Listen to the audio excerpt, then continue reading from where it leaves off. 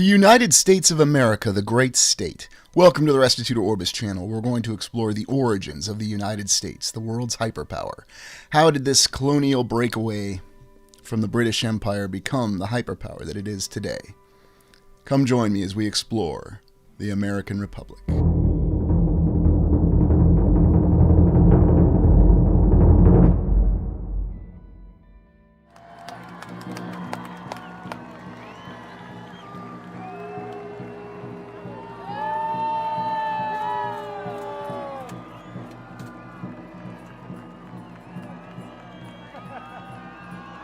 This isn't an ordinary fight. This is a fight between the powers of light and darkness. We've extensively explored the United States in our explorations, and we're going to examine this realm map from 1875 when it was composed, and it was originally composed to celebrate the centennial of the United States. And you might be surprised to know that the United States was already completely divided out by 1875 when this map was made, and it includes the United States and the Dominion of Canada at the time. And we can see that it includes the wondrous infrastructure that had to be completed to support the railroad. Everywhere at the same time, the United States was rapidly constructed, and here we see an image of the differing United States Capitol domes, supposedly.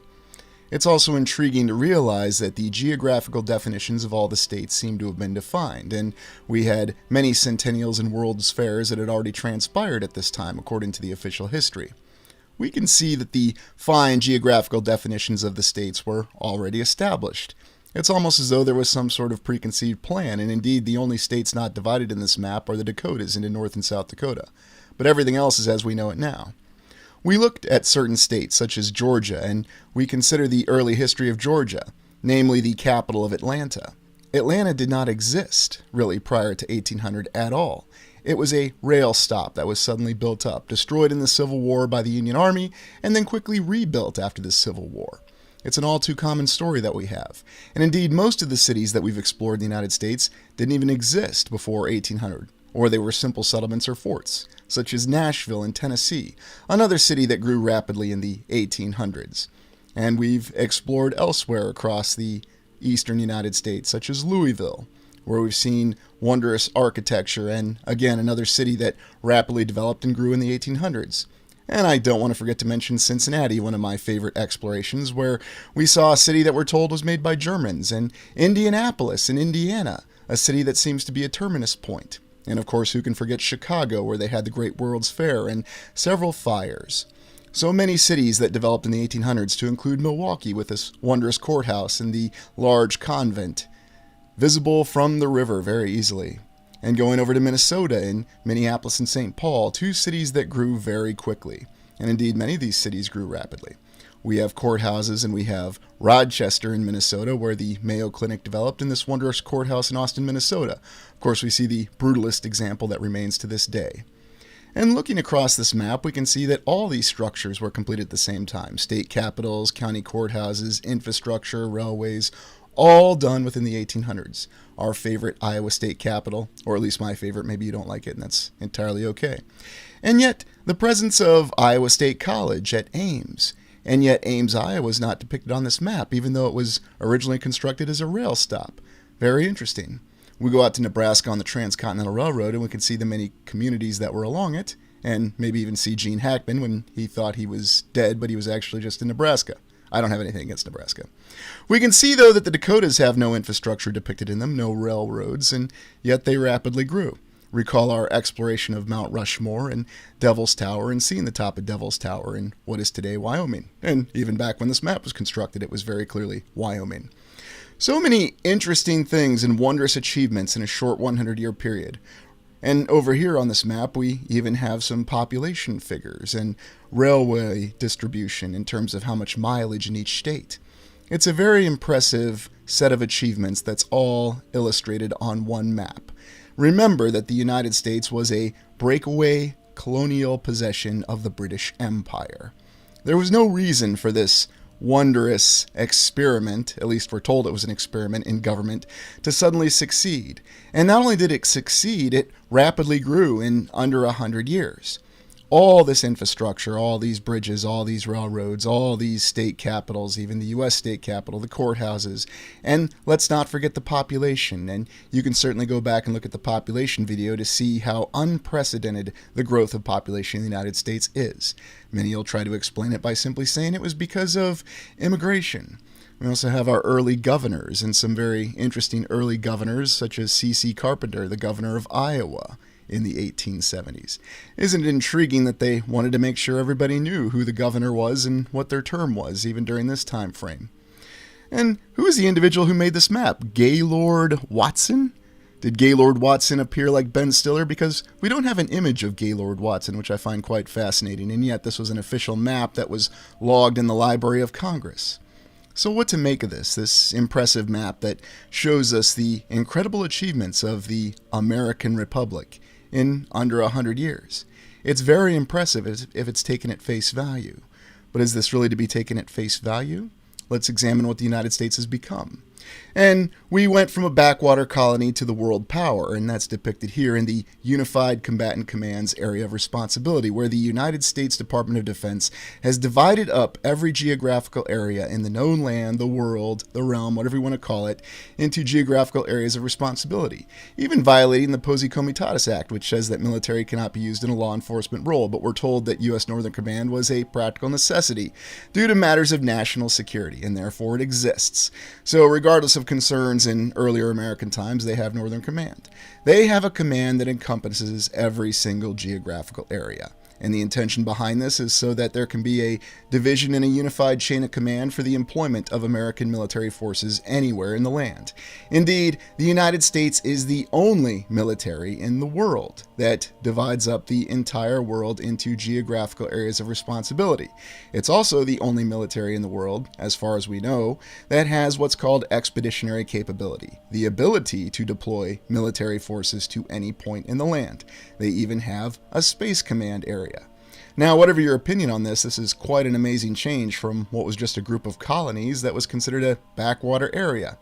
And there's even a book that's been written called Flight of the Eagle by this particular individual, Conrad Black, Lord Black, who is considered somewhat controversial himself. But whatever your opinion on the individual, this is the only novel or book that considers the strategy from America's rise.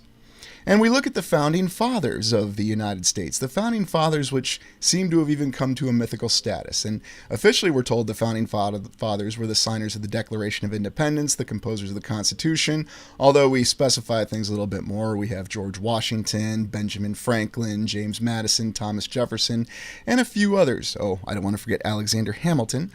But these were the individuals who had these wondrous thoughts of creating a republic, a democracy. Even though things started to change, if we look at the 5 pillars of the original American Republic, we have faith in God, respect for the Bible, sinfulness of human nature, Christian virtue necessary, and government exists to protect faith and freedom. That's very different than the other aspects or perceptions that we have of the modern American state, where we say we believe in the separation of church and state. But of course, we understand that things were very different. People thought and operated very differently at that time. At least that's what we're told.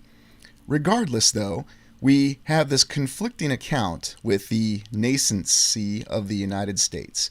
We also have many of these mythological images and these symbols that are so powerful. Lady Columbia, the Statue of Liberty, Uncle Sam. And yet when you look at a lot of the artwork that we've seen in many of these wonderful structures that were constructed in the United States, we see many mythical impersonations and even what would be considered folk art, such as this image where we see people paying their taxes. And I thought it was very fitting since it's April in the United States, and everyone in the United States knows what April means, unless of course you file for an extension. The symbolism is very interesting, though, with Lady Columbia and the aspects of innate wisdom. It almost reflects something that we could consider from the Greco-Roman pantheon of deities. Why do we see this so present in the United States? And indeed, in all the state capital explorations that we've done, we've seen some sort of reference to this symbolism, not symbology, but symbolism. And we've even seen it in many county courthouses and in other areas across the land. Indeed, every soldier and sailor's monument that we've looked at shows this symbolism to an extent. But what is this really reflecting? It's almost as though this is pointing back to another period of American history. Now, of course, we'll be told, no, that's not true. It's merely a sign of symbols that alludes to the myth and the folk art that represents what the United States was truly about. Consider the Lewis and Clark expedition. The United States doubled in size when it had the Louisiana Purchase, when it purchased that area from France. And President Jefferson sent Lewis and Clark, two U.S. Army officers, on an expedition to the Pacific to map out the terrain. Oddly enough, the French, who had been there for hundreds of years, had never bothered to map it out, or perhaps Napoleon didn't want to throw maps in the deal and just wanted to sell the land as fast as he could. Although it's now understood that what selling the land meant was that the United States could actually go and, how shall we say, occupy it. But we'll just call it what it is, conquer it, as there were Native Americans that were there, and we have the account of their guide, Sacagawea. And there were many other guides that supposedly took part in the Lewis and Clark expedition. But what was the real intention behind it? Do you just send a small party to go and explore and actually bypass a lot of the land that you're in, or were they looking for something else? There's a lot of anomalies when you go through this particular path that these individuals traveled on, and what's the real historicity behind this? Now, there's a lot of debate between the purposes of this expedition. It has been agreed upon, but if you ever go to Montana, you'll find that there's a lot of interesting sites that are there. Now, of course, we'll be told that these are just simple natural rock formations and that Montana is a very beautiful state, and there's certainly no arguing that point. Yet if you ever travel through it, you'll find that there's many of these odd examples with rocks, or rocks that some might be forgiven for thinking are not necessarily built by nature. There's many supposed surviving maps and first-hand accounts of the Lewis and Clark expedition, such as this, less than well-kept manner of notes in a map. That gives you the idea of what their expedition was really about and what they were focused on. And then you have other maps that were obviously more well-decorated and, how shall we say, well-composed, with more effort being put into scientific and accuracy with the distances and the locations and in terms of what they were researching. This is the Sergeant Floyd Memorial, and a very strange obelisk that exists near Sioux City, Iowa. And you might be surprised to know that there is something that is a smaller version of an obelisk of the Great Washington Monument in Sioux City, Iowa. Oddly enough, there's still the little commemoration that we have on it. They call it a shaft, and it's to mark the burial place of Sergeant Charles Floyd of the Lewis and Clark expedition. Died in his country's service, buried 1804. And then we see that graves of such men are pilgrim shrines, no class or creed confined.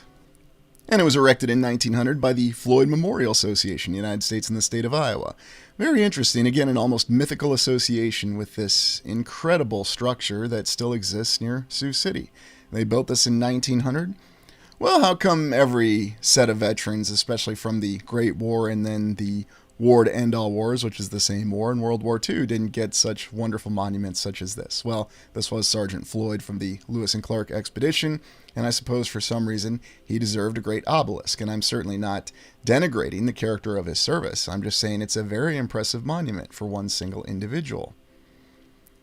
And yet we do have some construction photos of it, if you can call this a construction photo. Maybe you can. There's some peculiarities with it where it shows them allegedly finishing constructing the top of the monument.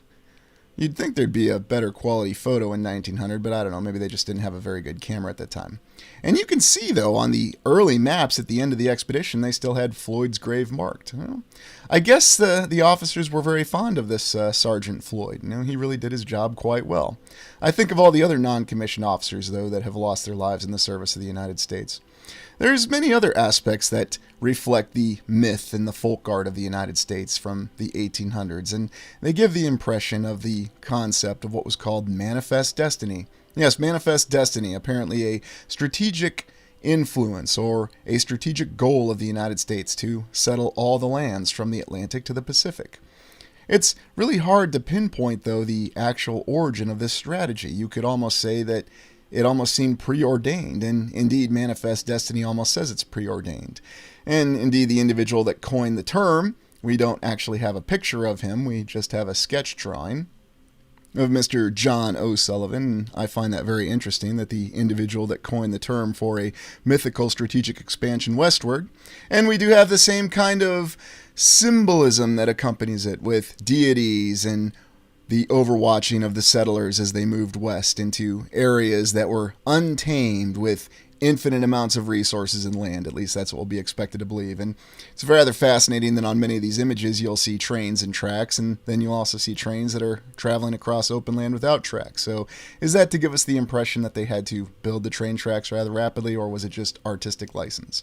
Not really sure, but it's interesting that that's what we have. We have a lot of paintings and a lot of mythology that accompanies this, even though the camera had been invented and was fully in use during the Civil War. Although we always lament our complete lack of combat photographs, that doesn't necessarily prove or disprove anything, any more than the lack of photographs that really display manifest destiny really prove or disprove anything. Of course, people say that if you just have an image of a small western town or one of those shack towns of wood in South Dakota, which we've explored and we have some interesting accounts behind, it gives another conflicting account. Ah, yes, Lady Columbia, who can forget, the great deity of the United States. It's very fascinating that we have this Lady Columbia, or the Statue of the Republic as it was called in the Chicago World's Fair in the early 1890s. Once again, almost showing a completely different origin for the United States. Are we to simply take these as national symbols, or was there some other inspiration behind their creation? Why are they so prevalent, especially in buildings? It's one thing to do drawings and paintings of all this, but when you lay out manifest destiny and the fact that all these structures were built very quickly in a short time frame in the 1800s, they all display these symbols. Now, of course, we have our theories that this could potentially represent a different origin for the United States. And perhaps that's what we really have to consider, that there is a different ideological origin. We'll be told that the roots of the American Republic or democracy actually come from the Greek originals, or the practice of democracy in Athens, and even the Roman Republic. And yet, oddly enough, we do see a combination of symbols that give us different indications for what manifest destiny really led to. And indeed, now the United States has a reputation for being a nation of excess, and yet it still claims to defend and support democracy. Here's a chart showing the estimated number of pioneers departing for Oregon, and you might recall our exploration of Seattle, where we saw a very tremendous growth of population within that particular area of the country. The population growth of Seattle from 1860 to 1960. And we're supposed to take this mythological interpretation of paintings and drawings along with these official documents and brochures that encouraged everybody to go west. Because you went through a hard journey to come to the United States from Europe, so you may as well go on another hard journey to go out west and tame this untamed land where there was no existing infrastructure at the time. And indeed, the railroad map is quite limited in terms of how much railway mileage there was in the United States in 1875. Of course, in the next 30 years, they quickly increased that exponentially, and let's not forget our changing of the rail gauge of 11,500 miles of rail in 36 hours. But remember, it was the 1800s. There really weren't any logistical limitations. They managed to build all this infrastructure, all these railways, all of these bridges, and all of these tunnels in a very short amount of time, as the map does indicate. 1776 to 1876. A series of wondrous achievements. A nation that not only was brought about by being a breakaway colony, and consider the wars that this nation fought. The War of 1812, constant conflicts with Native Americans, the Mexican War, and the U.S. Civil War. We saw the United States military struggle quite a bit in the War of 1812, and indeed it frequently struggled in its conflicts with the Native Americans. The legend of the last stand of Custer endures to this day. Somehow they managed to improve, though, in the Mexican War and then in the U.S. Civil War. The point being is that there were a series of very brutal conflicts, and yet it seems that the United States had its strategic mentality in mind, and that the United States Civil War was going to be fought so that the United States could achieve a more perfect democracy, and coincidentally it could also achieve a more centralized government. But let's think about that, because we're told that prior to the United States Civil War that the American states, such as Iowa, Georgia, they were really the representation. It's in the title of the United States. That, in other words, state identity or states' rights were what mattered to people. Well, perhaps the best way to look at that is in flags, and we're told that the United States needed to have a flag in 1777, and here we have George Washington with Betsy Ross approving the original design. But what exactly did the states have in the early period of the United States? So we would expect every single state in the United States to have a state flag, especially once they became a state. But you may be surprised to know that that's not the case. For example, we'll look at Minnesota in 1893, the first Minnesota state flag. In 1893, the Minnesota delegation to the Chicago World's Fair held a contest under the auspices of the state legislature to design a Minnesota state flag. The flag was intended to serve as a promotional tool for the state at its exhibition pavilion in Chicago. Amelia Hyde, center of Minneapolis, submitted the winning entry. So we have a competition for our state flags, and I'm rather surprised to know that they didn't have a state flag for Minnesota. What about the Civil War? Well, when you look up here on this site, you're told that Minnesota's Civil War battle flags, in keeping with Union custom, several Minnesota regiments carried blue battle flags with a state seal in the center, including the 1st Minnesota, which fought at Gettysburg and endured great casualties, but certainly not because of General Hancock, and the 2nd, 4th, and 5th Minnesota. Most other Minnesota battle flags, however, had the American Eagle at the center by federal regulations. Many of Minnesota's battle flags are today displayed in the Capitol Rotunda. Well, that's Minnesota. Let's look at Iowa. Iowa was one of the primary states of the Union and sent nearly 10% of its population to fight in the Civil War, the war between the states. What's the origin of its flag? Well, they didn't have their flag until 1921. What? Iowa did not have a state flag until 1921? That's what official history says. There was a false flag that was apparently used by a tobacco company, but it wasn't the real official flag of Iowa. So let me get this straight. Iowa, one of the most, how shall we say, supportive states of the Union, and yet we're told that prior to the Civil War, states' rights and states' identity was so paramount, didn't even have a state flag until the 1920s. They didn't even have one for the World's Fair, and we know that Iowa had some great displays in the Chicago World's Fair, but they didn't have a state flag. How would anybody know about Iowa? Let's look at one of the southern states or former states of the Confederacy and the flag of Georgia. And indeed, you'll find that Georgia didn't actually have a state flag or anything like it until 1861. This is very strange. Well, let's just look at a timeline of all U.S. state flags, and you might be surprised to notice that virtually all of the U.S. states did not have any kind of state flag until the 1860s, which corresponded with the start of the Civil War. And indeed, you'll see that most of the states that did were the states that joined the Confederacy or seceded from the Union. Now, there are some exceptions, such as Hawaii and maybe a few others. New York, but of course, New York being the original port of entry to the United States and it being around since the 1600s, of course it would have a flag. But for the most part, none of the states had any sort of state flag until the 1860s. This seems to be in contravention towards what we'd expect with the identity of the states in the United States. So what's the point behind all this? The point behind all this is that despite having the paramounts of symbolism, none of the states bothered to have state flags. The United States had to have its flag for the American Revolution, though, but the states supposedly had this great identity, but for the most part, it didn't develop until the 1860s. That seems to give us a very different perception than what we're taught about the identity of the American states. But what are your thoughts on this discrepancy that we found? So let's close this exploration by looking at the works of Erastus Salisbury Field, an American folk painter, and this is supposedly a colorized daguerreotype. Does this really look like any kind of picture to you, though? Very strange, and this individual is considered an American folk painter, and he was primarily active from 1850 to 1870, although the exact datings of his works are quite interesting. What kind of picture does he give us of America? Well, when you look at some of his works, he has a very interesting style of realism mixed with some sort of aspect of idealism. And you're probably asking, all right, why are we looking at an American folk painter? Because folk art is something that it's not necessarily a true reflection of what's actually going on. It's merely showing us exactly what we have in terms of myth. Indeed, we're told that he focused a lot of his works on biblical and classical paintings, such as the Ark depicted here. Now, if we go off the official account, then sure, we could easily believe that, but this individual also painted aspects of American history.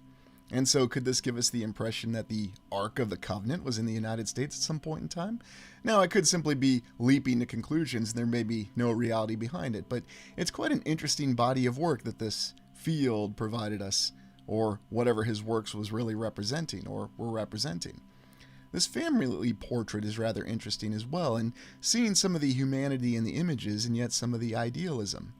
Isn't it intriguing when we think of what our perceptions of the 1800s are really like? And how do we form our perceptions of the 1800s? Well, I hate to say it, but the reality is it's from television shows, it's from certain paintings, and we'll look at folk art such as this. And this is where we'll derive our understanding of history from, because this actually puts it in image. And as we're constantly told, oddly enough by the United States Department of Defense as well, we're all visual learners. And so what are these images really representing? Is this the idealized individual from the 1800s? And indeed, he even did this interesting image that shows George Washington, Abraham Lincoln, and some of the great Union generals, I say that with a little bit of sarcasm, from the United States Civil War, because while the military record of Ulysses S. Grant, who's depicted here, some of the other generals depicted on this painting don't exactly have the greatest reputation. Yes, of course, we have the old hand in the pocket. Why not? Very interesting representation, though, of Lincoln and Washington, and not typically how we're used to seeing them. Now, is this supposed to be some sort of real image, or is this just some sort of idealized image? And who do we have over here to the right? Well, this is supposed to be General Ambrose Burnside on the far right. Why is it we always have this reference to Ambrose Burnside? Because his military record during the United States Civil War was anything but remotely close to successful. Indeed, one of the most bloody, horrific Union defeats in the Civil War, the Battle of Fredericksburg, was brought about by this individual. There's also other odd artwork that Mr. Fields did, such as the Taj Mahal.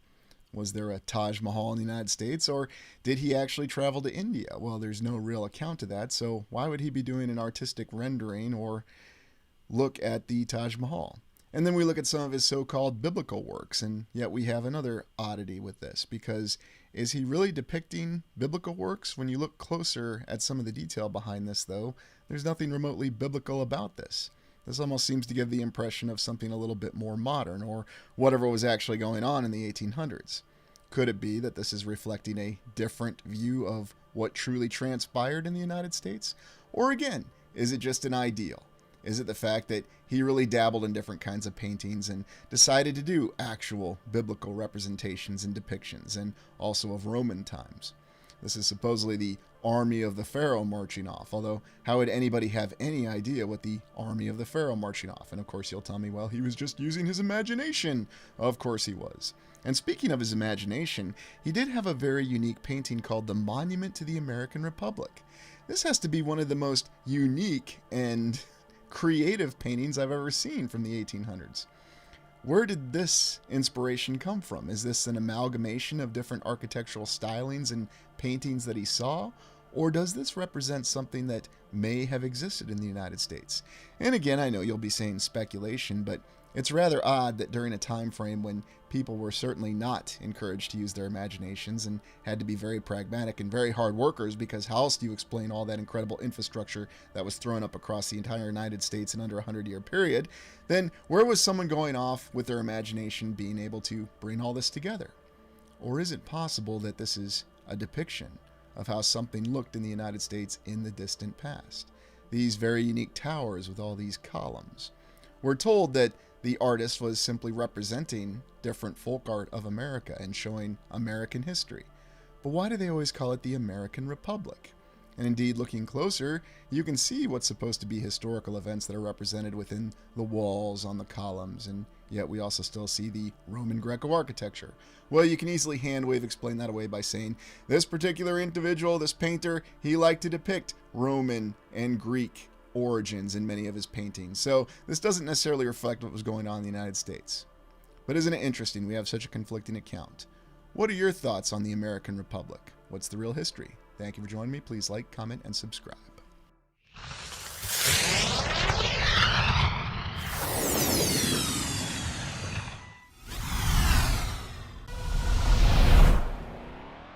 Today on the Restitutor Orbis channel, we're going to be examining the question of population. Population is what drives everything behind a civilization. Every building that's been built, every road that's been laid, it's all in service of the population. And yet in the 21st century, we know that population is considered by many, whether it's a military, a company, or even a university, to simply be a human resource. But are people really just a human resource, or does population tell us a completely different story? In our explorations, we've noticed that there are many discrepancies with our accounts of population, whether we're looking at the cities of Boston, Atlanta, or Lexington, Kentucky, or just anywhere in particular. We notice that the population seems to have a very rapid increase, especially when we look at that questionable time frame of the 1800s. In today's exploration, we're going to examine the facts that we have from the mainstream account and try to determine what's the cause of these discrepancies. And here we have Ellis Island, supposedly the port of entry, although just for the second and third class immigrants, because the first class could simply pay their way past it. Well, let's begin our exploration. Thank you for joining me.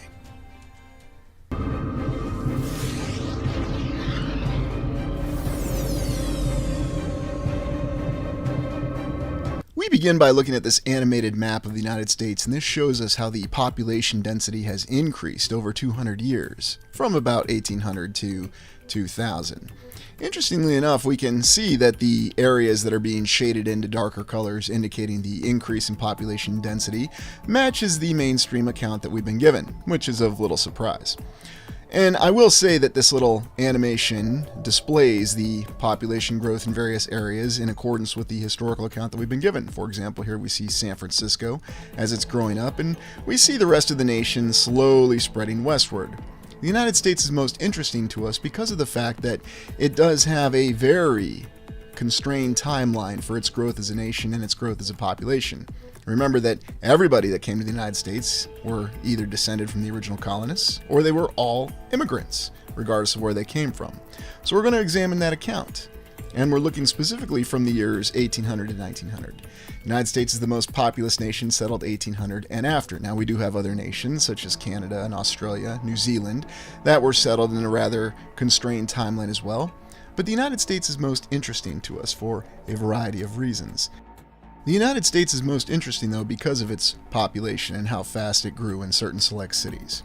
Now, we have indicators of population. We go off of records and accounts from the government. These may be accurate, these may be inaccurate, and I'm not suggesting a conspiracy. I'm merely stating that we have human issues that we have to consider, human errors.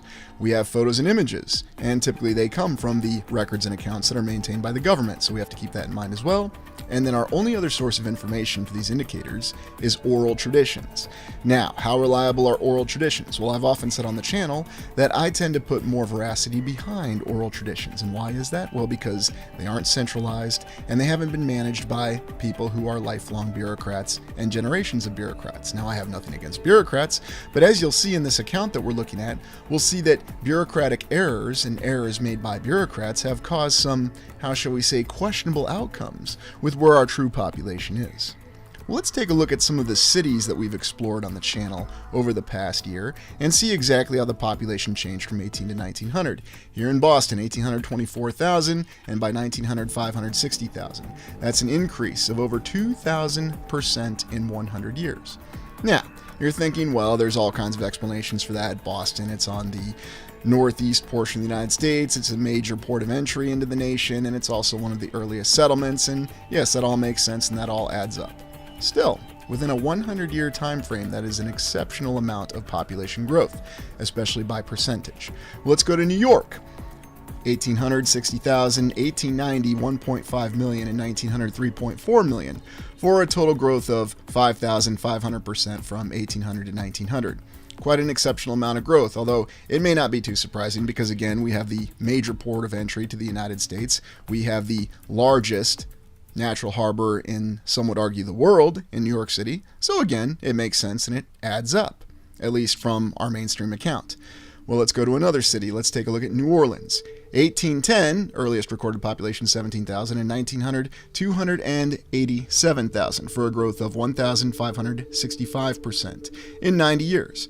Very impressive. But again, New Orleans is an older community, an older port of entry off the Gulf of Mexico. We can justify and explain it by the fact that, yes, people would be arriving at these ports of entry, and they would have sufficient time, even if it was constrained over 100 years or less than 100 years. Now let's take a look at Nashville. 1810, 1,100, and by 1900, over 80,000 people. A growth of 7,200% in 100 years. Very impressive for Nashville, especially since we're looking at a city that is not on a major waterway. It's not even on one of the Great Lakes, although we can say it runs off a river, so that would make sense. But quite an exceptional growth of population. And very interesting when we consider that we've looked at Nashville in a very in-depth exploration, and it's a representation of the South. Well, let's go to Cincinnati. 1800, population of 850, 1900, 325,000. A growth of 38,000% in 100 years. An unbelievable and impressive amount of growth. And again, a city that's not on a major waterway. Yes, it's on a river, but it's not on an ocean, it's not in a gulf. It seems to be a little bit more difficult to explain. No wonder I've gotten so much negative feedback from Cincinnati concerning explorations there. Oh, well, such be life. They had a massive population growth. Let's go to St. Louis, 1810, 1,600, and by 1900, 575,000. Another massive growth of 35,000%. So you're looking and you're seeing that this is not just one isolated city.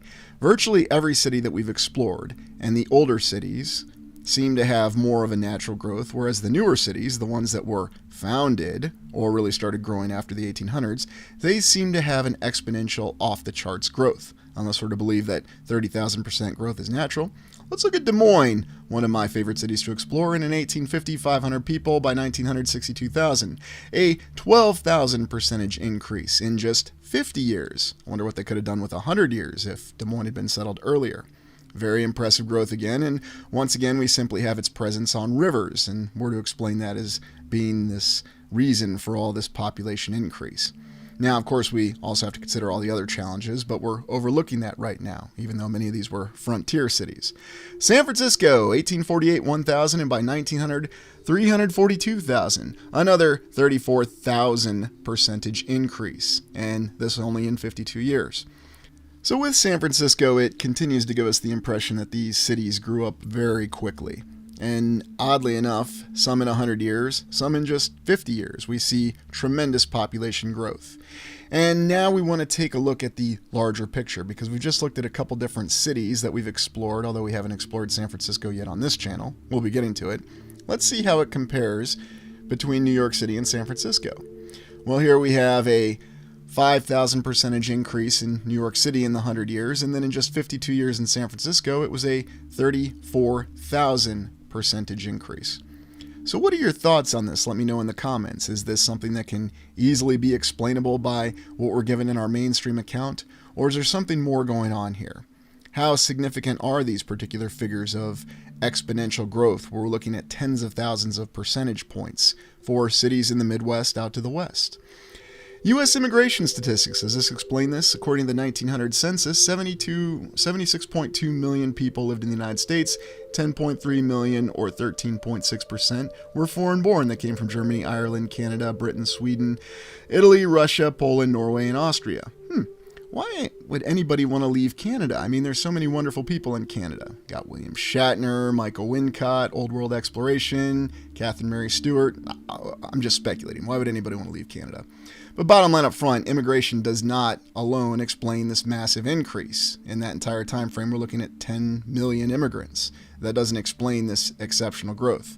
And we're going to be stepping back and looking at the overall population numbers for the United States and how it increased from 1850 to 1900. Very odd, though, that we see all these cities that just seem to start from nothing in 1800 and then they grew exponentially. And here, as we look at Ellis Island, we're told that many of the immigrants had to pass through here before they entered the United States, although we have another account that tells us that the first-class passengers, or those who actually had money — why would anybody with money want to leave Europe or anywhere else? Don't ask — they could bypass Ellis Island and they didn't have to go through the examination process. Not exactly sure what really happened, and we can't really ask any first-hand accounts.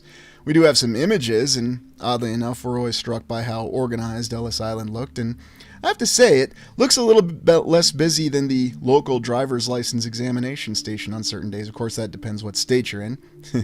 If you're in California, though, yeah, it's a little bit more busy than that. Although maybe that's changed. My information may be dated. There was a 1921 fire, though, that because of careless smoking, the U.S. Census records from 1890 were lost. Oddly enough, this is stored in the U.S. Department of Commerce building. The fire left an enormous gap in many families' genealogical records. So once again, we have another story of a pinpoint fire. And oddly enough, we're trying to figure out why the census records from 1890 were even stored in the U.S. Department of Commerce building in the first place. Well, it's just one of those things, don't ask, okay? They have limited space in Washington, D.C., and that's just where they stored the records. And apparently somebody decided to smoke in the basement, and that was the end of that story. If this happened in the 21st century, we'd say someone was vaping. This is what the Department of Commerce building looked like on the outside, and you can see it's a very magnificent building. Although the other interesting thing is all these U.S. Census records, which from 1850 to 1900 were stored in a slew of different buildings. What's exactly the reason behind this? Why did we transfer all the census records to multiple buildings? And you know what happens whenever you move something to include records by bureaucrats. In addition, we have a bureaucrat who made a mistake by smoking a cigarette and destroying the 1890 records. How many records were lost or misplaced? Or are we to believe that they kept a perfect track of all the records? Here's the Patent Office. So I'm asking, how accurate is the census data, regardless of what year it's from? Losing the census data from 1890 is very critical because this was the height of immigration in the United States, or so we're told. So we'll examine some images, and we have to remember, we have to ask the 5 W's with images: the who, what, where, when, and why. Because oftentimes, as we talked about in the early days of the channel, any sort of caption or association with images can tell us a different story. We're looking at San Francisco in the 1870s right now, and there's a couple different panoramas from different times in the 1870s of San Francisco. And oftentimes we see that there is very minimal activity that we see in the images. Now, does this prove anything in and of itself? No, not necessarily. I do acknowledge the fact that the photos could have been taken at a very unique time of day, or even on Sunday, which we're told they still respected the sanctity of Sunday in the 1800s, and therefore there wouldn't have been much activity. Although we would expect to see a little bit of activity on the streets, even if it was minimal, but sometimes we see an almost completely deserted city. Again, that doesn't necessarily prove anything, and we can find other explanations, its limitations of photography, although I never find myself cease to be amazed by how photography can be so detailed in some images from certain years, such as the 1850s, and yet in other years we see very rudimentary and scattered photography that shows blurry images and other odd anomalies. So it just goes back to the old saying, what can you prove with an image? Here going to New York City, and we can see a little bit more activity on the street that we would certainly expect for the premier city of the United States and also the main port of entry, especially in the 1800s. And here we can see the world building off to the right. It just paints many different pictures, though, of what's really going on with these images of cities. And here, when we look at Troy, New York, we can see even more activity. Although we'd expect this image, if we're going off of the year that we're given when it was actually taken, is it the 1890s, is it the 1900s?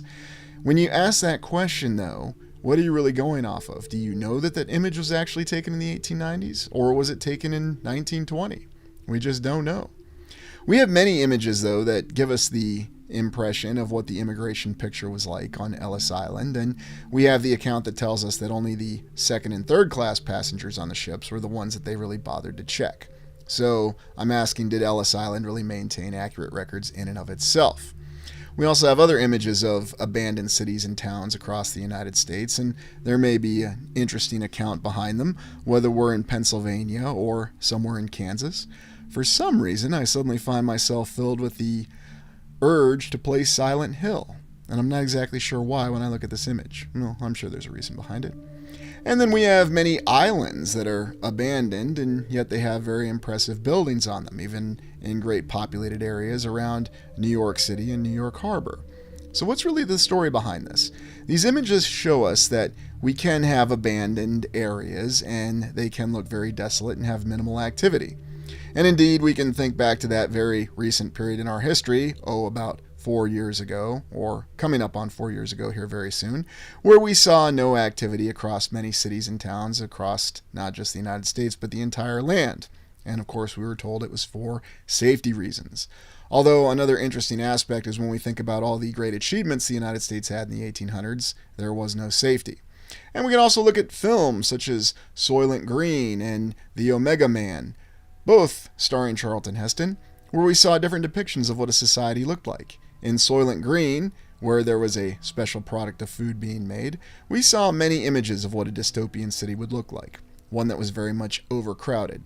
And indeed, it's fascinating to think that in the 1970s, we were constantly given a mainstream message that there were concerns of vast overpopulation, especially in the United States.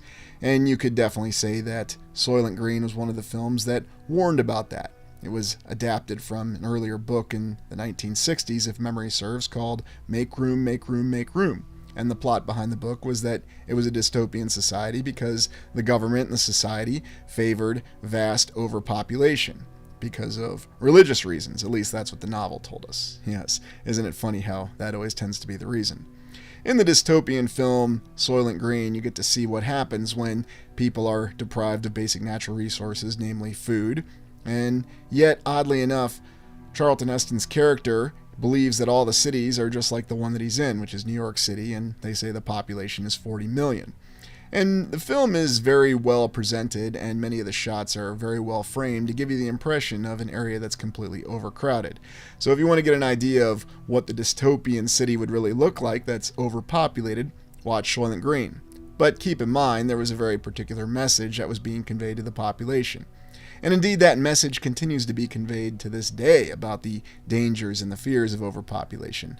Although, interestingly enough, it doesn't seem to be as reinforced as much as our other concerns. Which indeed we will acknowledge that one of the issues within the film Soylent Green was a rapid change in the climate. And we certainly know that that's a continuing concern that we have that is reminded in our society in many different ways to this day. But what's this tell us about the images that we looked at from the 1800s?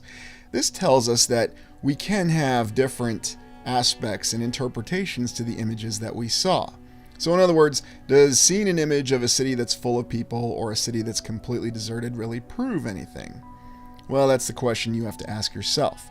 Indeed, Soylent Green features one of the most interesting opening credits that tells a wonderful story in under 2 minutes. So if you haven't seen the film, I recommend it, and it definitely gives you an idea of several of the different perceptions that the population has had, or that certain interests were trying to be communicated to the population, for whatever reason we don't know.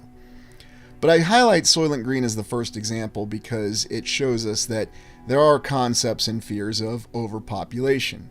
And yet we just looked at vast population growth of over 30,000% in several significant U.S. cities.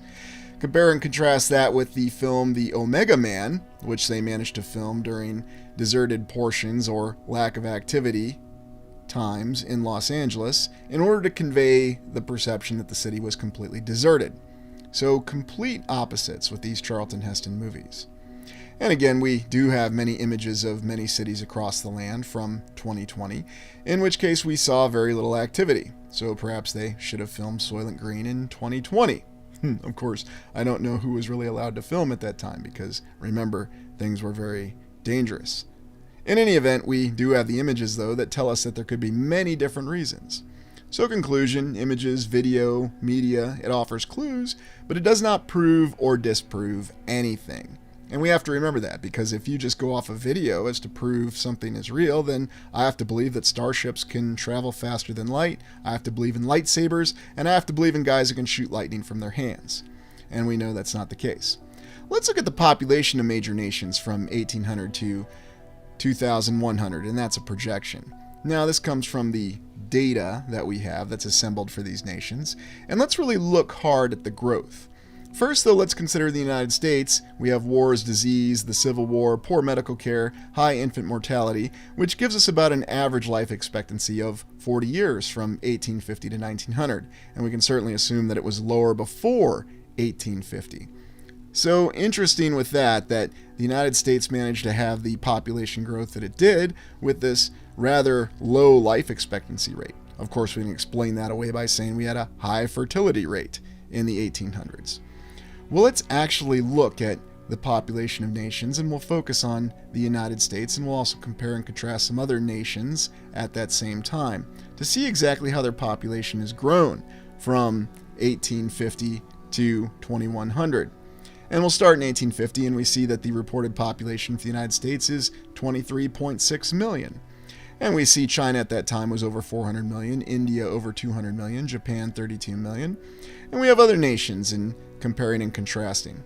We also have to recall that at this time, yes, we didn't have the advanced medicine practices that we do of the 20th century. So we have to consider that. Now let's go forward to 1875, and here we have the United States population in 25 short years increasing to 44.6 million. And oddly enough, we can see slight variances in growth in China and India, but certainly not to the same percentage increase as the United States. Now recall that there was a lot of difficulty going on in the United States. This is after the Civil War, but we're told it was a second industrial revolution. And by 1900, the United States population was 74.8 million. Now, depending on your source, there's even variances depending what the data source is, what the exact population is. You can see a discrepancy or a variance of anywhere from 500,000 to a million. So again, we see this vast increase, almost by a factor of 2. So it's safe to say that in 50 years, the population of the United States increased nearly 200%. Very impressive. And then we look at 2000, where with the great advances in medicine and discounting 2 world wars that bedeviled the entire world in the 20th century from 1900 to 2000, population of the United States by 2000 was 282 million. Very interesting. I seem to recall, looking at other sources, and it may be my memory failing me, that someone indicated the population of the United States was over 400 million, and I'm not sure why I remember that, and I can't find any source that documents that. We can see the projected populations as we go from 2050 to 2100, or whatever the year actually is, and we can see that the United States levels out, as does Indonesia, Brazil, and Japan. We do see incredible growth for Nigeria, and I looked into Nigeria and I was quite fascinated because their current standard life expectancy is around 50 years. So what exactly is the reason for the sudden growth? What exactly is the accuracy for the numbers? Who's collecting this data? Well, let's look at this other figure from the same data site. Time for the world population to double, 1495 to 2078. And interestingly enough, we see a lot of white space here on this particular presentation. In other words, just a lot of years where nothing was happening. For some reason, this reminds me of some other product or some calendar that I've seen before. I'll have to get back to that in a second and stay on my point. I just want to depict here exactly how population has increased, and this is worldwide population. And we're told that it took 309 years for the population to double from 0.5 billion to 1 billion. So from the 1490s to 1805, 309 years. And yes, we could explain that by saying we had very poor medical practices, there were wars, there were all kinds of crazy diseases running around the world from that time frame. There was also colonization, there were many other explanations for why. Well, then we look at the doubling from 1 billion to 2 billion, and that only took 122 years, so from the early 1800s to 1926. Now remember the growth that we saw for the United States, and also recall the growth that we saw for the cities. They're saying that it took 122 years, the early 1800s to 1926, to double or increase a single 100%. That's right, and that's the whole world. Then another 48 years to double from 2 billion to 4 billion by 1974. So a very conflicting account that we have here, especially when we look at the unbelievable and astounding growth figures that we have for many different US cities, especially at the time frame that we had for them. So what exactly was going on, and what exactly does this tell us? Well, here we go from 4 billion to 8 billion, and that took another 48 years. So oddly enough, we can see that to increase 100%, even with all of our incredible technology and medical advances, it still takes about 50 years. But you look at that account that we saw, the United States managed to grow much more, at least as a nation, almost 200%, or 300%, depending on what figures you want to go with. Oh, now I think I know what this blank piece reminds me of, where we have a bunch of time and nothing really happening.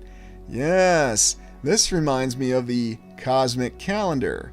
The cosmic calendar that was presented from our channel's scientific consultant, Carl Sagan, when he did his great television series, Cosmos. Let's look at the cosmic calendar. Yes, the cosmic calendar, where we compress billions of years of history into a single calendar or a single year. And this is done for the purposes of allowing the population to visualize exactly how much time has passed. Oddly enough, whenever we involve science, it seems to increase time and distance. It also seems like it's full of a lot of hot air. Ah, hot air. It's been a long time since I've been on the show. Would you like me to present the cosmic calendar to your viewers? Ah, yes, Carl, go ahead. Well, the cosmic calendar, as he stated, is simply a way of summarizing the date and information over time. You have a single month, which represents many different years. You have a single day, which represents many different years. And indeed, if we were to take this cosmic calendar, which goes from January through December, you could put it on a football field. And on that football field, you would see that just the size of my hand would equal all of human history. That is why we have so much time across the world. That is why we can explain things occurring over such a great period of time. Indeed, it's how we defend the concept of evolution. Evolution's a fact. It really happened. Evolution is how we went from tubes to caveman. And remember that cavemen were an earlier evolved portion of humanity. But over a significant number of years, we can see that cavemen finally evolved. And cavemen managed to evolve into members of outlaw motorcycle clubs. And that completed the final step of human evolution. And so if you think how we went from tubes to cavemen to members of outlaw motorcycle clubs, you can see that evolution is a fact. It really happened. What are your thoughts on the theory of evolution and the cosmic calendar? This is how the cosmic calendar displays evolution. Evolution is something that we've all been through, and this is how we've evolved. So conclusions. The United States population from 18 to 1900 increased over 1,000%. However, most cities founded after 1800 grew at a rate of 10,000 to 39,000%. The world population took over 120 years to increase 100% from 1805 to 1927. And finally, the U.S. Census data from 1890 was lost. Based on these facts, we can see why we have such a conflicted account and why we have theories such as incubator babies, orphan trains, and a diaspora disguised as immigration. It all comes down to the fact that there's no census data from 1890. It was lost. Don't you think I know that? There was, but not anymore. So how does the mainstream account for these vast discrepancies in data? War. War never changes.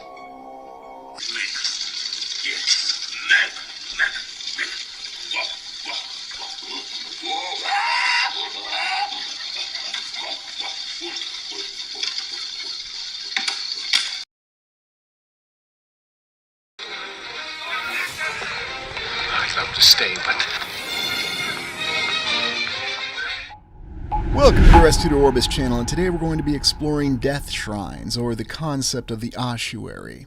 And as we fly over this very famous and well-known ossuary in France that commemorates the Battle of Verdun, the meat grinder battle from World War I, where over 100,000 French and German soldiers met their untimely demise, we think of the fact that there seems to be a lot of respect that's given towards the interment of these remains of all these unfortunate soldiers who died in these infinite frontal assaults that occurred for an entire year. And yet there's more of a story behind these ossuaries, and an ossuary is simply a structure where bones are stored, and we'd like to think that bones are stored in a very respectful manner. And indeed, as we look at this World War I monument ossuary cemetery, we can see that the greatest respect is given to soldiers who died in battle. And yet I use the concept of ossuaries as evidence for our reset theory. The reset war that occurred between the 4th and 5th era and our 5 eras theory. Now, the intention of this exploration is to show that hard evidence, and believe me, there is hard evidence to be seen. And we'll start at Kutna Hora in the Czech Republic, population 21,417. Rather modest population, especially when we've considered how populations have exploded in certain places, such as Seattle, where we had over 200,000% growth in a 100-year period. So it's quite amazing to see a town or small city in the Czech Republic where there's only 21,000 people and not 5 billion or 5 trillion. And I'm being serious. It's in this very modest town, though, that we're going to come across our first ossuary. And it's simply a chapel where bones are stored. And in this town, we even have another one of these very intriguing plague columns, because we just can't get enough of these plague columns. Again, another interesting reminder of what we have, that we supposedly survived a terrifying plague, so we decided to build a monument or memorial to it, and it's a column. There's even a smaller one that's closer to our building or chapel of interest here in this small city in the Czech Republic. What do these always truly reflect, though? We always see so many interesting figures and different symbols on these plague columns, and we've seen those symbols before. Now we go to Sedlik Ossuary, which is in the town in the Czech Republic, where we're going to take a close look. Now, we're told that this is a chapel where remains have been stored. Now, historically, and I'm going to avoid a lot of the historical narrative because, quite frankly, I find it very absurd for all these locations we're looking at in this exploration, we're told that this was a highly desirable burial plot for people to be buried in the years from medieval times all the way until the present in the Czech Republic, or whatever nation or organization of empire it originally was. And the official story does tell us here that the reason that they have so many bodies in this particular little chapel is this was a highly desirable burial plot. So what they were doing is they would remove or exhume the bodies that were already buried there and simply pile up the bones in great bone pyramids. Well, eventually they brought along this individual, a gentleman by the name of F. Rint. We don't really need to concern ourselves with his name because his biography is so shallow it's not even funny, and we can see that even these arrangement of bones here is very unfortunately and shabbily done.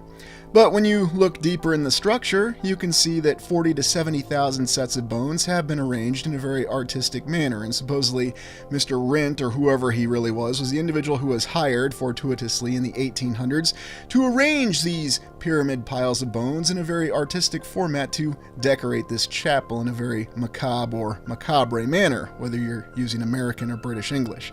Yes, I always find pronunciations funny. Now consider this.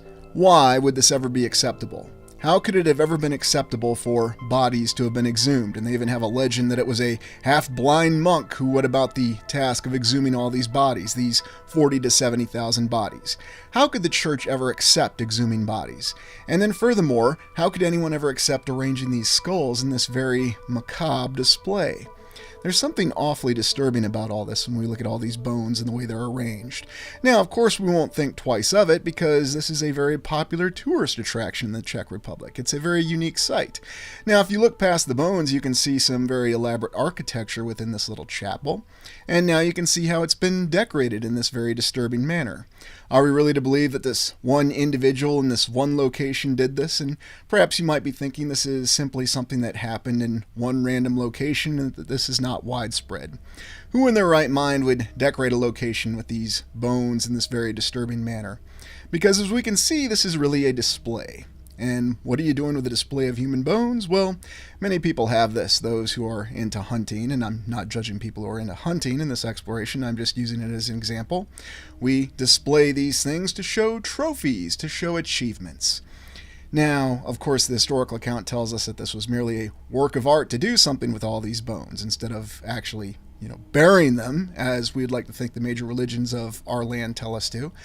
And yet we find them arranged in this very bizarre format.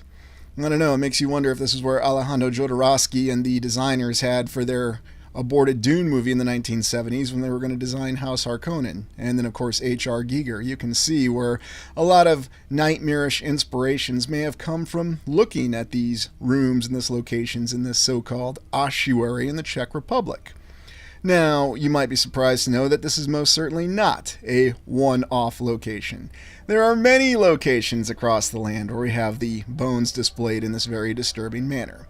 Now, a lot of people say, Aurelian, you're simply being a killjoy. Why can't you just enjoy the artistic depiction of human bones?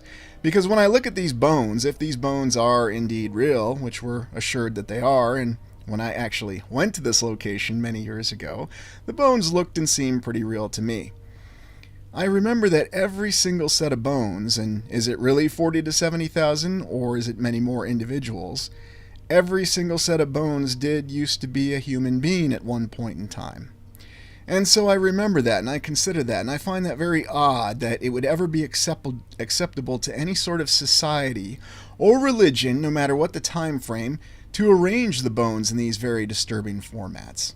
To show these bones as some sort of disturbing work of art, and in a Catholic chapel, no less. At least that's what the official story tells us.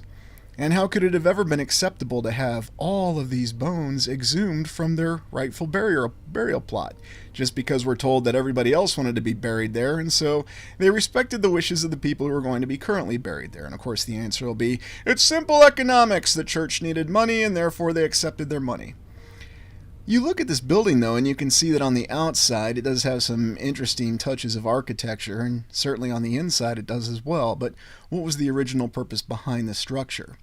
And we've explored this concept before in one of the very early explorations on the channel with the arrangement of bones and the underworld horror concept. And what are we really looking at? I believe that we're looking at trophy displays. This is something to remind us that a group of people in the past were completely destroyed, annihilated, and this is all that's left of them. Their bones, arranged in a trophy formation representing works of art.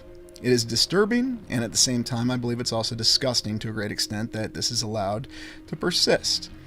Now, would I go and visit this site and actually look at this? Sure, but I would also remember the fact that every single one of those skulls that you're looking at right now used to be a living human being.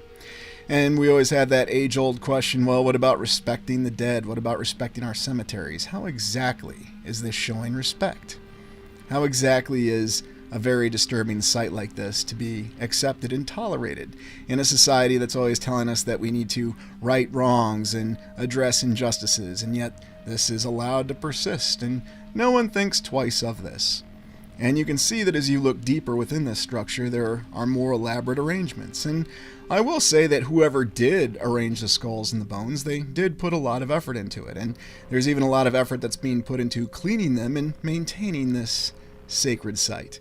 Indeed, Ewan McGregor and his friend Charlie Borman in Long Way Round actually visited this site.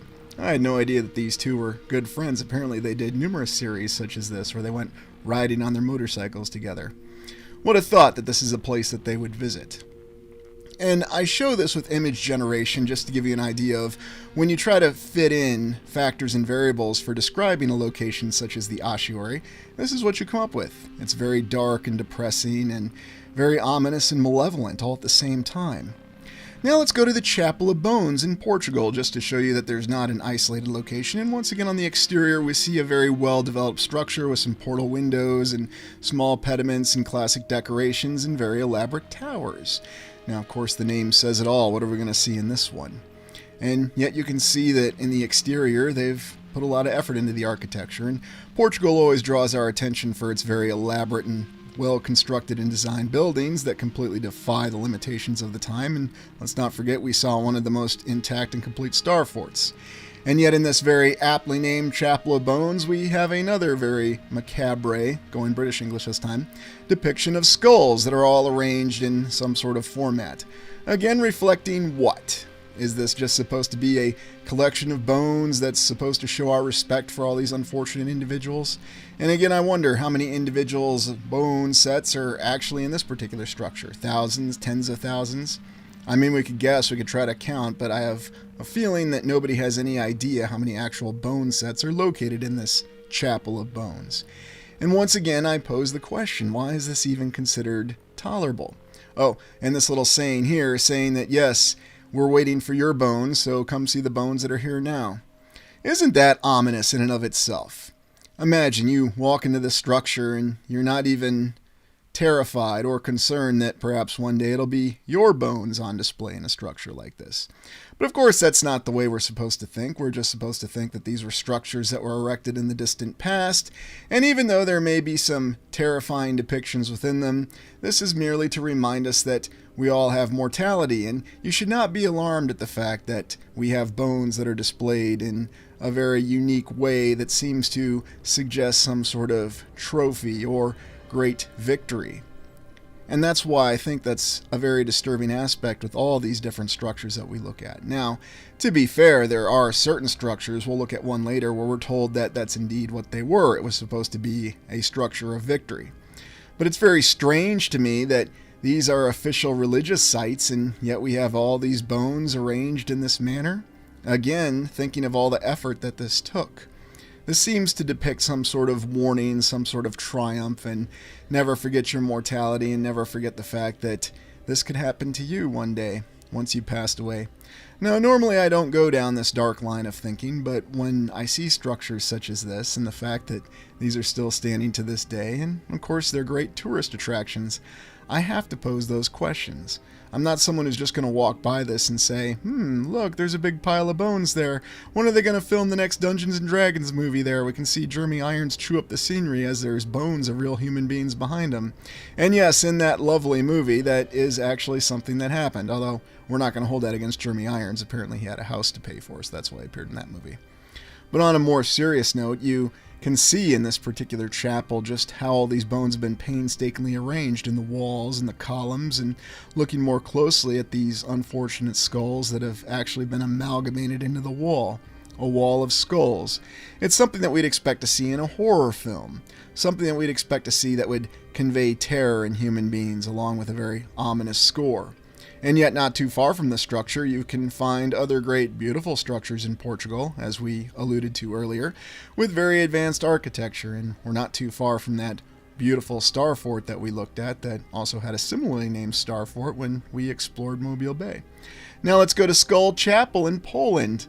Well, isn't this interesting, looking at the exterior of this Skull Chapel in Poland, and, well, I guess I can say there's nothing to see here.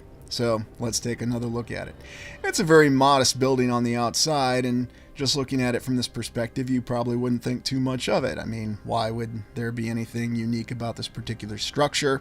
Why would it actually get your attention if you're just going around Poland? And Poland is a very beautiful nation, as many are, but then you go on the inside and you can see the bizarre, macabre arrangement of skulls, bones, and yet done in an artistic format around a crucifix, no less. So what exactly is being conveyed here? Why do we have this strange fixation on depicting and displaying human remains in this way?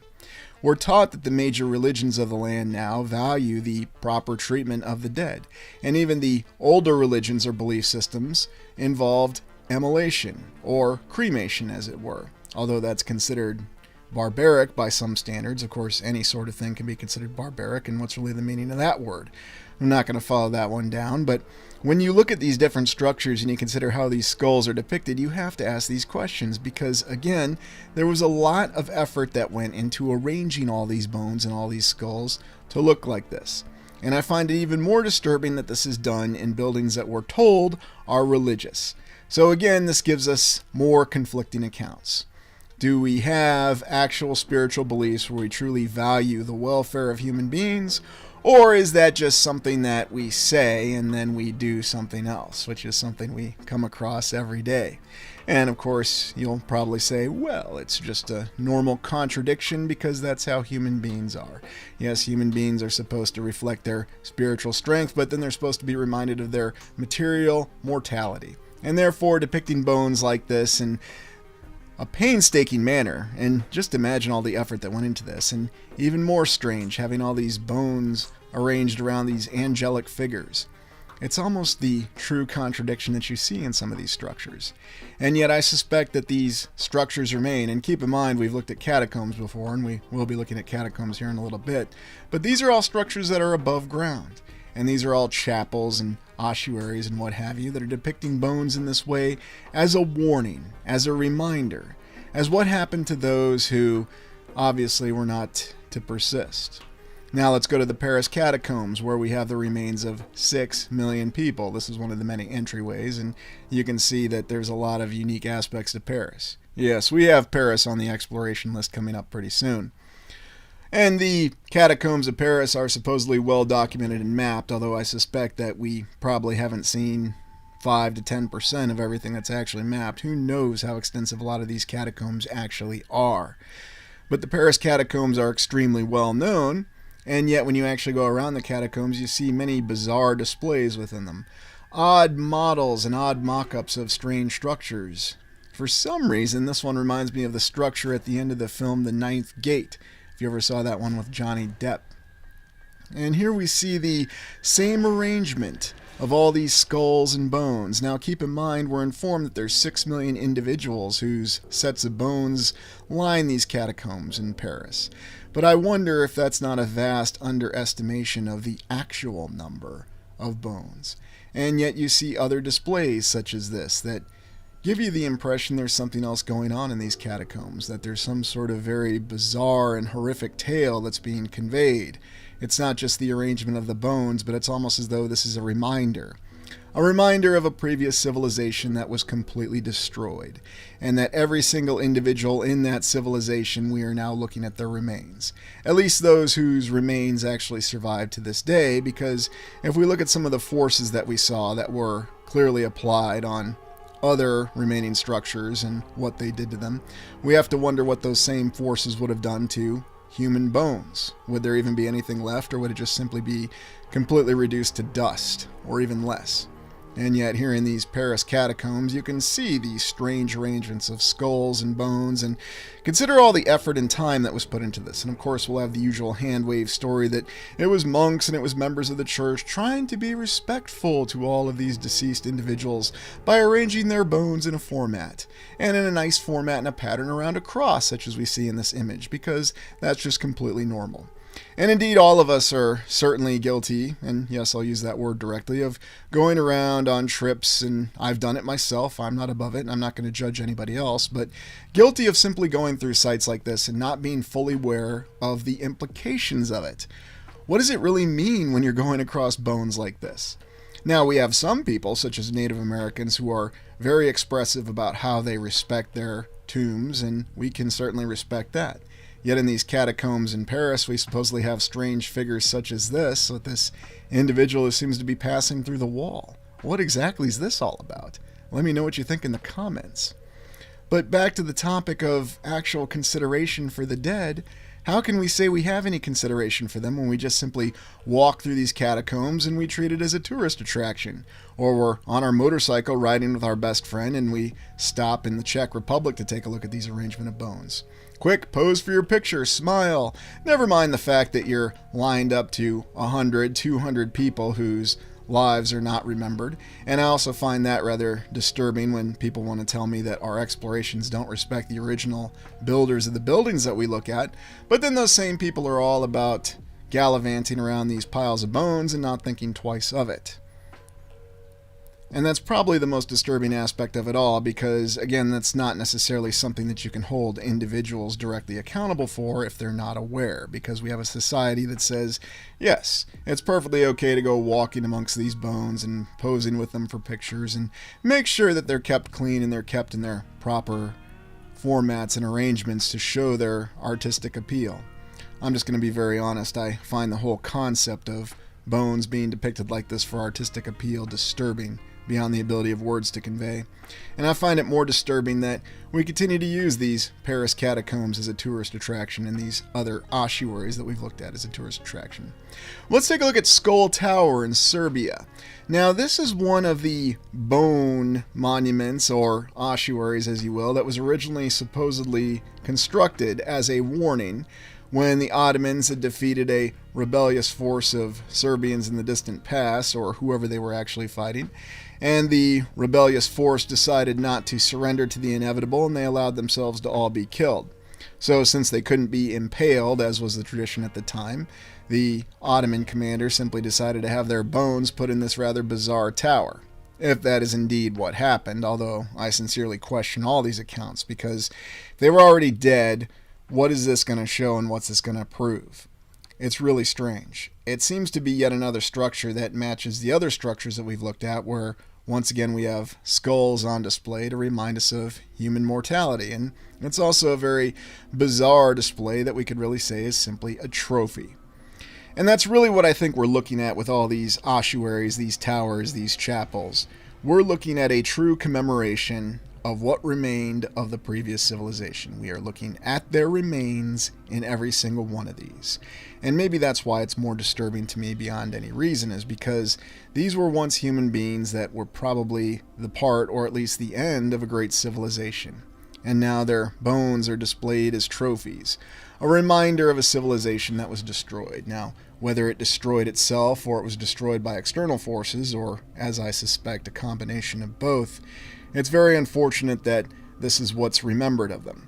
Because we can certainly determine that in our current society, if any other certain group of people that was defeated in a conflict in the past, anything from the 20th century, and they had their bones depicted like this, there would be quite a response to it. At least we'd like to think there would be. But I suppose for a lot of people, it's just what they're told to value and what they're told to be upset or concerned about in the day, in the moment.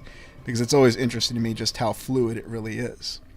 And yet you can see and get the almost lifelike and disturbing quality just looking at these skulls. And who were these people exactly? And is this kept as a reminder to us to stay in line? Because just as we saw in the little chapel in Portugal, if you're not careful, it could be your bones in a wall someday. And you're not supposed to forget that. Now, I know it's probably one of the most darkest and morbid thoughts that I've had since having the channel, at least since doing underground horror, but I really don't know any other way to convey this. I believe that these displays are definitive evidence of the remnants of the Reset War. They're victory trophies. Now, there are other catacombs that may have other victory trophies around every major city across the land, even some questionable catacombs in the United States. And if you'd like me to explore them, let me know. Please like, comment, and subscribe.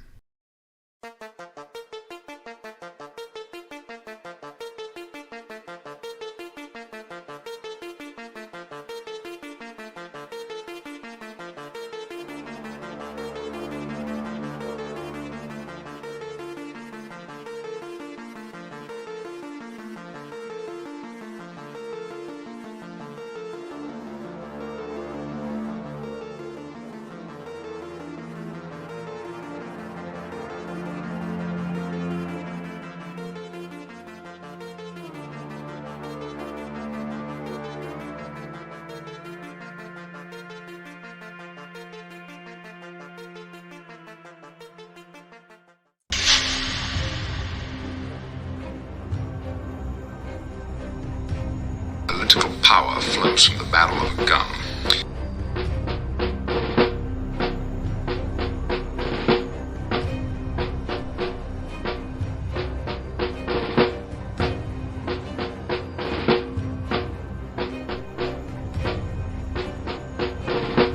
Violence brought respect. Respect brought peace. If it's good for America, it can't be wrong.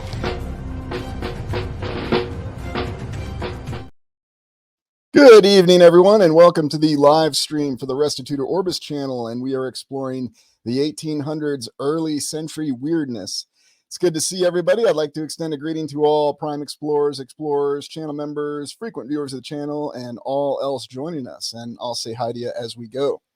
So what we're looking at this evening concerns early installment weirdness. Now, as stated in the description for this live stream, early installment weirdness is a television trope. When you have a brand new TV series that's starting, you have what's called early installment weirdness.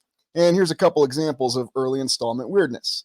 We have David Hasselhoff as Michael Knight in Knight Rider, the TV show, and here he's using a firearm. It should be noted that one of the exclusive precepts of that show was that Michael Knight would not use firearms. He would rely on Kit's technological capability. But this is an episode from the first season, and if you ever watched the show in the first season, it's quite a bit different than what followed, and that would be an example of early installment weirdness. However, continuing the firearms trope, when we look at the character of MacGyver from the eponymous show, he used an AK-47 in the very first pilot episode. And we're all well acquainted with how MacGyver did not like firearms, and he hated firearms because of the incident when he was a preteen. And of course, he preferred to use his really cool gadgets. Another example of early installment weirdness. So what's it referring to? It's referring to television shows that are still finding their way before they're really established. And we're looking at the 1800s. I'm not meaning to suggest that the entire century is a television show, but what I'm stating is there's something very odd going on with the 1800s. And you get that feeling of things that, well, it seems like it's early century weirdness or early installment weirdness. And so that's what we're going to look at with our topics tonight. Good to see you, Brother Adam Baum. Welcome, and thank you for joining us. So for our first topic, we're going to look at Napoleon's wonderful retirement. And give me one moment as I transition here. And we will get up this wonderful retirement that we gave one of the world's great dictators and conquerors. And here we go. Let me know once you can see this. So, after Napoleon was defeated in the Great Battle of the Nations, and we've looked at that monument in Germany many times, he was exiled to the island of Elba off the Italian coast. And this was a very comfortable retirement. And you might recall that Napoleon was responsible for anywhere from 6 to 10 million deaths officially. Now, of course, this was a war, a conflict. They don't necessarily blame him for this. But interestingly enough, much like the United States Civil War, this event is reenacted. I can't imagine why.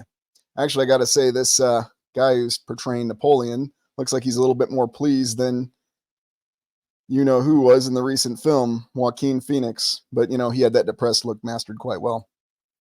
And so, yes, to this day, they reenact this grand parade of Napoleon on Elba. And why am I making a big deal of this? Well, why would we treat this dictator, this conqueror, as though he was someone who deserved a great retirement? He killed a couple million people, but let's show him what he's won, Bob. Or maybe I should say, let's show him what he's won, Drew. He's going to go to this lovely island. And by the way, for those of you who've not been to Elba, Italy, it's quite a paradise. It's got some luxurious beaches. We're going to send him to Italy, and we're going to make sure that he's got a nice palace. We'll take a look at that in a second. Oh, by the way, he's going to have soldiers there and people to rule over because, this guy was a dictator. I mean, he was an emperor, so how could he go without ruling over people? I mean, it would be too much of a transition for him. Use to destroy Germany. Yeah, no doubt about it. Ah, good point there, Jamie. Yes, there's all kinds of questionable stuff that may or may not be going on Elba. That's a good one, Abbott. That's right. You know what? I might need to pull that up again. The animated Napoleon on Bugs Bunny. That's some great characters on there. Napoleon. Sky Sage. You always have a wonderful play on words. Good to see you. What's our real story? Yeah, a couple people are reporting to me that's actually working. So I don't know. Maybe I'm back in good graces for the time being. We'll see how long it lasts. So going back to Napoleon, there was a series of wars, 1803 to 1814 at this time. He gets exiled to Elba. Everybody knows the story. After being on Elba for a while, he gets bored, and then he goes back to France, and we have the 100 Days, and then he's defeated once and for all at Waterloo, and then this time he's exiled to St. Helena, an island in the middle of the South Atlantic Ocean. But what's interesting to me about these photos is they actually take place in many of the structures he was allegedly in, or in and around, and of course they're old world buildings. But why do you think that this terrifying dictator would be granted such a nice retirement? Why was this such a wonderful retirement? Does this allude to something else going on, or? Yes. Napoleon's dynamite. Yeah, Danny, you must have had some serious dynamite to have that kind of influence even after he was defeated, right? And that's why it's really kind of funny when you watch the Ridley Scott film, because the Napoleon they depict in that film seems like somebody who couldn't even motivate a cockroach to do something. But, that's just me, not denigrating the movie, okay? I still think Ridley Scott's a great director. I just didn't really appreciate the movie Napoleon, but that's just me. If you like it, that's okay. There you go. Calvin looking for Hobbes. Yes, he fulfilled his role. Yes, Sooner West. Portraying the role. Or was he some sort of commander who was doing his job and then things didn't quite go well for him, or the campaign didn't end well, but they still rewarded him after all, and we just didn't get the full details? Or did he ever exist at all? Yeah, that certainly is what we're told happened, Robert. The European economy was vastly reshaped, as was the social landscape, allegedly. Hey, Tracy, good to see you. Yeah, fake retirement, no doubt, Cody. That's a good way to put it. Because obviously what was going on with him was still of interest to the people. Now, if we step back and take this all at face value, we can say, well, the allies or the nations that allied to fight against Napoleon, spearheaded by the United Kingdom, Great Britain, they didn't want to anger the French, and that was the reason they gave for not putting Napoleon in, how shall we say, more of a confinement. Now, since we're going to talk about the U.S. Civil War, you might recall what we heard happen to Jefferson Davis, the president of the Confederacy. They locked him up in leg irons. I mean, they confined him. But yeah, it didn't happen to Napoleon. Oh, no, we need to give him a nice mansion, his own island, great retirement. Yes, Kathy. Imagine the response if that particular individual with the mustache had this kind of treatment. He got a nice mansion on a retirement. They took him alive. And how do you think people would respond to that? Yeah, pretty much. Oh, yeah, that's another interesting one. There was all kinds of interesting things going on with the U.S. political parties in the 20s, all the way up until World War II. But that's a good one to mention. St. Helena 90210. Oh, some of these comments are gold. And for those of you who aren't familiar with it, this is where Elba is located. So right off Italy, not too far from Corsica, where Napoleon originated from. So very fitting, basically send him back home, but send him to an island of paradise. No prison for you, Napoleon. But then, of course, when you look at some of the supposed political cartoons at the time, they make him look like he's so sad. Oh, poor Napoleon. He's stuck on Elba. It's such a terrible place. He can only dream of his conquest. And that's kind of the way they try to sell it to us. They want to make it seem as though they were trying to keep him sated by sending him out there and not having anything come up. It's so good to see everybody. Yeah, I mean, living on an island's not so bad, is it? PJCC West. I mean, the way they're talking, you'd think it was horrible or something. I mean, I've been to a couple islands. Maui's a pretty nice place. I mean, if you don't mind not being able to explore land and all. Okay, I'm being a little facetious here, but yes, they were originally from Tuscany. Very true. But they say he was from Corsica. Why is that, do you think? What's really going on there? Yeah, I needed some elbow room. Very, very true. And who knows what the real account is. So this was his nice little residence that he had on Elba. And of course, it's an old world building, because what else would it be? And it's still a tourist attraction to this day. Looks pretty well laid out. Of course, you got your columns, and it even says Napoleon on it, kind of. But remember, this is Elba. This is the first exile. And this gives you an idea of how pretty this little island is. Lots of old world structures there. Previewing what we're going to be exploring this week. Yeah, how would you feel? You're a dictator, you're expecting close confinement, execution, but oh no, you get your own island, you get your own security force, you have people to rule over, have a nice palace. I mean, it doesn't seem that bad, does it? Yes, please do that. Please smash the like button. Let me get that one up. But that's always what interested me in this account with Napoleon, because this was a very destructive war. I mean, this opened up the 1800s. Millions of people died. Nations put all their effort into industrializing, allegedly, and conscripting mass militaries to put a stop to this. And there was a significant struggle to bring Napoleon down. But, well, now that we've defeated him, got to make sure we give him a good retirement. And so it's very strange. And you can see on the inside of his quarters on Elba, certainly not wanting here. I mean, I'm sure all of us could appreciate having a bedroom such as this, even to this day. I mean, look how well it's holding up. Can you even get a house that would last for 200 years within your 30-year mortgage these days? I know I'm spitballing a little bit, but I mean, granted, it's converted for tourism purposes, but, it's still standing. You can still see it. And, oh, yeah, I got those nice decorations back there. Because, if you're a former dictator, you just can't sleep unless you have those nice decorations on the ceiling. How could he possibly sleep? Yes. Probably right, Sky Sage. Probably right. Well, thanks for joining us. How fitting, Heidi. Yeah, Maui's a very beautiful place. But what am I going to say? I grew up in the mainland continental United States and certain places in Europe. So, hard for me to say otherwise. Yep, and that seems to be the only explanation we can really come up with, Robert, that actually makes sense. He did exactly what he was told and then rewarded. And I mean, was there a campaign to go into Russia? How many forces did he actually take into Russia? I mean, clearly there was a war going on, but what was the real intention behind it? What was actually going on in the 1800s? I mean, that's a question in and of itself. Yeah. How can he not have a TV? I mean, television may as well have been around in the 1800s. Everything else was, right? Didn't give him the code.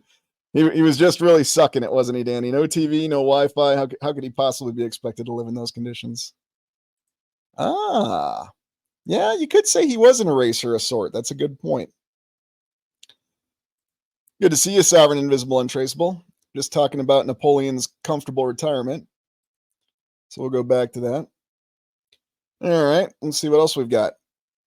So in the propaganda artwork at the time, again, they made it seem as though he was very depressed and lonely. He was on Elba and didn't have enough to rule over. Well, then he goes back to France, just easily catches a boat, and it's not that far across the Mediterranean, lands, and all of a sudden the soldiers are just begging for him to come back. Yes, that Russian invasion went so well, where we had an army of 600,000 get whittled down to 19,000 and many froze and starved to death. But that was a grand old time. So you're back, Napoleon. We know you're the only one that can lead us to victory. And then the 100 Days happened, and we all know how that ended up. Another look at his little residence there. And interestingly enough, finding more detailed pictures of his residence is not exactly the easiest thing, but it's definitely something I would like to explore in person. This is a little bit better of a one. And it looks like we've got some more of that advanced construction material, possibly. But can't tell just looking at it in picture. Could just be the Schlotsky concrete that we use. Could be Portland cement for all I know. But best way to know is just to really see it.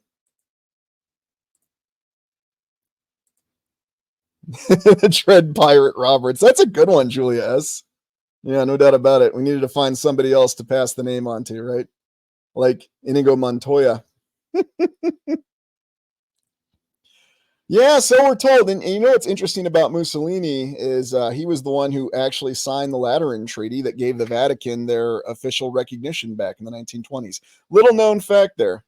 The Catholic Church owed quite a bit to the fascists.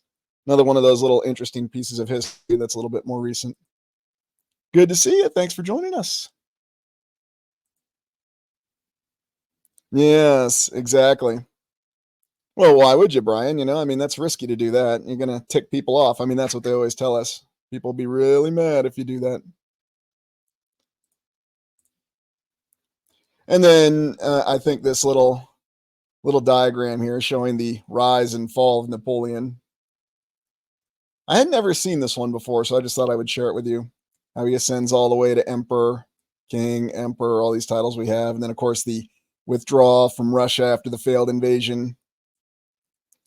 Although, oddly enough, he hadn't really lost a significant battle yet at that time. But that would change in the Battle of the Nations. Little place called Leipzig, where they got that lovely monument, too, that has nothing that reflects the Napoleonic Wars. But, hey, you don't need that stuff. Hey, Nick, good to see you. Thanks for joining us. Hey, Kryptonic. Let me make sure I say that properly. Hey, Katie, thanks for joining us. So, yes, it's another one of those examples where you have something strange going on that isn't easily explained because it doesn't fit what we're told about history. Why would the Allied nations accept this? They're supposedly the purveyors of all that's righteous and moral. But we're going to let this guy who was a ruthless dictator that we fought tooth and nail against for over a decade make sure he's got a comfortable retirement. Because it's supposed to look like this. And these are some of the interesting paintings that you see, some of the interesting depictions of what Napoleon's rule was allegedly like when he was restored to power. And you notice that they had the eagle that was allegedly inspired by the Aquila. Of course, I remember the very first time I saw that in Sharpe's Eagle. I always found that intriguing. When Major Lennox lost the colors and Sharpe had to capture an eagle to put on his grave. Sean Bean's early role. Oh, and by the way, Sharpe was so unbelievably amazing that he survived being portrayed by Sean Bean, because Sean Bean has a reputation of dying in many films. Anyway, another view of one of the other many bedrooms. Yeah, none of these really look uncomfy, do they? You could have guests over, plenty of room for all kinds of people. Oh, a lion, you say? Yes, many lions in history, right? Ah, yes, very good point there, Eric. Very good point. Hey, Tartarian Prog Rocker, thanks for joining us. Welcome. Yeah, many rumors and many statements about what he was. Look at this. Is this your drawing room, your receiving room? What exactly is the purpose of this? Is this what they would call a parlor? Still has the decorations. And then a little bit of an overhead footage of it, looking at it from an aerial. Interesting structure, isn't it? So you got the pediment on the front, a couple wings. Heck, could have easily transformed this into an asylum of some sort, right? No record of it ever being used as such, just Napoleon's residence, at least on Elba. But it seems like he had it made there pretty well, doesn't it? And so that's the last image we have of Elba. So give me one moment and we'll transition to the next series of images. We're not quite done with Napoleon yet. And we'll see how things ended up for him at the Longwood House in St. Helena. And here we go. And so this is the island that's in the middle of the South Atlantic, and we've got his very comfortable and cushy looking deathbed. But what they try to say with St. Helena is that they took Napoleon there to slowly kill him because of the harsh conditions. But we'll look at his mansion. Yes, he's still got a mansion here. Now, keep in mind, he was exiled to St. Helena after he went back to France from Elba and started the 100 Days until he was defeated at Waterloo. And then he abdicated again, surrendering on the HMS Bellerophon, which you saw in the movie. And then he just got more and more depressed. Although, really, Joaquin Phoenix always looked depressed in that film. So, oh, thanks, Miss Honeybee. I appreciate that. Please do. And it's good to see you. Could have been his doppelganger on the island. Doppelganger. Yeah, that's possible. I mean, who knows for sure? I mean, who knows exactly what happens to some of these more important people or what their true identity really was, especially at the time. Or again, if he actually ever existed. You know, maybe he was just a placeholder. Exactly, Kathy. Exactly. Once in a while, he makes it. Like he made it through the first Silent Hill. Can't believe I'm actually admitting not watching that, but that's okay. Yeah, that's true. And that's part of what they spread was that he was poisoned. He was slowly killed. He was put in very difficult conditions. So this is the Longwood House. And here you're seeing it from a nice little aerial. But this is in St. Helena. And keep in mind, this is considered one of the most remote places on the world, the land, or the planet, depending on what you think or believe. But interesting in the fact that it's very isolated, but they still had a pretty nice mansion on it. And you can see it almost has a little bit of a gingerbread construction to it. So again, giving the impression of an old world structure. And I mean, look how well laid out the property is. So, I mean, this is hardly anything that's difficult. So here's your reward for destroying the entire continent of Europe and then coming back and trying to destroy it again. So you get a slightly smaller house. You don't have an island right near your homeland. You're out in the middle of the Atlantic, but you still have a pretty nice mansion. So I don't know. What do you make of all this? Yeah, no doubt. In more ways than one. Yeah, I mean, you know, nobody can be expected to live in a place like that, right? What's our real story? Yeah, a hovel, a shack. No, when you're a dictator, or excuse me, an emperor, I guess you could say it's a shack. But I guess it had a billiards table, so it couldn't have been that bad. You know, makes up for not having Wi-Fi and TV there. And then again, some of the political humor on the island. How can we cheer him up? How about new wallpaper for his bedroom? It's really hilarious because in this picture, he still looks about 10 times happier than Joaquin Phoenix did through the whole movie. But, you know, Joaquin Phoenix is a great actor. I do respect his acting ability, but I got to say, he really mastered the nihilistic, depressed look in that film. Here's the layout of it, the Longwood, and you can see, we got a saloon. I mean, all kinds of room. You can host all kinds of guests, and that's what we're told Napoleon did, so he was hardly alone. Funny thing is, one of the later Richard Sharp books had Richard Sharp even going to St. Helena to visit Napoleon, and then afraid that he was going to come back to power, but finding out he was finally dead. So then Richard Sharp could finally rest. No, they didn't make a TV film out of that one. Stable. I mean, you got everything you need right here. Pretty tough, isn't it? Yeah, definitely a shack. Look at how the grounds are even laid out. Only the best. Yeah. I mean, any one of us would appreciate a house like this.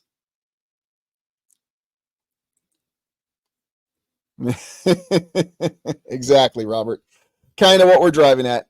Early installment weirdness or early century weirdness. You know, not really sure how to kick off the 1800s, so we start with the Napoleonic Wars. Naturally, it always starts with a war.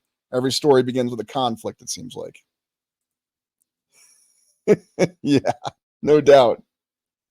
I don't know. I'm sure there's probably one if you look hard enough.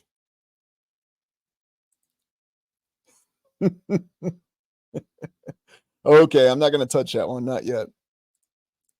Anyways, let's see what else we got. Here's a nice little view of it. So, I mean, yeah, it seems a little bit more modest in size, but, you know, there's also the fact that, once again, the structure is still standing over 200 years later. So, obviously, it's very well constructed, or old world, however you want to say it. I mean, look at this view. And so what they said was that because he was exposed to the terrifying winds on this island, it caused his health to decline, and that's what eventually killed him, supposedly. Yeah, I mean, imagine waking up to that every morning. Just tough, tough, tough. But then, of course, we have these other images. He was just so depressed and didn't know what to do with his time or his life. And so he just sat around and moped all the time. I mean, you look at it, if this was the individual who was the emperor of France and had the entire continent under his thumb, all right, but you're not expecting him to be rewarded for it. And really, that's what you're thinking here. I mean, this is a really wonderful retirement. This is the kind of retirement everybody's told to dream about, and they give it to this guy. So it's just utterly bizarre from many historical perspectives. Yeah, maybe that's what it was. It was a Monday.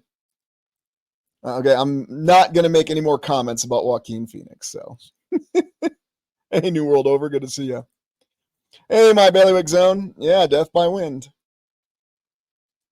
Kind of be like, if you're in Tampa in Florida or on the other side, you just don't know where's the windward and the leeward side. You're exposed to the wind and it's going to kill you.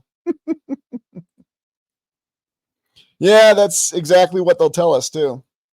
You have to wonder if he would have somehow gotten back to France, what would have been his punishment after that? After he was defeated again, and what are we going to do now? I know, we'll send him to the United States. He'll have to live in a hovel in Wisconsin. Yeah, just give him a Three Musketeers bar, no doubt about it. But that's the story we have. Oh, there you go. I had to include one image of Joaquin Phoenix, and keep in mind this is from early in Napoleon's career. And he looks like they just sent him to St. Helena for the rest of his life.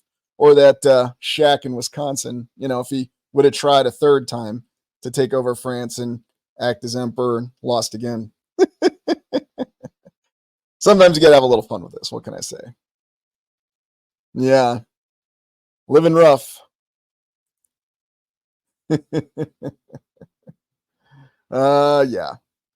He's a good dude. No doubt about it.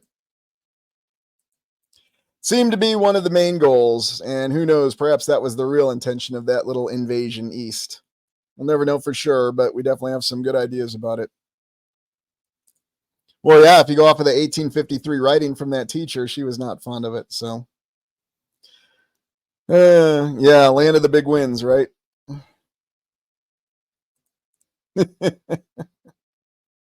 Well, nobody in the modern media, I can assure you that. All right, so that's it for old Napoleon. Let's move on to the War of 1812. Another interesting little event. So we'll stop screen here and get the images of the War of 1812 up. Give me 1 second here. Share screen. And you should have it up now.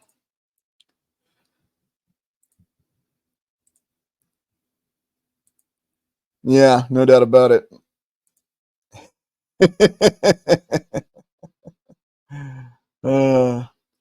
So the War of 1812, that interesting conflict that allegedly started over impressment. So this actually segues nicely after Napoleon because it was because of the Napoleonic Wars that the War of 1812 started. So as the story goes, the Royal Navy, the British Navy, was struggling to find personnel. Yes, they actually tell us they were struggling to find manpower to serve in the Navy and the Army, even though Great Britain was not decisively engaged on the continent. They had what was essentially a diversionary operation going on in Portugal and Spain, commanded by Wellington, but they didn't have enough personnel for the Navy. So what they did was they seized what they called deserters, may have been deserters, may not have been, on American shipping, and then James Madison, President of the United States. Does anybody know what political party James Madison was part of, by the way? President of the United States? I'll give you a hint. It's a party that's not around anymore. Yeah, that could well be. That could well be. And, we're going to try to figure out exactly what to make of this War of 1812. Come on, someone's got to know. Well, you're not far off there, Catherine. Give you a hint. There were really only two political parties at this time. The Federalist and the Anti-Federalist. Okay, sorry. I just have to laugh. No, they didn't come about till later there, CJ, but who knows? They might have been around then. Ding, ding, ding. Yes, we have a winner. Now, why am I mentioning this? Because political parties are very interesting in the United States, and supposedly it breaks down everything that we have about our entire existence and the way we run politics. And, we only have two political parties, and that's kind of the joke. But the reason I bring it up with this particular time frame is because politics would go through an interesting evolution in the United States. They would have no division in the era of good feelings, and it would follow this. Now, oddly enough, there's a couple different accounts with Mr. Madison and what he was involved with. And then, of course, the War of 1812. So, give me 1 second here. But why was the United States so angered about the impressment that was going on? What was the real issue? And what did it really mean with sailors being seized?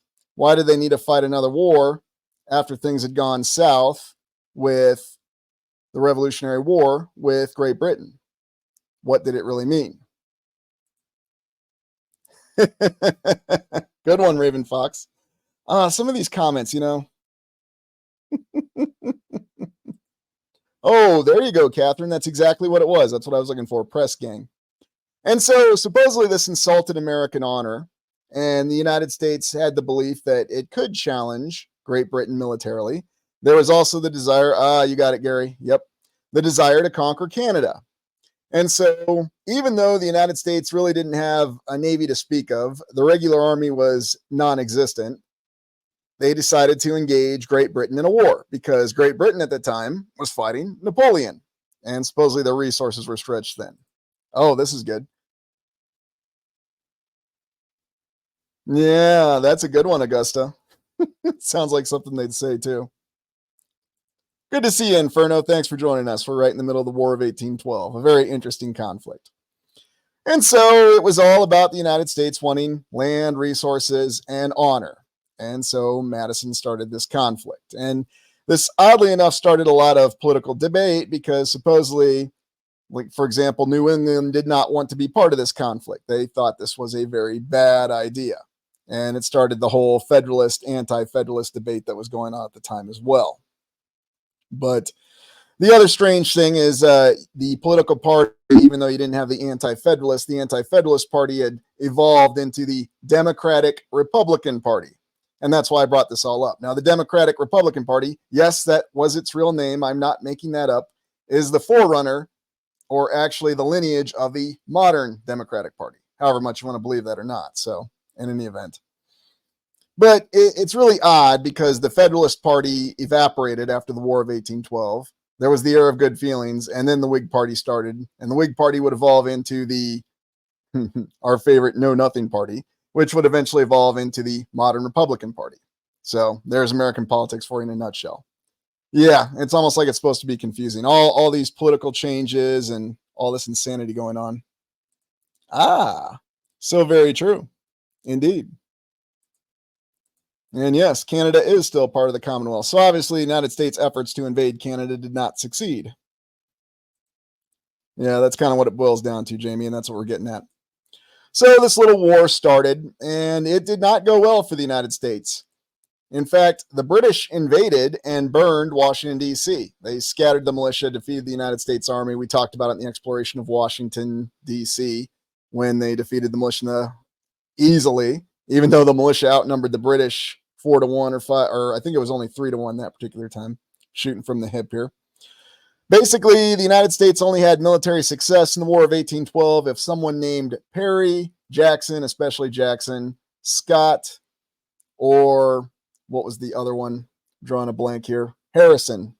If one of those four were not in command, it was going to be a disaster for the United States. Now, they won a couple of sea battles, a couple sea duels, where the USS Constitution defeated a couple British ships, although that wasn't always the case. That first image we looked at, this is actually an engagement between the USS Chesapeake and the HMS Shannon. The Shannon actually won the battle and boarded the Chesapeake. What's really funny, though, is you can find a very detailed account that basically tells you where every sailor is during the boarding action and who's killing who. I'm not kidding. It is that detailed. It's really strange. But anyway, the United States tried to invade Canada. They failed. The military invasions failed. The militia didn't want to go to Canada. Supposedly, the United States learned that they needed a large standing regular army, but they didn't. So just all sorts of disasters that were happening. What is interesting, though, is that it finally decided the question of what was allegedly going on with the Native Americans, especially the ones that were located in Ohio and Indiana Territory. Now, you might recall in the Detroit exploration, we talked about how General Hull surrendered, even though he had no real reason to surrender, and he actually outnumbered the besieging force. He said the reason he did was because he was scared of the Native Americans, and I guess he never heard about what happened at Fort William Henry. That was where the British surrendered during the 7 Years' War, the French-Indian War, and then after they surrendered, the Indians massacred them. So you'd think he'd be concerned about that, but he wasn't. But this was a theater of operations. So again, what exactly is going on? Was this actually another war for the United States to assert its independence, or was there something else going on? Because we have these accounts of these amphibious operations undertaken by the Royal Navy. It's really strange. Really wasn't much of a reason for it. It was not popular in the United States, we're told. Good point there, Chassis. Yeah, just don't think about logistics. Oh, look at that, Sky Sage. Yeah, it does sound like a tag team, doesn't it? Probably closer to what's really going on in this situation, too. Yeah.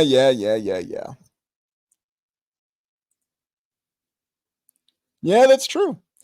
And oddly enough, there's a lot of commonalities between England and the United States that goes beyond the fact that the United States was from the 13 colonies, because we're told they went on divergent paths, but it's really odd. Now, these campaigns, the British were successful. The United States couldn't invade Canada. They did go in and raid York. They burned York to the ground under Harrison, one of the few successful commanders the United States had. But they lost Detroit. There were a series of losses all around. There were a couple draws here in Chippewa, Lundy's Lane. This is where Winfield Scott, a guy who would be in the United States Army for about 5 decades and was still in command when the Civil War started. So, yeah, War of 1812 to 1861. Had that happen a couple times. Nothing questionable about that either. But it's where the United States Army regulars went toe-to-toe with the British regulars, and they fought to a draw. Well, they say one was a victory, one was a defeat. Who knows for sure? But then there's this other account of this strange battle where Oliver Hazard Perry won and gained control of the Great Lakes. And I remember the saying he had, "We met the enemy and they are ours," although other people lampoon that by saying, "We met the enemy and they are us." So who really knows what was going on here? Are any of you familiar with and I didn't include a picture of it, but check out the Perry Monument that they have, another one of these giant columns. I'm going to do an on-site exploration of it, but yeah, it's named after this guy. Yeah, that's really the feeling that we get too, Miss Honeybee, or the people. And by the way, a note on that, we're not talking about forced relocation. I'm going to do an entire exploration on that because there's no way I could do that in one live stream. There's a lot to talk about with that. But we'll get to it. Just wanted to let you know I'm not dropping it. We're just going to do it in a different live stream. Yeah. Those wood boats, yeah, resistant to fire. That's a good point, Chassis. Yeah, and it's pretty impressive, isn't it, Johnny? Just the height of it and how they constructed it. I think what I'll do is when we take our break here, I'll run down that picture because it just needs to be seen to be believed. Hey, Flat Plain, Oregon, thanks for joining us. But yeah, somehow they got a fleet, and Perry had to build his own fleet, and he defeated them, Battle of Put on Bay, and so that story. There was also more conflict with the Native Americans, and oddly enough, this is actually a drawing, sure can't call it a picture, from the Battle of Horseshoe Bend in what is today Alabama. And this is where Andrew Jackson, probably the most successful military commander from the American side on War of 1812, defeated the Red Stick Creeks, although he also had Native American allies with him. There were other Creeks, and then there was Cherokee. Of course, we know, unfortunately, what happened to the Cherokee at the hands of Andrew Jackson when he was president in the 1830s. And you can go to Horseshoe Bend to this day in Alabama. And yeah, it's real nicely mowed and cared for. They do a good job of taking care of it. But it's one of these really odd situations. There's two oddities about it. One, the United States military managed to completely outmaneuver the Red Stick Creek by completely surrounding them. And this is something that very rarely happened.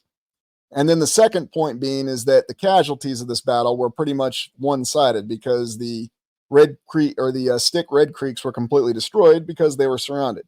And if you study the United States Army against Native Americans, that's not the case. Usually it's the United States Army being badly massacred, such as in the Northwest Indian Wars. And then when they do have victories, it's usually a skirmish. It doesn't even seem like a battle, like maybe 8 to 12 killed, 30 wounded.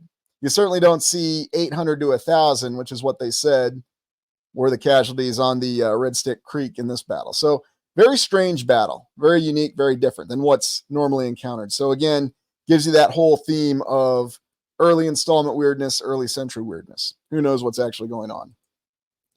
And then here's that image of General Hull surrendering in Detroit to the British, even though he outnumbered the besieging forces, and that's on the front on the thumbnail. Then there's also the invasion of the British to Washington when Washington got burned. But they were repulsed at Baltimore, supposedly. So thoughts on this? Good to see you, don't it? Yeah, exactly. And just unending war, if you think about this. Napoleonic War, War of 1812, Civil War, continuous conflicts all across the land, and that's the 1800s. And a lot of conflicts that people don't even talk about or think about.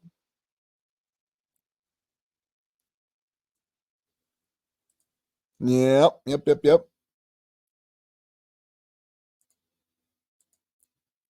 Now, I'll leave off on this for the War of 1812 because this is actually a theater that gets ignored is the Mississippi River. Now, the United States military did not do well in this theater either because Prairie du Chien, Fort Madison, which is in Iowa, and we'll be exploring that when we get to the Star Fort explorations, that was completely overrun and captured. I mean, things did not go well in this war through and through for the United States, but they negotiated a peace treaty with Great Britain in 1814. Everything was status quo. And, so we fought this war. And then the Battle of New Orleans happened after the peace treaty was signed.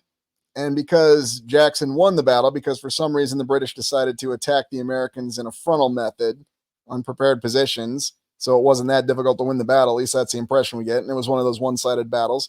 It gives the United States the impression it won the war. So who the hell knows exactly what was going on with that? War destabilizes the people, keeping us in constant fear and trauma. Easier to manipulate the masses. Very true, Sky Sage. And isn't it funny what people will accept and tolerate when they're in a state of war or threatened with a state of war? Pretty much. New Madrid. Yeah, right along that fault line, too. That's a good point. Because you see where St. Louis is. Just go a little ways south of there. New Madrid fault line. Well, and it's another city that you see named a lot of in many different times and places. So thoughts on the War of 1812? I mean, was this just really the same conflict that we'd see going on in the United States all through the 1800s, which did include the Native Americans? And even according to the mainstream, it did include the Native Americans. So what was really going on? Yeah, and that could well be, Tracy. Dragon line. Well, and Fort Madison is very intriguing, too, in Iowa, when it was just a territory. We've got some very interesting structures there that we'll be exploring. But yeah, that's the War of 1812. True.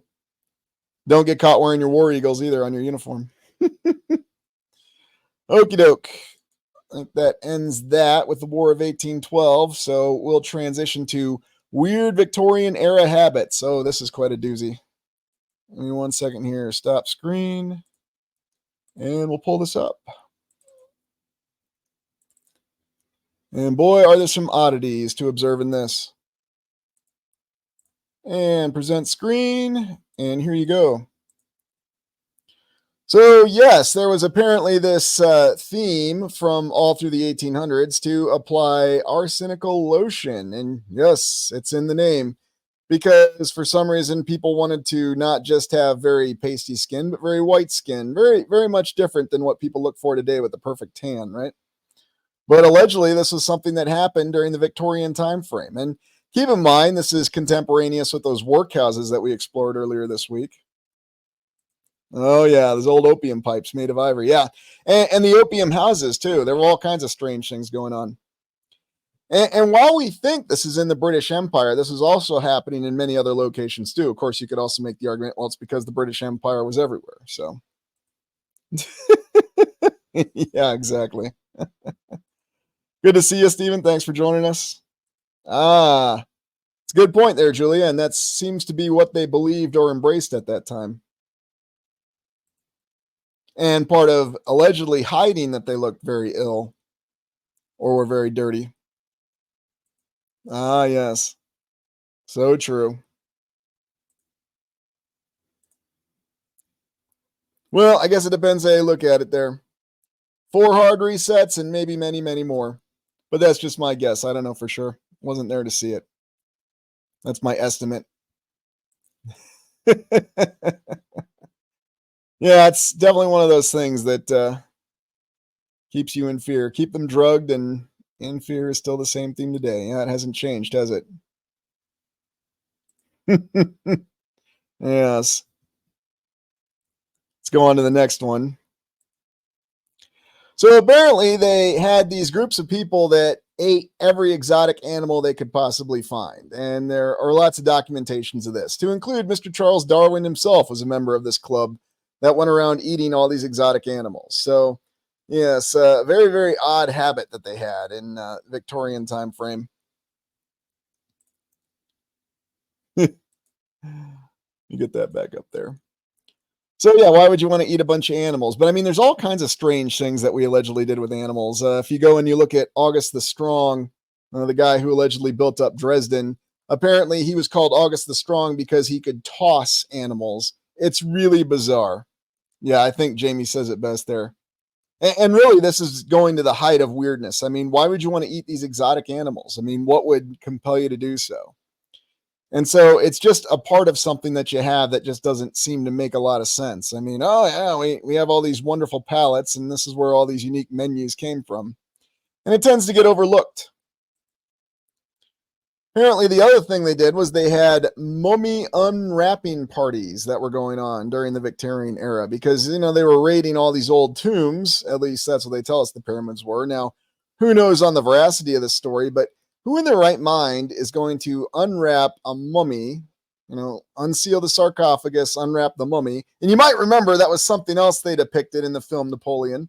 And Joaquin Phoenix actually looked like he was having a good time during that particular scene, or I should say Napoleon did. But yes, allegedly they had these kind of parties, and again, all during the 1800s, when they did this kind of morbid stuff. Yeah, it sounds like a great old time. Don't eat the crustaceans. Yeah. So, have your friends over, have your mummy unwrapping party, eat your tasty exotic animals, and put your arsenic on. Doesn't the 1800s sound like a good time? And keep in mind, these are the people who were not in the workhouses that were doing this. Yep. Same pattern, same steps. You're right, Sky Sage. True. Yeah, that seems to be the ultimate conclusion. Who knows, Julia? Who knows? More than we can imagine. Yeah, that's what we'll say. Although, were they just showing off their money, or were they acting in a manner that was completely different than what we'd expect? I mean, that's the question we have to ask. Crispy mummy bits. Gosh. Kind of surprised, who knows? Ooh, that's interesting, Miss Honeybee. Could certainly see that, especially with the iterations it's gone through. Old English, Middle English, Late English. Yeah, I'm with you on that one, Robert. And that's where they seem to come from. These were more occult practices that we have going on with this strange thing. And then you had people who wore bird hats. This is probably one of the less strange things that was going on during the Victorian era. And you can certainly look a lot deeper and you'll find many more strange things, although I haven't gotten to the real doozy yet. So I just have a picture here of a gnome that's in the grass. And I'm not going to show pictures of this. You can find it if you look hard enough. It's very disturbing. So what they claim happened is that the more wealthy class, which apparently was a lot of people because we had millionaires rose all over the place in Great Britain and the United States, what they would do is they would find some older person who, may have been suffering from some sort of dementia or something to live in their yard as what they called a gnome. And this person would live in the yard for the rest of their lives, and they wouldn't even let them take a bath, and they would keep them very unkempt. Yeah. And it does seem like it's really creepy, doesn't it? But apparently they wanted live garden gnomes. Oh yeah, we're not going off with something like this. Yeah, that's true, my bailiwick zone. Sad too, isn't it? I mean, going after these exotic animals. So you get the feeling that the people who are doing this don't really have an appreciation for anything. They don't have an appreciation for other human beings. They don't have an appreciation for animals. They basically treat everything like it's their materials to abuse. Yeah, in a lot of ways, it's unfortunately true. Well, and if you had an actual live one there, Battlestar Terra, I mean, what would you make of that?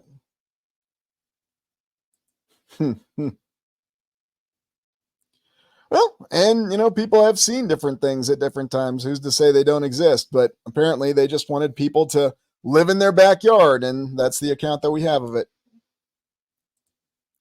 Yeah, it does it? But maybe it's something else. Maybe it's somebody that we think of who has a certain economic class, but really there's a little bit more to it. There's other differences, if you follow what I'm putting down here. Yeah, it doesn't sound like nature lovers at all, and very abusive. Basically what we get told we are every day.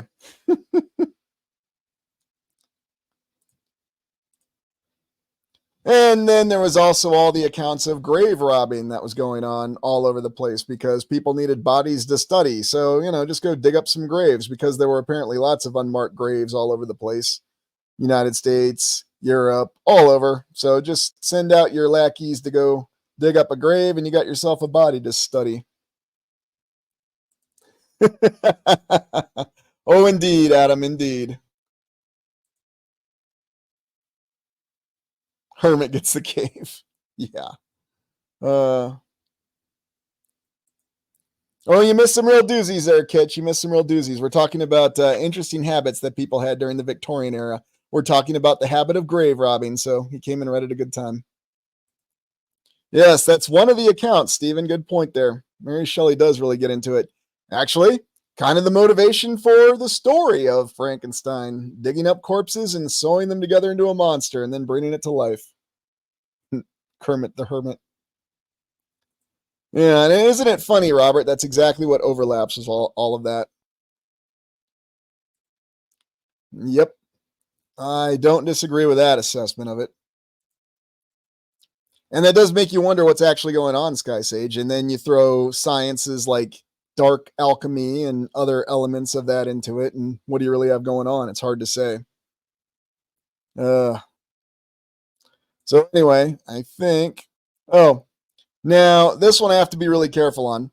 But apparently the other cool thing to do in the Victorian era or the 1800s is to have pictures taken with people who were dead, relatives who had just passed away. Now, I cannot confirm or deny on these pictures. These are children, and obviously I wouldn't show that. But if you look hard enough, you can supposedly find many images of this. And probably the most famous ones are actually from the West or the Old West in the United States. When they killed a lot of the outlaws, they would actually pose with the bodies. And this is another disturbing thing that they did during the Victorian era. Because, that's what you got photography for, and bodies. But that's what they did. And it is something that's well documented. Now, is that what's really going on? Or yeah, I had a feeling you'd say something like that, Adam. Grave robbery, I dig it. Yeah, and they're very disturbing pictures. And no, you can never show them on a video today. I mean, not unless you're going to designate the video a certain way. But we just have sleeping children here. But you see those images and you hear of this phenomenon, and I mean, geez, where do they stop? People living in the gardens, everything else. So anyway, that's the first three sections that we've gone through. So we've looked at Napoleon's wonderful retirement, War of 1812, strange habits of Victorian era people. So we're going to take a break here, hit that like button, be back in 2 minutes, and we're going to talk about the most controversial aspect of this exploration, the destruction of the U.S. Constitution. So we will be right back in 2 minutes.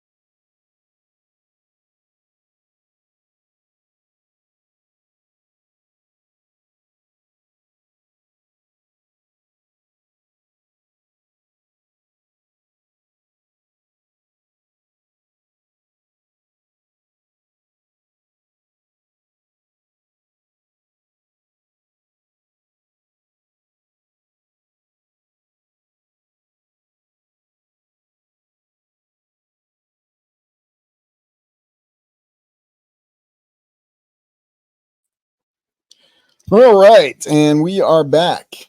And now we're going to talk about the destruction of the original United States Constitution. And this is without a doubt the most controversial portion of this exploration. So give me 1 second here, and we will get up our images from this.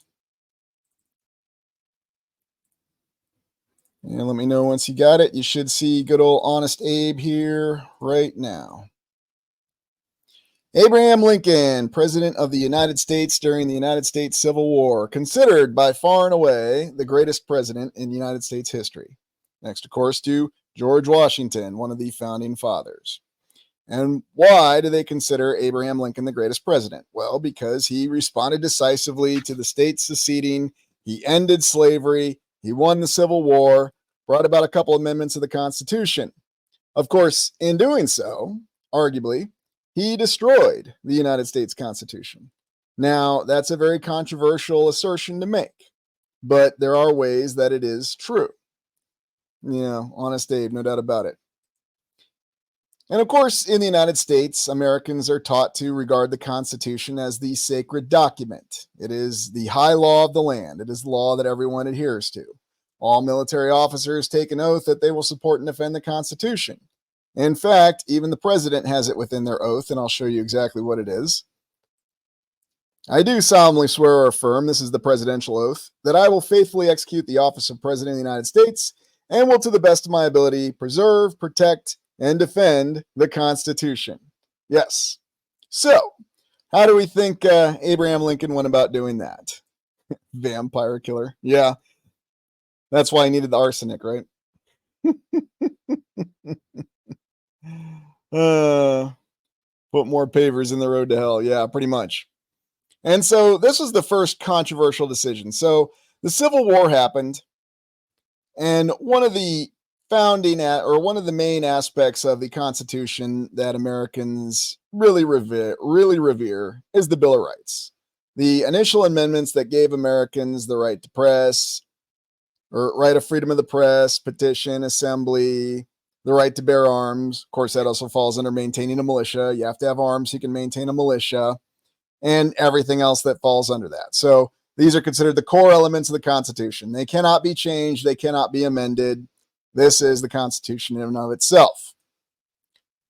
Well, this is James Buchanan. This was Lincoln's predecessor. He was president from 57 right up to 61, the term right before Lincoln took office. In any event, James Buchanan is viewed as one of the weakest presidents in American history because he did not do anything to stop the secession of the southern states. He said that it violated the Constitution to use armed force to keep the southern states from seceding or leaving the Union. First reboot president. Yeah, may well be. May well be. Quite possibly. So in any event, you go from the best president in history to the worst president in history. But what exactly did Lincoln do? Oh, here's another image of James Buchanan, an actual picture. Yeah, he's still wearing the same suit, but looks a little bit worse for wear there. And then compare that to the painting. But everyone forgets James Buchanan. He was a bad president. He didn't stop the secession of the southern states. He was a weak, ineffective leader. That's what history says. Well, the first thing Lincoln did was he assembled the great national army of the United States, starting with the Army of the Potomac.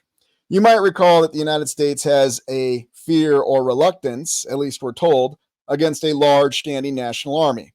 That's why they kept having problems in things like the War of 1812, again, according to official history, and had a few defeats at the hands of the Native Americans in the Northwest Indian War. In fact, the entire United States Army was destroyed in St. Clair's defeat, but they didn't really talk about it. You can actually go look it up. It's quite interesting. Yeah, that's a good point there. Very good point. It probably was a treasure hunt. Well, and that's if we go off the official history, if that's what was really happening. But there's a disturbing element if this is the official history.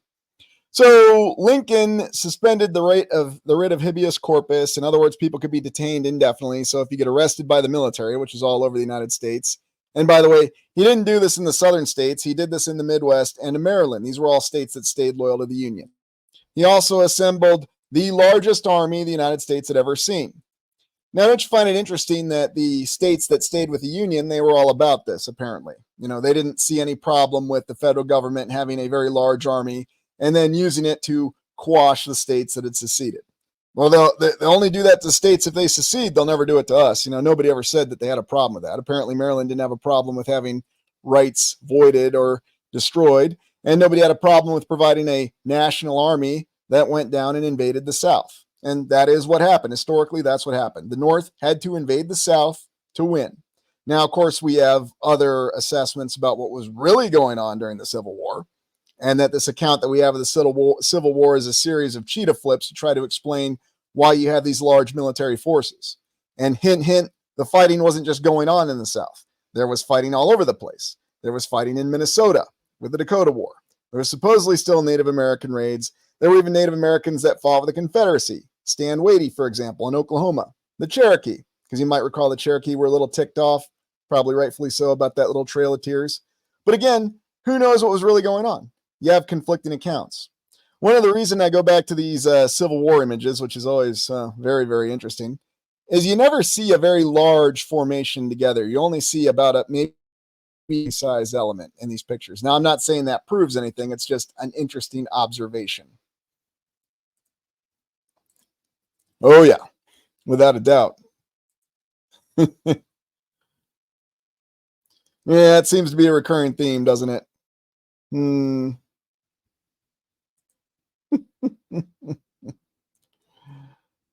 Fort Sumter picnics, no doubt. Well, and who knows exactly what's going on with it. I mean, it's one of those things that definitely has a lot of different questions behind it. Yeah, and you're right, Dan and Phoenix. There are no battles. No battles that are pictured, even though you think it'd be easy. And this is another one of these interesting uniform pictures. I mean, what the heck have we got going on here?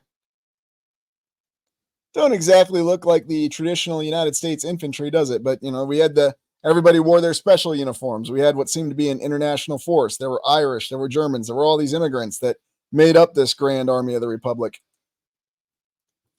And so here's the first controversial thing that Lincoln did, and right here where he talks about suspending people's basic rights. The writ of habeas corpus is suspended in respect to all persons arrested or who are now or hereafter during the rebellion. See, he calls it a rebellion, shall be imprisoned in any fort, camp, arsenal, military prison, or other place of confinement by any military authority or by the sentence of any court martial or military commission. So really it says that basically anybody who is found violating, let me read the first one, during the existing insurrection and as a necessary measure for suppressing the same, all rebels and insurgents, their aiders and abettors within the United States, and all persons discouraging volunteer enlistment, resisting militia drafts, or guilty of any disloyal practice, that's nice and vague, affording aid and comfort to rebels against the authority of the United States shall be subject to martial law and liable to trial and punishment by courts martial or military commission. So anybody can be imprisoned, anybody can have their rights violated, and there's really nothing to stop any of this from happening. Of course, something like this happened in the 2000s that President Bush allegedly suspended it for persons deemed as being terrorists. You might recall that. But was this in and of itself the real violation of the Constitution, or was formulating an army and completely forgetting about the fact that we actually had states that had voted to leave the Union and had popular votes to leave the Union, and we were going to use military force to make sure that they didn't? Oh, yeah. Well, and when you look at how they handled prisoners in that conflict, that's a good point.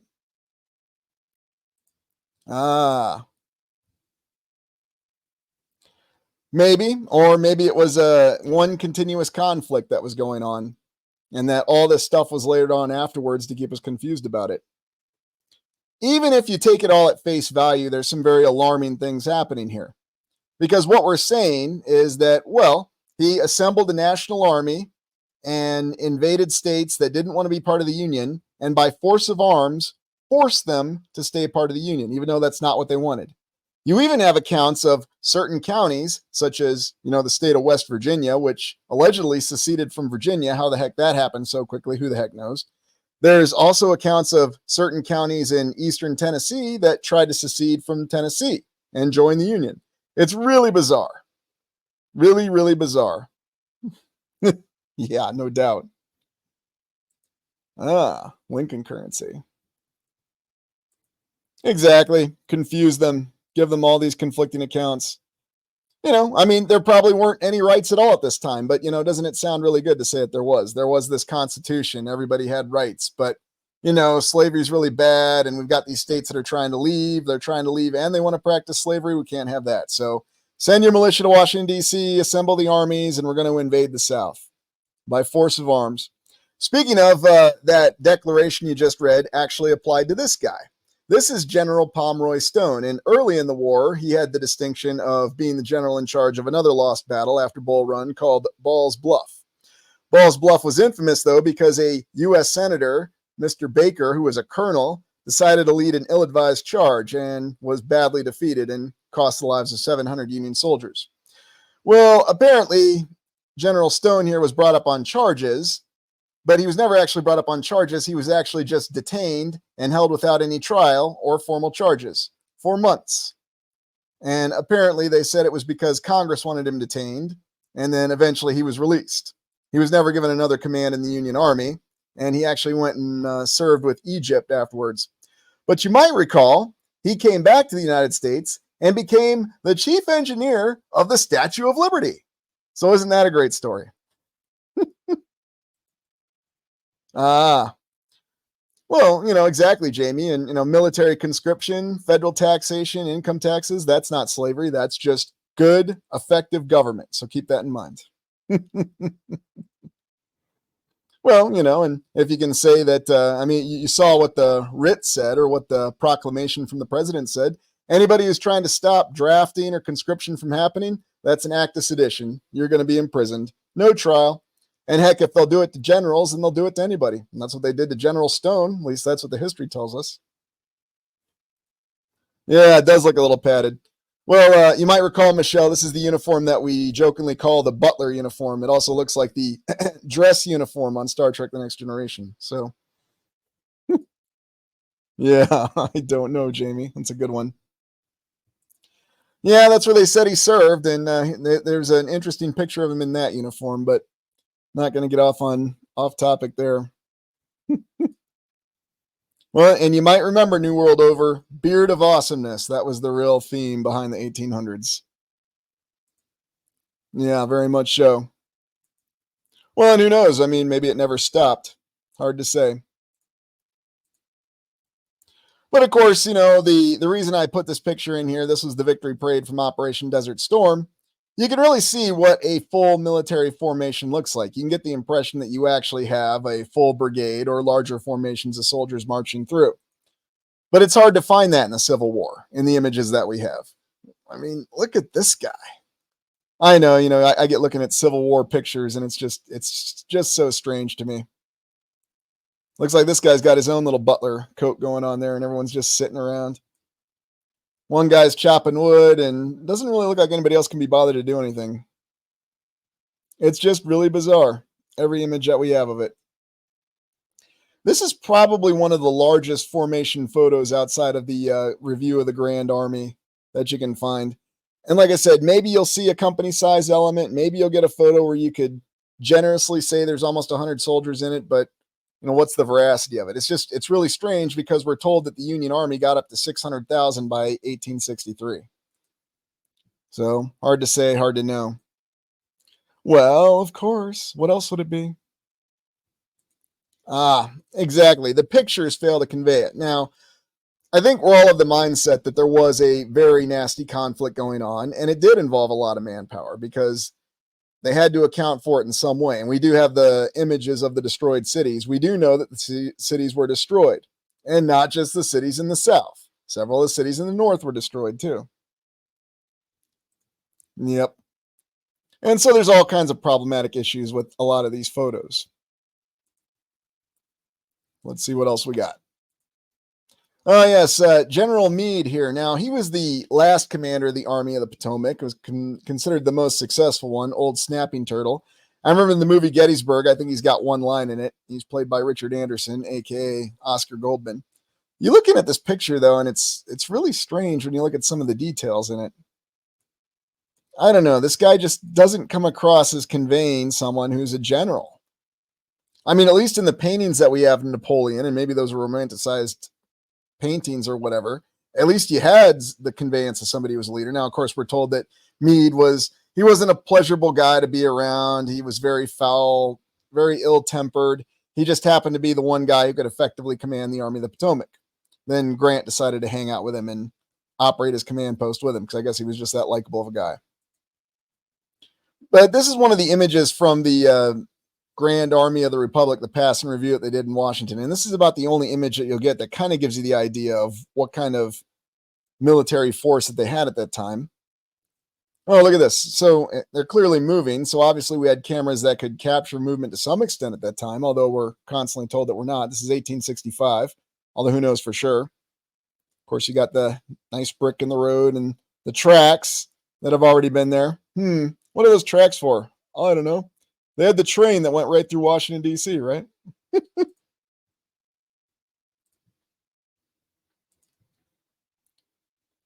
Yeah. Well, Sooner West, they had to get away from the bald-headed, intense-eyed look. Getting too many bad connotations of that, right? Yes. Yeah, that seems to be what we got now. Yep, and let's not forget our friend Sheridan either. Just watch Son of the Morning Star. Yes. Just have to show the image. It does kind of stand out, doesn't it?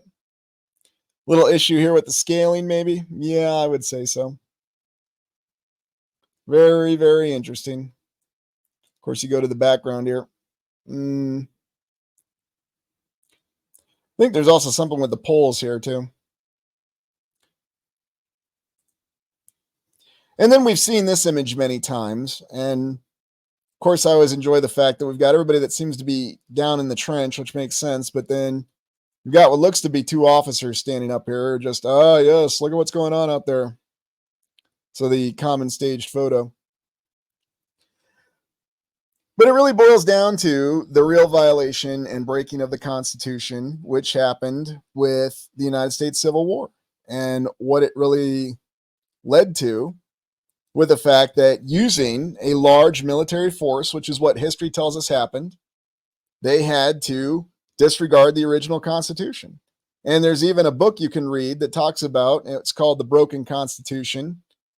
And it talks about the key points with Lincoln, that he consciously and repeatedly violated core elements of the original Constitution of the United States of 1787, as they had been understood by all Americans at the time, himself included. And he effectively broke the Constitution and then had to pave the way for something different to replace it. So apparently, the president has the authority to replace the Constitution. I mean, the president has the authority to ignore the Supreme Court. We know that. And what do you actually call this? Perhaps you call it the unwritten moral authority clause in the Constitution, that if you know you're doing what's right, then you can, just ignore the Constitution and replace it. Because according to official history, that's what Lincoln did. And you can even find an article on Times to this day that talks about how right he was to do so. Slavery was evil. We had to do anything and everything, to include burning down the original Constitution, to end it. I was wondering when someone was going to ask about that. Hold on there, Battlestar. We'll get right to it.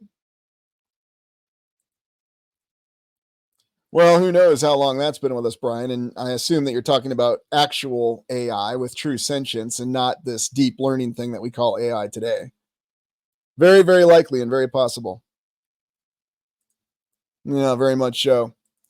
Okay, so since somebody asked, let me get back up the original banner.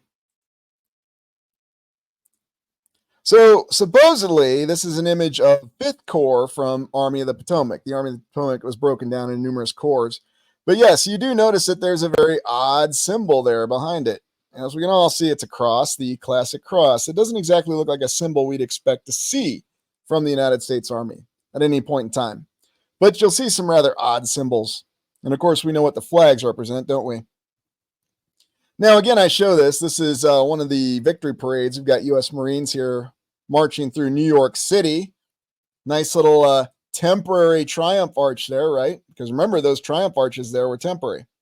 But again, I just show this to give you the contrast of a photo that seems, I'm saying that because I don't know, I wasn't there, but it seems a little more genuine that you're actually looking at large formations of Marines, not soldiers, marching under an arch, an arch that we don't have anymore in New York City.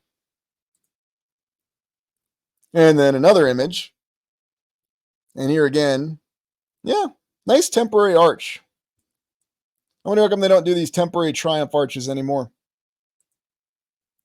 Oh. And I included this one because you'll actually find strange images like this, that these are supposedly company-sized photos. And yet this one is really bizarre because you'll notice there's virtually no weapons. I mean, maybe they stack their arms, but when do soldiers ever leave their weapons behind? I mean, this just looks like everyone's posing for a lollygag photo, almost. Guess we got an officer back here. Shoulder epaulets, maybe a couple. But just really, really bizarre. And now back to that whole 5 Corps question, or the 5th Corps. So this is actually a monument to 5 Corps. And of course, our Civil War monuments are always very intriguing. But yet, oddly enough, it looks like they just tacked on these plates like they always do, and then even glued this little cross on from the 5 Corps.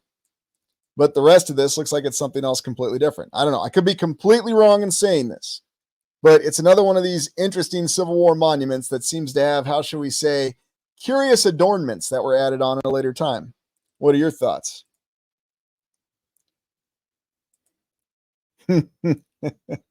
Ah, yes. Oh, there you go, Julia. Yes, it just happens to be a Maltese Iron Cross in the United States Army. What are the odds? Yeah, as many of them seem to be.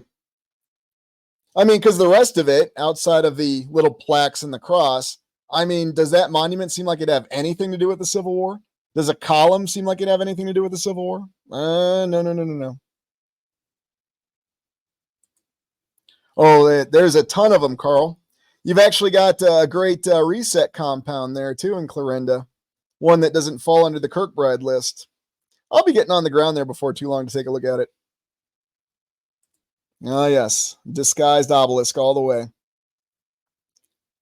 Oh, that's a good one. Yeah, it does look like an old world maypole, doesn't it?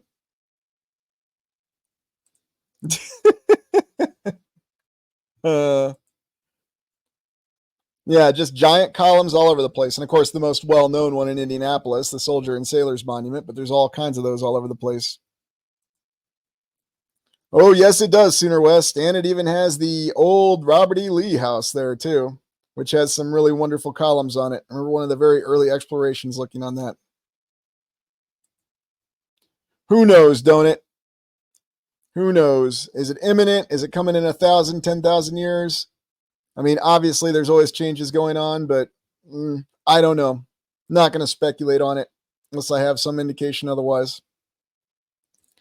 Hey, Noah Hyde. Yeah, that's true. It is an open pyramid symbol. So funny that they go with that. And then, of course, I always like all these old images here. The Union, it must and shall be preserved. Volunteers for the war wanted immediately. Enroll in the independent company. Oh, and don't forget your bounty. Now, supposedly there were accounts of people who would collect the bounty, desert, and then re-enlist somewhere else to collect another bounty. Of course, you know what happened to them if they were caught doing that. So, yeah, not very good. I think this is from Pennsylvania. No, I want you. The Union, it must and shall be preserved. The war of the rebellion must be won.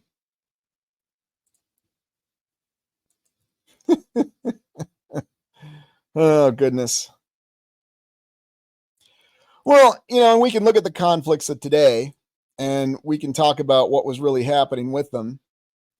Well, we've been in a couple of them, no doubt about it. But maybe you could look at it in terms of more we're just changing the general direction. I mean, we still have a conscious memory of what's happened in the past. At least we think we do. But who's to say that won't change? Who's to say everything won't be turned upside down? Of course, if you go back to some of the reset live streams we did, we talked about the difference between a hard reset and really just more of, how should you say, a course alteration. Could be both.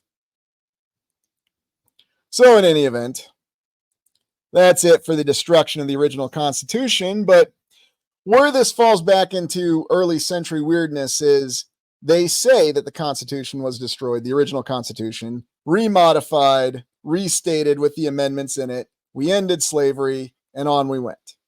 But since then, they've never gone so far as to say they were destroying the Constitution. Now, there were some very questionable things that happened, especially during the 1930s, and then other things that happened during the 1970s and many other times. I mean, it doesn't matter which president or which party. You can find all kinds of examples. But this seemed to be the only time they actually said they destroyed the U.S. Constitution. Since then, it is a document that is the founding document of the United States, and we shall all pay appropriate heed to it. Everybody will abide by it. But in the 1800s, it had to be destroyed. Early century or early installment weirdness. Quintessential. Again, who knows what was actually going on with the Civil War? Civil War indeed. Lay down, lay your weapon down, and pose for your picture. It's a grand old time. Okay, I got a little bit of a bonus for you. Mystery airships, 1890s. A great way to end that very questionable 1800s period on. Didn't have a proofreader, Stephen. That would have cost extra. Come on now. Well, my pleasure. I appreciate y'all being here, and these comments are wonderful. I always go back and I'll reread all the comments because, I mean, there's a lot of wonderful comments and wonderful thought out things that are shared on this. So, all right, give me 1 second here. Stop screen, and let's get up our images. Now, we have explored this a little bit before, and it's really hard to say exactly what was going on. But I thought this fit in nicely, especially after looking at Jules Verne this week. All right, so in the late 1800s, there was this slew of sightings of, you got it, airships, unidentified airships, mystery airships in the 1890s, supposedly. Now, what was really going on here? There were a couple theories about these unidentified airships, that there was some inventor who was experimenting with advanced craft and they were flying all over the place. Some people even say it was aliens. Yeah, we always throw aliens in there. Where's the guy with the hair from Ancient Aliens? But there are a lot of sketches and a lot of accounts of this. Now, officially, this was enough to be addressed. And you might recall that if we look at the Jules Verne exploration, he had several stories that came out right around this time, such as, Master of the World. And if you ever want to watch a trippy movie, watch that 1960s film. Vincent Price is always a treat. But they've got several interesting images that show what this looked like in sketches, and there were a lot of papers, and there was a lot of official public addressing of this. Now, what they try to say now is, well, this was just poor journalism. Yeah, isn't that rich? The media today saying the media of the past was engaging in improper journalism. Can you imagine?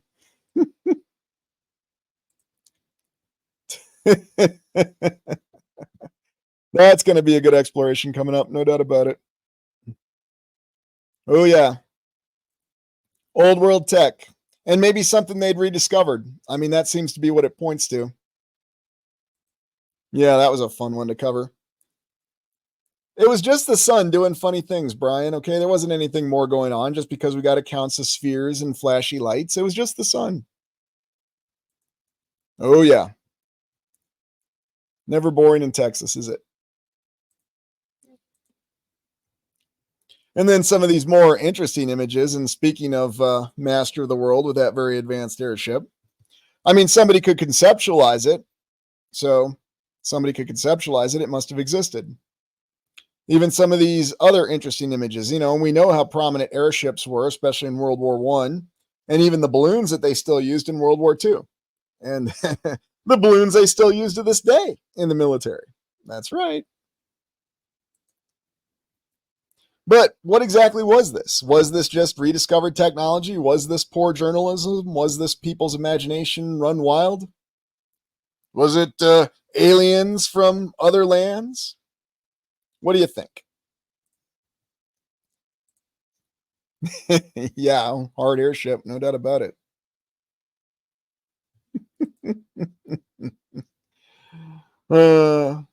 I mean, there are accounts of it, I mean, not traditional aliens, but aliens from other lands. Although, how do you reach those other lands? Your guess is as good as mine. Hey, Wendy, good to see you. Thanks for joining us.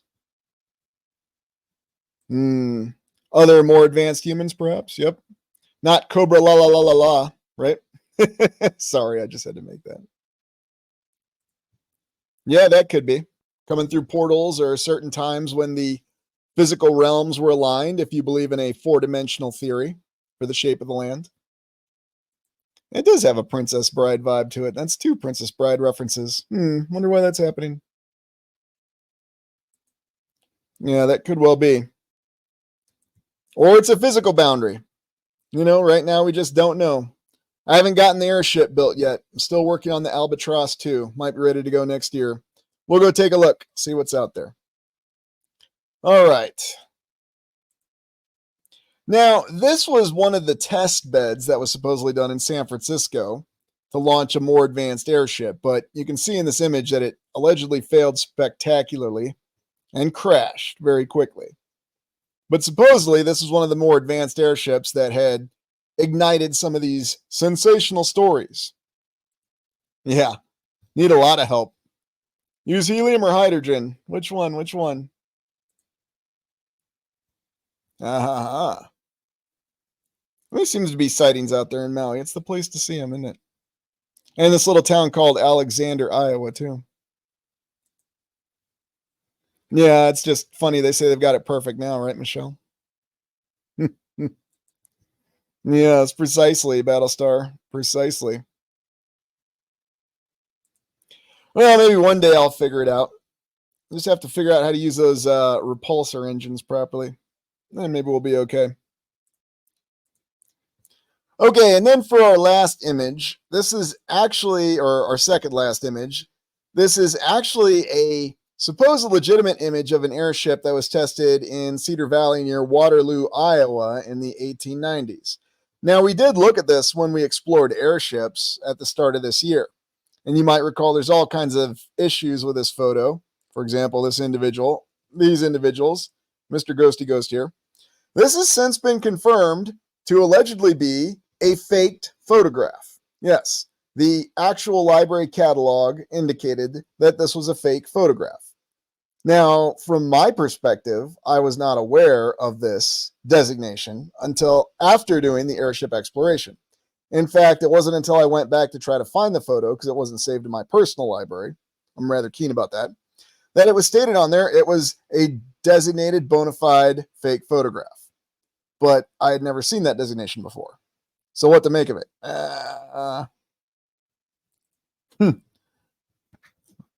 Radium foil line vessels. Yeah, maybe. Yeah, you know, you encounter all kinds of weird things when you do this line of research, Inferno. That's why you have to question everything. Although people lampoon you for it, that's okay. Yeah, portals are something we don't fully understand. Well, thanks, Chadwick. I'm glad you're enjoying it. Anyways, yet compare and contrast it to this image. Once again, we're in Iowa. This is in Berlin, Iowa in 1911. And they still state that this is a bona fide, genuine image of an airship flying over a very small town in Tama, Iowa.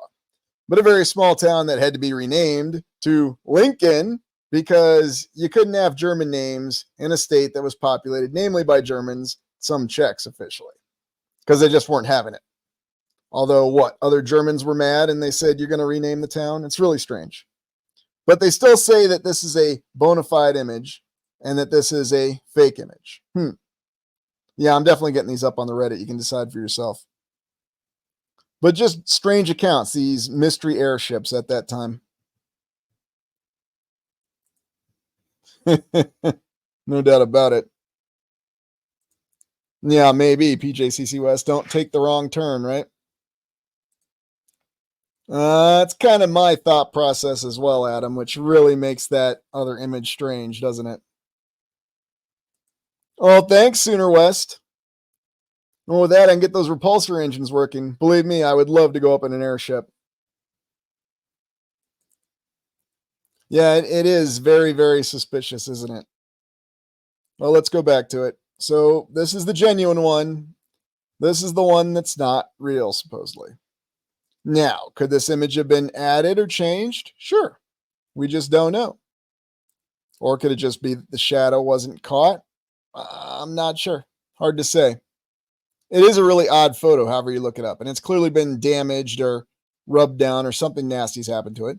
Got a nice old world building back here, though, in the background. Some nice columns and nice little cupola back there. It's a very subtle courthouse in Iowa, back when they could build those things. Lickety split, easy.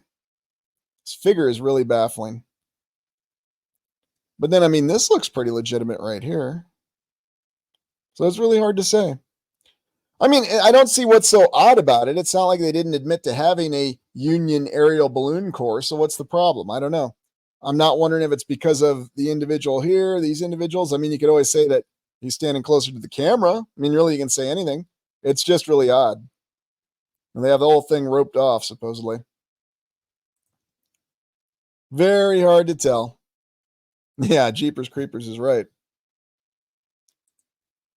That's a good comment. Yeah, shot with a Leica camera.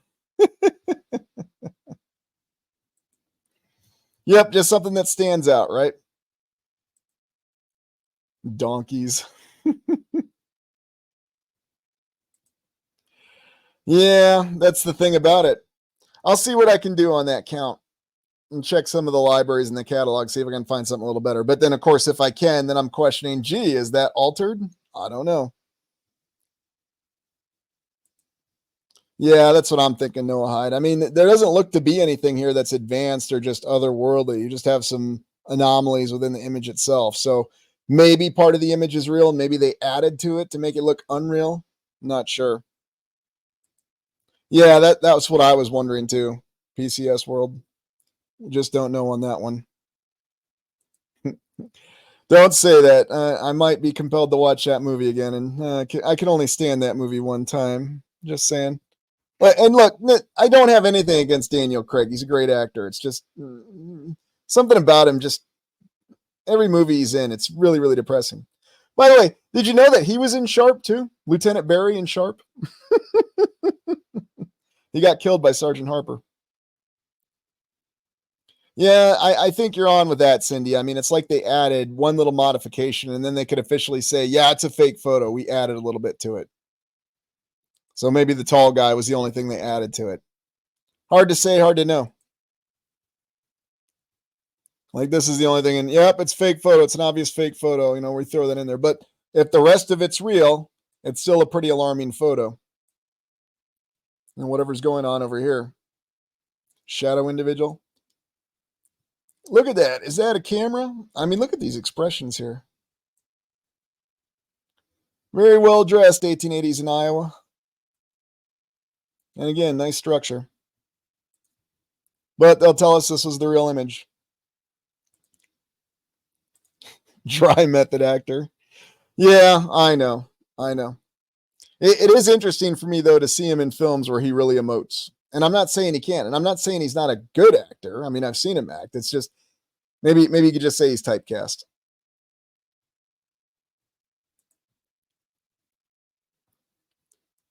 Yeah, isn't it funny how they seem to be limiting access to a lot of people? I think someone's figured out that there's another initiative going on. So you always have to approach it from, yes, I'm a big fan of history perspective. Just say that. Tell them you're a big fan of history. I mean, you are, really. All right. Well, that's the last image I had. What are your thoughts on this kind of exploration? Keep doing these kind, looking at some more anomalous events. Oh, heck, I could do an exploration on those movies alone. There's definitely something being shown in those. All right, gonna take that as a continue. Okay. You betcha. Well, we'll continue. Thinking of looking at some portals here, but I'm trying to find a way to tie it into something that's a little bit more tangible, because certain topics you have to be careful on. Well, I appreciate that, don't it? Glad you enjoyed it. Yeah, it actually was a good movie. They didn't do it any favors, though, did they? You know, one, taking the Mars out of the title didn't do it any favors. Who's John Carter? I remember how many people asking me that. Well, I appreciate y'all showing up, and thank you for everything. And before you leave, don't forget to hit that like button. And I hope you all have a great week. Going to have a special compilation release tomorrow. I'm going to put out all the stories and explorations on the fourth era in one single video, so you've got all that in one place. I'm going to cut down to one compilation video a month, though, for the time being. And then this week, we're going to take a closer look at the third era, the first explorations of the third era. So yes, there will be some Star Forts coming up. Well, I'm glad you enjoyed it. So thank you very much. Thank you, everyone, for being here. Take care of yourself, Chris, and y'all have a great week. And with that, this is Lucius Aurelian signing off.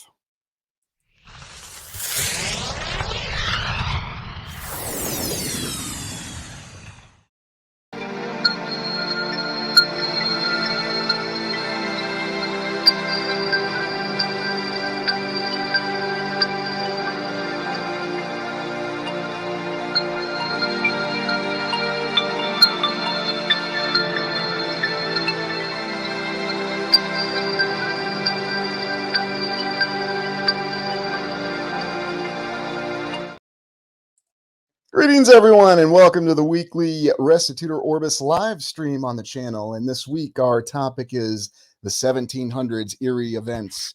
I'd like to extend a thanks to everybody for joining us, and hope you can all hear me just fine. I'd like to also extend a welcome to all Prime Explorers, channel members, viewers, and all others joining us for this live stream. So I thought we would go back to the 1700s and take a look at it, because of the main reason that we oftentimes focus on the 1800s. But we do have some events in the 1700s that tend to be, how shall we say, foundational. Starting with the Age of Revolution, which is what we look at the late 1700s. Now, does anybody know what kind of revolutions we had going on in the late 1700s? And it's great to see everybody, and thank you for joining us.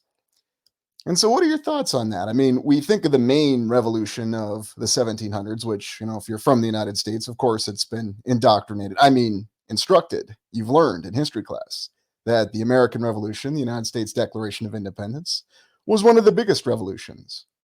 But why was it so important? What did it really matter, and what was it about? Hey, Sky Sage, good to see you. Hey, Cecilia, welcome.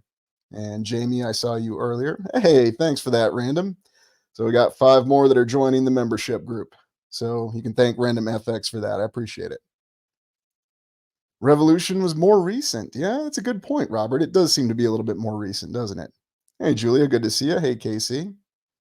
And why do we think it's more recent? Well, we have this image of these founding fathers in the United States, and we're told to really venerate these founding fathers. And, that's not any kind of controversial statement, I don't believe, because every history class, even to this day, the founding fathers, whether we're talking about Benjamin Franklin or Thomas Jefferson, who was the architect of the Declaration of Independence, there were a lot of founding ideas, if you will. And you'll get that word a lot with the American Revolution. Founding ideas of life, liberty, and the pursuit of happiness. And that was supposedly derived from the Enlightenment, which was an intellectual practice that came from the 1600s. Although, if you're a channel member, you'll know that the Enlightenment wasn't all that, now was it? Was it a break free from the Holy See or no? Honestly, Jamie, it seems like it was just business as usual, and perhaps you could say it was another variation of it. That's my honest opinion, but it seems to be that they wanted to give the impression that it was a break, but it wasn't. We had this revolution. We had to get rid of all these old institutions and systems. And then once we signed the Constitution, we're right back into those systems. Hey, Robert, good to see you. Oh, look at that, KC933. Good comment there. Pursuit of land. Yes, and in a lot of respects, it was. Oh, good one there, Albie Belt. Yes. Snake Plissken, president of what? You know what? And he was right in a lot of ways. President of what? Beatles revolution. Yeah, when we get to the 1960s, there's no doubt about it. Yeah, first Free Masonic Lodge of England, 1717. It was all downhill from there. Yeah, that was part of it, Lawrence. Although when we looked at all these organizations that we had, we don't want to forget about our favorite International Society of Oddfellows now, do we?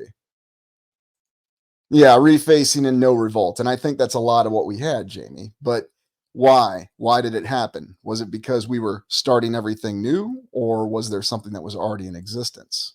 We were created to give industrialists cheap labor. And that's a very good comment, Robert, because that was the other revolution we had going on, was the Industrial Revolution. Now they say that the Industrial Revolution and all these technological advancements came from Great Britain or the United Kingdom, prior to it being the United Kingdom. Yeah, the anti-Masonic party. Maybe, maybe not. Maybe they're just all different variations of different institutions for all we know. So, well, thanks for joining us, Jalalo, and appreciate that. Hey, fairy girl, good to see you again.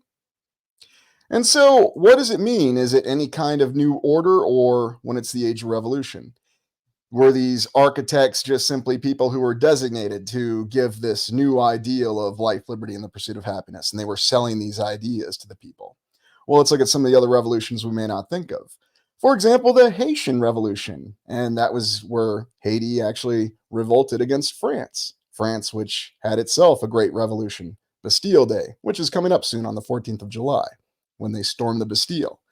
And yet people don't think of the French Revolution as being a bloodless affair, now do they? Now, the Haitian Revolution was an example of what was formerly considered a colonial possession successfully revolting. But oddly enough, when you see the painted pictures of it, it seems to give you a different impression. For example, you see some of the revolutionaries that are wearing the unique uniforms of France. So is that exactly what was going on? Is it just another violent uprising? Was it suppressed? Was it really throwing the nation free of control? Or is any nation free from control? That's always something I think we should think about. Ah, yes, Sky Sage, exactly. Whose pursuit of life, liberty, and happiness? Very good point. Hey, Catherine, opening a satellite location of the mother country under a new name. And you know what? There's probably a lot more reality behind that than we like to believe. Because that's what we get. We get a lot of dressed up things that have the superficial wrapping paper on it, and we're just not supposed to really think into it. Hey, Cynthia, good to see you, and thank you for sharing what you did earlier about the Daughters of the Revolution. And yes, honestly enough, to this day, there are still members of that organization that carry a lot of influence. So something to be aware of. But does the organization itself have any power, or is it just another organization for the sake of having organizations? Hey, Doc Shelley, good to see you. Hope things are going well in Oregon. Brother Adam, welcome. Glad you could join us. Ah, the creation of the Great Lakes in the 1500s. We're going to have to take a look at that because that's some interesting geography and map making that we have going on there. So, in any event, moving on. And we look at the events of the French Revolution, and people think, well, the French Revolution, it was a time of great transition when the people were throwing off the yoke of the French monarchy, the absolutist monarchy, as they called it, and it was supposed to be a grand time. And yet it quickly devolved into relentless violence, not just against the monarchy, but essentially against the entire class of aristocracy in France, or as they used to call them, the bourgeoisie. And sometimes they still do call them that. Very interesting image, though, we have here with the national razor, the guillotine, and that's what's most remembered from it, a time that they called the Terror. Now, again, was this actually a revolution that came up because of an absolutist monarch? Although, oddly enough, once Napoleon was defeated, because Napoleon was supposedly the result of this revolution. We got Napoleon, we had the French Empire. He stood up against Europe. He nearly conquered all of Europe for all time, threatened the other nations, and several coalitions defeated them. And then you might recall, he got a really nice retirement out of the deal. And he tried again, and they gave him another nice retirement. World revolutions, a world war against the free thinkers. And it is interesting how it feeds back into that pattern that you mentioned, Robert, of conflict, assimilation, and indoctrination. Everything starts with conflict of some sort. And it doesn't necessarily have to be a hard conflict or a conflict where people are engaging in violence. It's oftentimes now more of a soft conflict where we have animosity against each other, just thought animosity, if you will. But you can see how it starts here. Yeah, maybe, or maybe that was just something that they were, again, using to justify it. Because, yeah, you do get the religious justification, especially the further back in the past that you go. But is it a legitimate one? Hard to say. Yeah, and you know what? You're all right to question it. There's a reason to question it because all these events overlap. I mean, this age of revolution is in a very compressed time frame. So what, we're supposed to accept that the ideals of the Enlightenment just finally reached a boiling point? Hey, PCS World, thanks for joining us. And Elizabeth, good to see you. Thanks for joining us. But then we go to the very concept of whether we're looking at the Declaration of Independence or the Constitution of the United States, because which document truly freed the people? Was it the Declaration of Independence? Well, it's in the title, the Declaration of Independence, but what's the document that Americans are taught to venerate and hold in very high esteem? Well, it's the Constitution of the United States, starting with "We, the people." I'm doing my best William Shatner there from Star Trek Season 2, episode The Omega Glory. I really like the way William Shatner read that because he made the Constitution very dramatic. He had that talent. But what happened once the Constitution was written and imposed? What did we learn with Abraham Lincoln? What did he do to the original Constitution? If, again, we go off the official history. A business document. Yes, Catherine. And it does read like that, doesn't it? Oh, the Iroquois Nation. That's a good one, Sky Sage. Yes, the Iroquois Confederacy. Or whatever actual system of government they had. I think that's more of a label than anything when they talk about the tribal governments that they had. Oh, that's a good one there, Adam. Yeah, quiet weapons for silent wars. Weapons of ideas and ideals, if you will. Oh, look at that, Tony. Wonderful. Yes, 3 constitutions. So if you have 3 constitutions, if you have different documents, you have the Declaration of Independence, you have the original 1700s Constitution, which is what we're talking about here, and then the new one in the 1860s that good old Abraham Lincoln helped compose himself. Which one applies? I don't know. Yeah, amended. That's one way of saying it, Barbara. No doubt about it. Hey, Georgie, thanks for joining us from New Zealand. We're going to be talking about New Zealand, actually, and the individual who, quote unquote, discovered it. You know, we won't talk about the Maori that were already living there. I'm glad you could join us. Oh, this is a good one from Robert. Made citizens in the corporations and corporations citizens. Yes, very true. And actually, that is what it did. Oh, there's that terminology. So does ratified matter? Does that terminology actually matter? Or are they just playing word games? Are they just playing document games to have us venerate these documents when in reality it's what we say goes in the moment?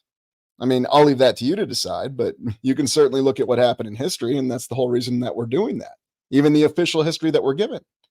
Well, we had a Declaration of Independence. It wasn't good enough. The Articles of Confederation sucked. We need a Constitution. Well, the Constitution, while it was supposed to make everyone free and equal, it didn't. So we need to fight a civil war, and we need to burn it. Even though, we say we shouldn't, and it's the highest law of the land. If, you're acting in the spirit of righteousness, it's really not the highest law of the land. And so that's one of the reasons why I like to look at the Constitution and think about it. Oops, I skipped one there. Now we go back to this time frame called the Terror in France. And was this really the result of all this hostility, all this animosity that had been building up towards the monarchy and the aristocracy in France? Or was it something else? Was it against a specific group of people who somehow may have, I don't know, been some sort of enclave or survivors of a previous civilization who were out there? I mean, maybe I'm going too far with that, but it's been something that I've suggested before. And maybe what we had in the 1700s was really the incipients. Now, remember, we don't know the exact timeline. Sure, we can accept the fact that the chronology, the exact years unfolded the way that we're told, but did they? Is 1780 really as far away from 1860 as we think? Or is the timeline expanded? Or are the years reported differently? If you go back and you watch the date paradox video, those are some of the theories. Because if you take all these events in quick succession, they actually make a lot more sense than they do in the official chronology. At least that's Aurelian's read of the situation, but I leave it to you. Oh, nice column over here. How fortuitous that they put this lovely column here in this painting. And I believe this is the beheading of Maximilian Robespierre, who was behind the terror, the reign of terror in France. He was featured briefly in Ridley Scott's lovely Napoleon movie, which you all know I'm a big fan of. So what are your thoughts on that? Ah, yes, took out the competition. And maybe that's what the guillotine was really about, for all we know. Ah, that could be too. Targeting specific people who had specific relations and maybe something that related back to the original alchemy, if you will. Because there were rumors that the alchemy or the old alchemy families were targeted. Now, it's hard to document that. Again, they're rumors, so take it with a grain of salt. Yeah, exactly. Well, the National Razor was a lot more efficient, wasn't it? Took the head of the snake. Yeah, probably right, Sky Sage. And definitely anyone who would be able to organize any sort of resistance. Yes. And you know what, Risha? I'm glad you mentioned that, because what were those battles really about? Because official history tells us there were major battles before Napoleon came to power. Now, of course, he participated in these battles, and that's how he came to power, because he showed himself to be this military genius. And we're definitely going to have to look into France a lot more, because France has an interesting official historical account itself. But then somehow it's also tied closely to the United States. And, whether you're talking about Lafayette or Alexis de Tocqueville, and Tocqueville, probably not pronouncing it correctly, and that's okay. I've got Scottish on the brain tonight, so don't mind me. I'm mispronouncing French words. It's okay. Christopher Lambert can show up and laugh at me. But the observations that they had of the United States and the way that these revolutions seem to happen in a very unique format, and also the special relationship that existed between the United States and France at this time. What is meant with old alchemy families? So, Fairy Girl, if you look up what you had in what we think of as the Middle Ages, there were a lot of families who had special knowledge of how to perform alchemy. And there's even rumors that they had the ability to expand the mind. And oddly enough, this relates back to last week's live stream with the Lawnmower Man. There's a line that actor Jeff Fahey delivers in the role of Job, where he says, "We're not doing anything new. We're simply reawakening the brain that was known to the old families." And so one of the theories is that the old alchemy families actually had the knowledge from the old civilization. They had enhanced technological capabilities. They could do a lot of the things that to us seem, or at least we're told or informed, are impossible. And so if you think about that, what's the whole point of these revolutions? What's the point of this terror? It's to target these people. And as Sky Sage said, to remove anyone who could give you any sort of organized opposition. Yeah, I mean, and they call it that, but is that really what it is, KC933, or is that just a scare tactic, if you will? It's really hard to say.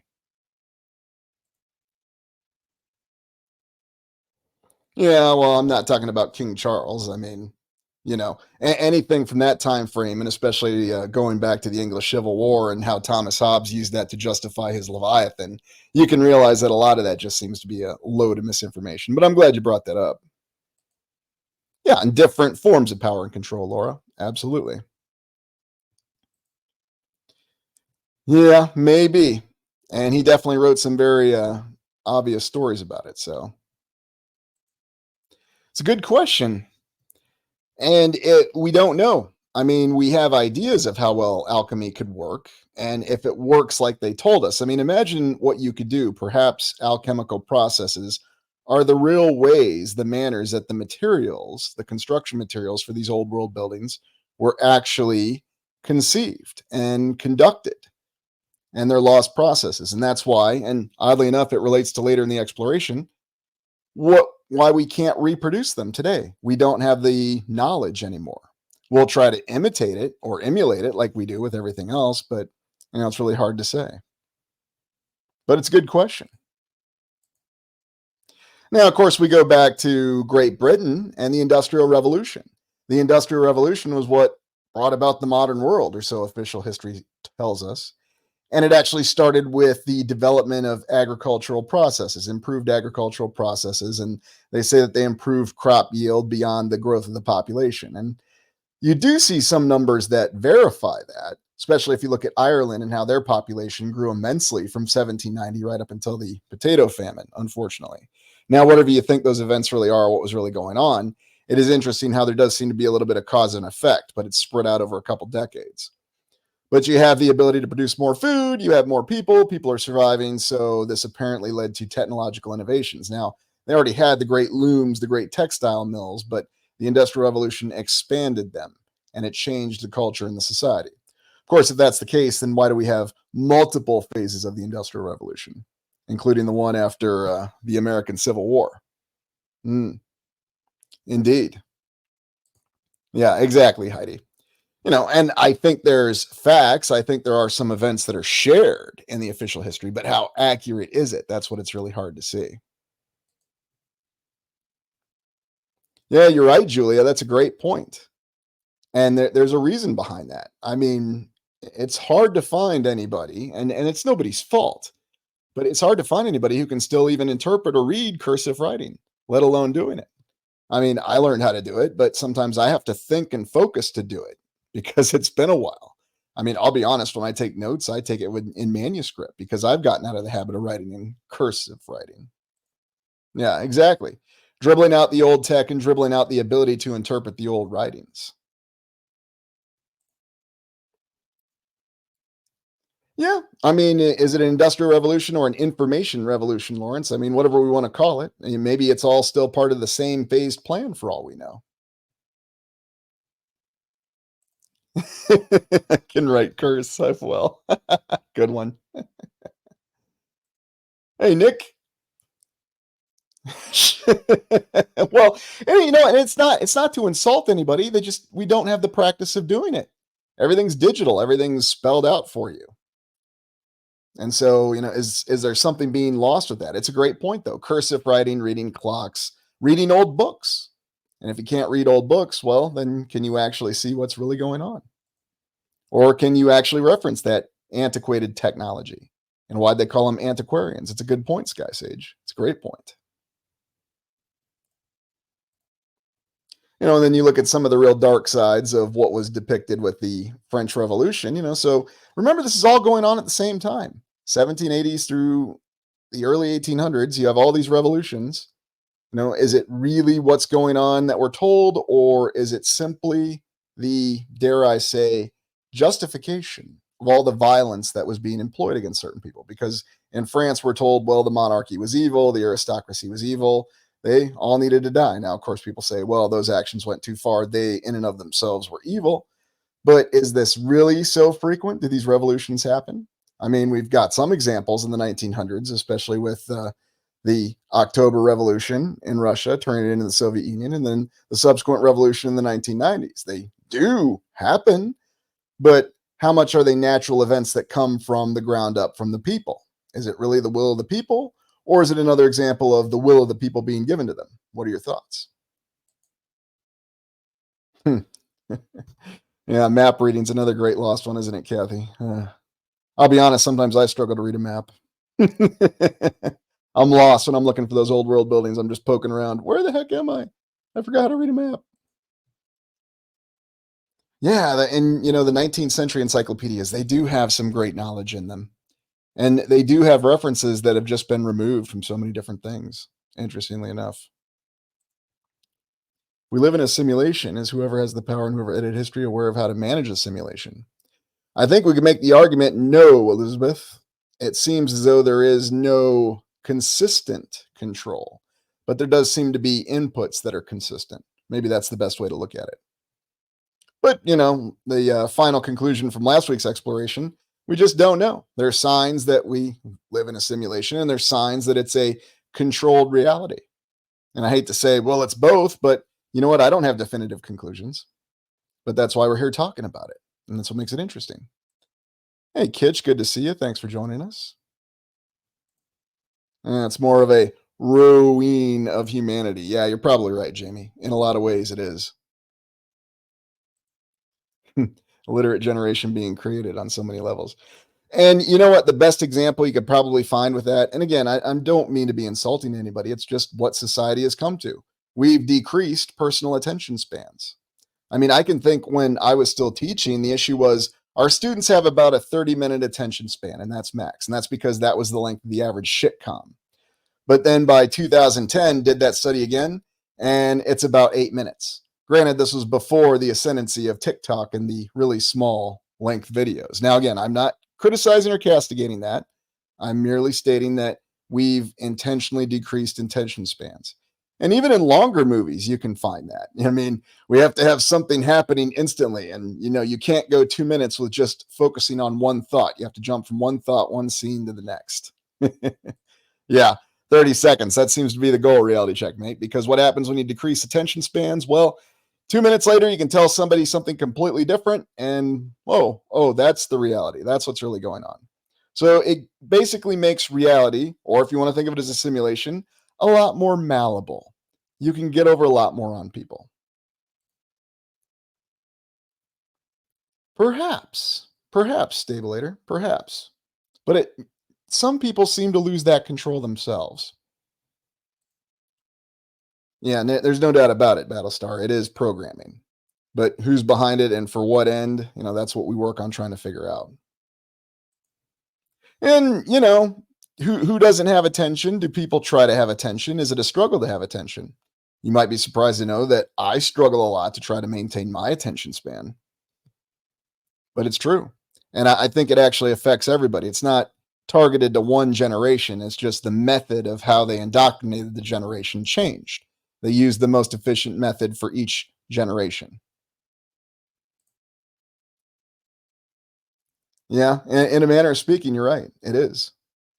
Just how do you get attention? Yes. And all the things that get wrapped around with that, Sky Sage. I mean, I remember when I was a kid, nobody ever talked about who had that, or, they didn't talk about memory problems either. There was no references to Alzheimer's or any of that stuff. Now you could just say, I hadn't discovered it yet and put the money into it. But, is that really what's going on? Memories of goldfish. Don't bore us. Get to the chorus. Yeah. I remember when Roxette, if you remember that band, they even had that as one of their album names. Don't bore us, get to the chorus. Yeah. Do I think you should give up? No, nobody should ever give up. There is no reason for any of us to give up anything. But ultimately, it's up to you to decide. I just don't think anybody should. Yeah, and you're right, Nick, because nobody can control what they saw. I mean, if it's Generation X, you can't control that you saw sitcoms all the time, and movies were already starting to change. If you're Generation Z, you can't control that. I mean, that's the environment you're in. The best you can do is try to become aware of it and try to expand yourself on your own initiative. Yeah, and definitely not. Well, there are plenty of monasteries out there. Really be cool if we could find an actual old world monastery, at least one that's intact. I do wonder about that. But going back to the revolutions, you look at some of the old iron bridges that they built, here in this one in England, and this was one of the very original ones. And again, you can see some advanced architecture in this. I mean, no one's building iron bridges like this today. Now, am I saying we can't do this today? No. But I am saying I'm very impressed that this was done in the 1700s. This is the oldest iron bridge in England. And this all came from that time from the Industrial Revolution. So again, is it people discovering new things, or are they rediscovering or having different knowledge that was reintroduced to them? Because maybe all they did was they just cleaned it up and got it back in service. It's hard to say. There's also the conflict that we had going around, especially with these revolutions. And, oddly enough, revolution didn't end with the Age of Revolution, because you might recall in the 1840s, we had the social revolutions that again hit the same areas. Now, they were somewhat successful, but they didn't last for all time. Yeah, that, and you know what, warrior class, that's a lot of what it is.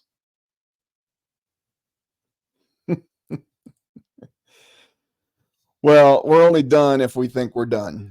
I don't think we're done. And so that's why we just have to keep going on, and we have to keep improving ourselves and share with anybody who has that open mind and that desire to learn. And believe me, there are people out there that will surprise you. No, it's not easy to find them, and it does take a struggle. I'm not going to say it's easy. Hey, QCZ, good to see you. And look at that, you're heading right for your 1-year membership, so appreciate that. Yeah, we have been. And it's funny because of the way that it's changed.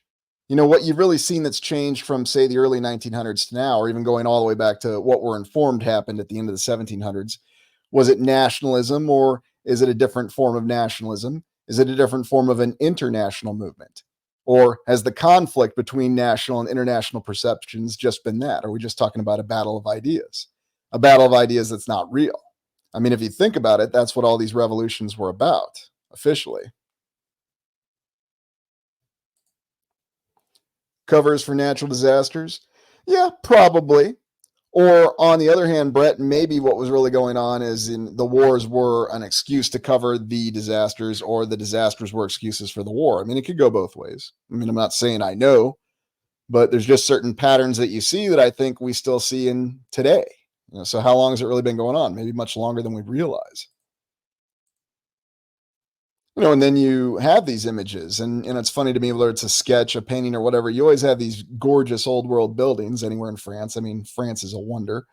And then you have these unfortunate people that are just being killed. Now, we're told they're the aristocracy. They deserved it. Certain people were saved. But again, there are rumors that they were targeting many different people. And if it was just the aristocracy, well, you're talking, let's be generous, less than 2% of the population. Yet you have other reports that state that much more of the population was killed. Now, again, this is the numbers game, so who knows for sure. But why would this be so ingrained in the collective conscience of people if they weren't killing a lot more and they weren't seeing this a lot more frequently? Not just in certain locations like in Paris, but all across the nation, maybe even all across the continent for all we know. And that's what the revolutions were all about. Yeah, that's true, Reality Checkmate. You're probably right. Very much so. Inquisition and war, and they tend to go hand in hand. And even controlling people's ideas go hand in hand. It's all good, QCZ.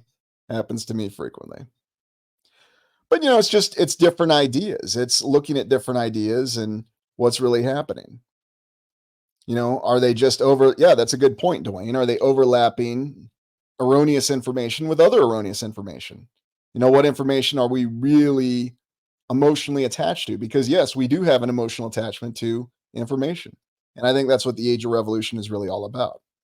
Now, if you look at Thomas Jefferson, what was really the story behind him? This was a guy who supposedly loved life, liberty, and the pursuit of happiness. He wrote it in the Declaration of Independence, but what was his presidency really like?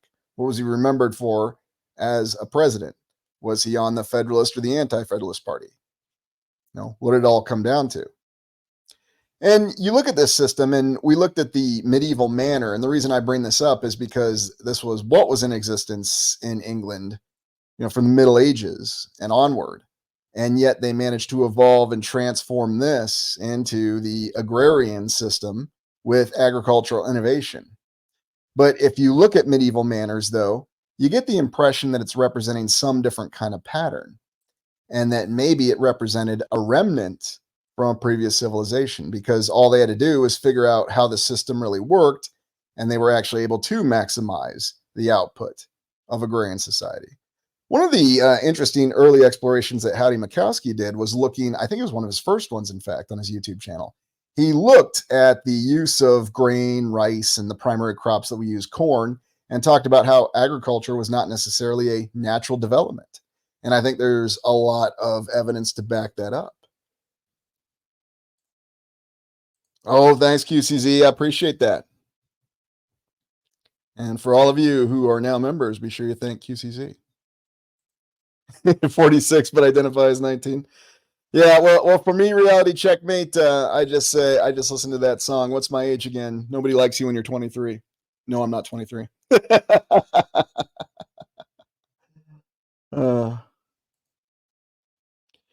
Yeah, and there's different variations of corn too. You know, if you ever go to the Midwest of the United States, you should see how much corn varies when you go from Illinois to Iowa to Nebraska to Minnesota. Southern Minnesota, that is. I mean, they don't really grow it in northern Minnesota, but anyways. So it's just something else to look with the Age of Revolution. It seemed to be the reintroduction of ideas. It seemed to be another reason to go after certain groups of people. And supposedly it gave us the template that we have. I mean, we look at it, and I'm not speaking this as American arrogance here, but who has the only military in the land that actually goes everywhere in the land? It's the United States. It seems there was something very intentional set up about the United States that was all revolved around this idea. And they say that, yes, the Industrial Revolution started in Great Britain, subsequently the United Kingdom, but the United States picked it up and they did it even better. They built railroads even faster somehow, even though they had disparate groups that were speaking different languages. It's just, that's that American exceptionalism. That's how they did it. Now, you know how I feel about that, but it's ultimately up to you to decide what you think about that. And all these different revolutions with all the storming of the Bastille, or what other great fortresses were stormed. Yeah, another example of Star Fort's not working as military fortifications, right? Yeah, and I think that's for whatever reason. And, nobody in the United States ever says, gee, that's a bad idea economically. Nobody ever says that. It's really strange. That is interesting, Chassis. And you know what? The other thing, the other dynamic with corn, you think about this, is popcorn. I know that sounds kind of silly, but that's actually a food that tends to get thrown around a lot, and it's become a mainstay. And guess where it was introduced? Yeah, I'm sure you'll never guess. The same place that hamburgers and hot dogs were. Dun, dun, dun, dun, the World's Fair. So I'm sure there's somebody out there that'll say, that's not true. Well, maybe it's not. I mean, I wasn't actually at the World's Fair. Who knows? Yeah, it's pretty good, isn't it? It's a good little snack, especially with salt. Anyways, so finishing up on revolutions, and we have the Great Declaration of Independence. We have, I think what's really intriguing to me, though, is when you look at just what they were wearing and what you have with these individuals. I mean, there's something really unique about this. The way they're dressed, the opulence that they seem to convey. Now, yeah, this is a painting, and you can say this is just kind of installing the original American mythology of the founding fathers. But you imagine these people with their leggings and their very tight-fitting coats, their suit coats, and then, of course, the little frills that they had on their shirts. And you can imagine how unbelievably hot that would be.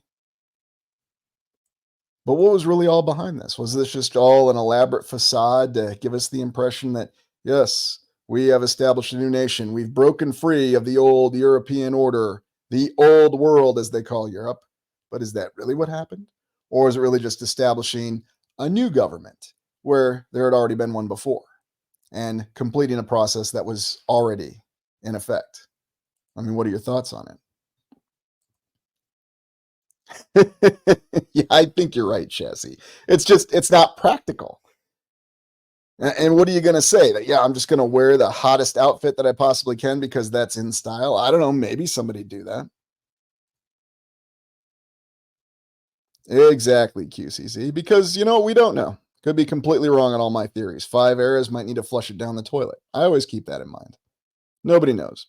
And I think that's why it's good that we have different explorers who are actually going in different directions, because maybe we are actually getting to the truth in a lot of ways. One of the worst things that can happen, and I saw it in academia, is when you have what's called groupthink. And believe me, that happens very easily. And it doesn't take money. It simply takes the concept of patronage. I want to be liked and I want to be accepted by this person. So I'm going to agree with their research, even if at heart I don't. And I know sometimes people think that I don't respect other alternative researchers, and that couldn't be further from the truth. Even if I don't agree with them, that's okay. I like the fact that we have different views on things. I think that's important. I think it's important to be able to think different ways because that's how we're going to get to the truth. But that's just me. Exactly, Tabor. Exactly. And it's reinforced. It's reinforced groupthink. Research. Do it again. Yeah, exactly. You need to do more research. Oh, yes. I've had $1 for every time I heard that one. And whether you're look at the original Declaration of Independence and they talk about how amazing it was that John Hancock signed it, and this was treason, and everybody else, they signed it to where they couldn't see it, and they talked about how wonderful it was. Or if you remember those National Treasure movies and how they talked about the fact that, oh yes, there's a treasure map on the back of it. Sure. Don't ever make me watch those movies again. Nothing against Nicolas Cage. Movies just didn't appeal to me. And then there was even a lot of people forget about the Irish uprising that occurred in the late 1790s when there was an attempt by Ireland to actually break free as their own nation from the United Kingdom, following from, well, it wasn't the United Kingdom yet, it was Great Britain, following from the earlier revolutions of the United States and France. And of course, it failed. And then, coincidentally, just a few decades later, then the famine occurred. Although Ireland always seems to have drawn special attention from, if you will, the powers that be. Wonder why. I'll leave that to you to decide. And then for the final image on this, so after we had our Declaration of Independence, after we had our Constitution of the United States, we had the Whiskey Rebellion. And that was where some farmers who were veterans of the Revolutionary War, no less, decided they didn't want to pay taxes on the whiskey because it was unfair to them, because the new nation needed to levy taxes according to the Constitution. And they assembled a militia from other states to go to Pennsylvania and put down this Whiskey Rebellion. And thus began several great American traditions, constantly neglecting the needs of veterans, constantly using military forces from other locations to pacify certain locations. And it's continued to this very day. Now, you might say that's controversial, but that's what happened. I mean, what did happen in the Civil War? And that's the official history. That's what it tells us. You have this centralized authority. Does the president have authority or doesn't he? I mean, we try to argue the president shouldn't have unchecked authority, but everybody seemed completely all right with it when it was Lincoln in the 1860s. Oh, well, that was for a good cause. Well, is it by the Constitution or isn't it? What makes the founding fathers correct to have revolted from Great Britain, but makes the rebellion, the farmers from the Whiskey Rebellion, incorrect? Well, you know what it is? I'll tell you. It's what we tell you. That's the authority. And you better step in line. Now, you might think that's an extreme view, and that's okay if you do. Yeah, exactly, Sky Sage. Rules of engagement, don't shoot the officers. Yeah, and it's there's a lot of great old world communities. It's a beautiful area in Pennsylvania, too. And it's just another example, though. I mean, and there's many odious situations, and I do call them that, where the United States did not remember its own veterans. I mean, this is just one. It's happened many times. And I'm not diving into a political debate here. I mean, it's historical fact, whether it was this or the March of the Bonus Army. I mean, whatever. Oh, 2027, huh? I wonder where she gets that from, Tabor. Somehow I got the feeling that it's not going to be that easy, but that's just me. I could be wrong. Well, you could argue that the president already was prior to that. It's really hard to say. Anyway, I did not mean to spend this much time on revolutions, but it is interesting. But it's something I'll leave you with to think about. What was the revolution really about? Was this really the start of the post-reset period?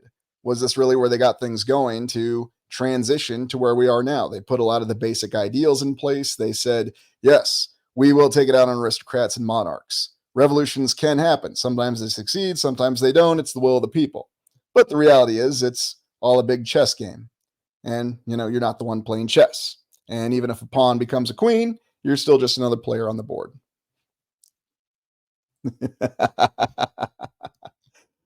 Oh, Robert. Well, that's why you got to read teleprompter, obviously. All right. Well, with that, we'll transition to our next topic. And we're going to talk about Captain Cook's marvelous voyages. And I'll transition images before we go on a little bit of a break here. So, heading over to Captain Cook. I've been wanting to talk about this one for a while. I just hadn't gotten to it. I was looking for a good spot to put him in. But since he just happened to be in that age of discovery in the 1700s, so let's get his image up there. And there he is. Bears a striking resemblance to actor Julian Glover.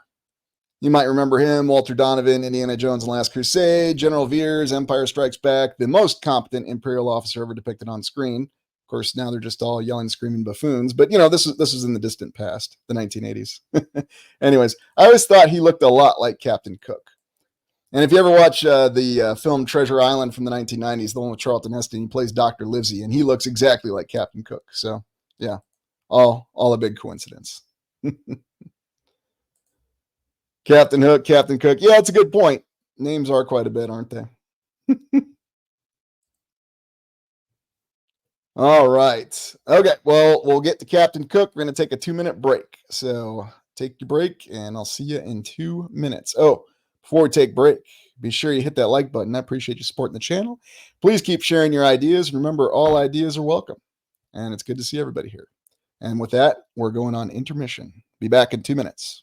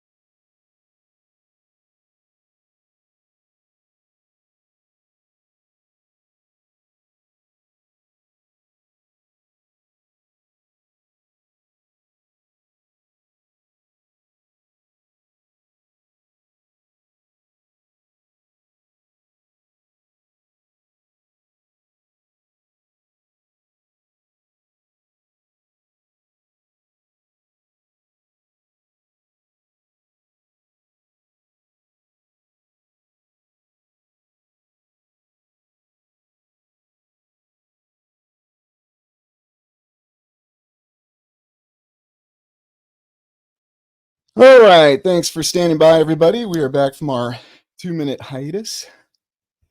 And the first thing we're going to do is talk about Captain Cook's marvelous voyages. Now, what does anybody know about Captain Cook, aside from the fact that he bears a striking resemblance to Julian Glover? What have people said about Captain Cook, especially when it comes to Antarctic or the Antarctica? By the way, no, Captain Kirk, I was being facetious. You know, Captain Kirk, the great explorer. Bad joke. Okay, I'll spell it out more next time. Captain Kirk. Yeah. I had to get at least 2 Captain Kirk references in this exploration, all right? Oh, well, yes, he was searching for the Southern Passage. We'll talk exactly about what he's attributed to historically. But that's one of the things he was doing. Although it's quite interesting when you look. What's that, Sky Sage? Cooking the books, yeah. And how fitting on that name, right? Cook was a crook, yeah. And to a lot of people, he is, especially indigenous peoples. They don't have a good reputation concerning Captain Cook. You might recall a couple years ago, they went after several of his statues. So, you know. And that's the other point, Lawrence. Some people say that there was documentation that his explorations, he sailed 60,000 miles. Now, did he? What did he find? What didn't he find? Well, we'll talk about historically what he found and what he didn't. Yeah, indeed, Peter, indeed. Yeah, colonizer, and that's what he's associated with. Oh, very good, Cindy. Yes, he was looking for the Northwest Passage, much like we talked about in The Terror in that TV show. That was actually a pretty well done TV show on A&E with our venerable Captain Franklin and his attempt to find the Northwest Passage, although Cook did it much earlier because he was just that awesome of a guy. So anyway, on with Captain Cook. So British naval officer, and he lived to be 50 years old and served during what we're going to talk about at the end of the exploration, the 7 Years' War. He was a master navigator, a master cartographer, and he showed his capability in being able to make maps. And he charted the St. Lawrence Seaway, and he allowed General Wolfe to move in there and fight his famous battle, which allegedly allowed the British to capture the colonies from France and end the 7 Years' War favorably for Britain. That's the official history. But this guy was he was an awesome map maker and great cartographer. And so as a result, they commissioned him to conduct this voyage of exploration, these voyages to explore unique areas, because he was a really good map maker. And here he looks more like Ray Fiennes, I think. Ray Fiennes from the 1990s, but okay, enough of the jokes on that. But we look at his first voyage. Now, this is the path that his first voyage took. And so after Captain Cook had shown himself to be this master cartographer, do you know that the goal of his first voyage, and you can look this up yourself, was to watch the passage of Venus? So science, that is the Royal Society, could determine how far the sun is from the Earth. I'm not kidding. That's the stated goal of his first voyage. We're going to sail all the way down here in the southern hemisphere. At least that's how we say the shape of the land is from the mainstream perspective. And we're going to measure the passage of Venus in front of the sun to use that to determine how far the sun is from Earth. In the 1700s, they were apparently interested in that. And that was the whole purpose of his first voyage. They promoted this guy to lieutenant, gave him a ship, and off you go. And that's what they did, and that was the first voyage. Does that sound just a little strange to you? Hey, Limited State, good to see you. Yeah, just a little strange.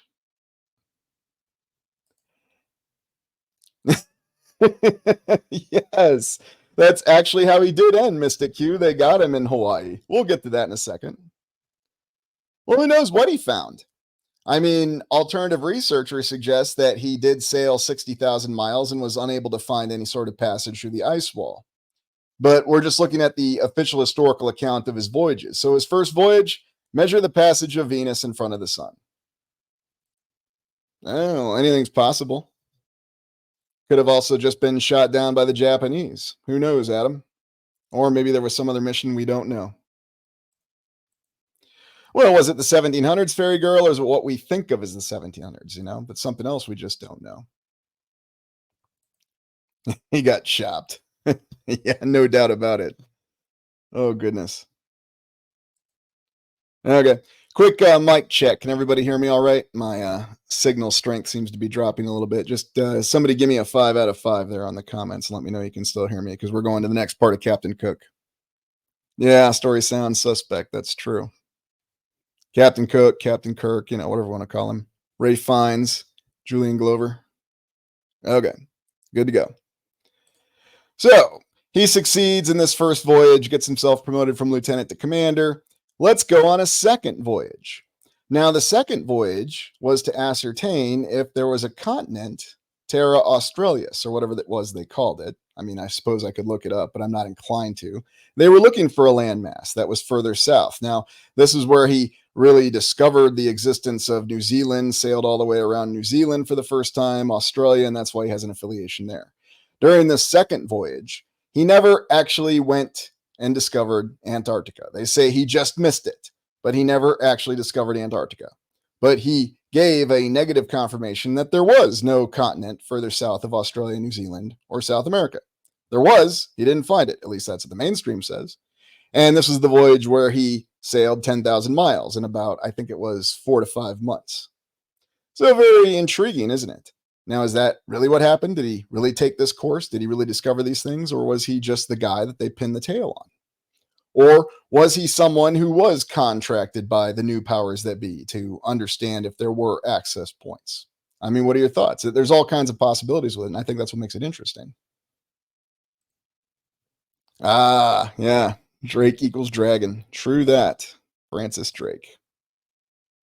He did. And supposedly that's where there's initial British claims to California. I wonder, would they take California? I don't know. Oh, thanks, Julia. I appreciate that. It's a good point, Battlestar. I mean, you can do the time distance analysis, and in the average sailing ship prior to building the really fast ones like the Cuddy Shark, they could do, I think it was about 9 miles an hour on a good day with a good wind. But yeah, I mean, covering some serious distance in a pretty short amount of time. It's impressive if you take it at face value.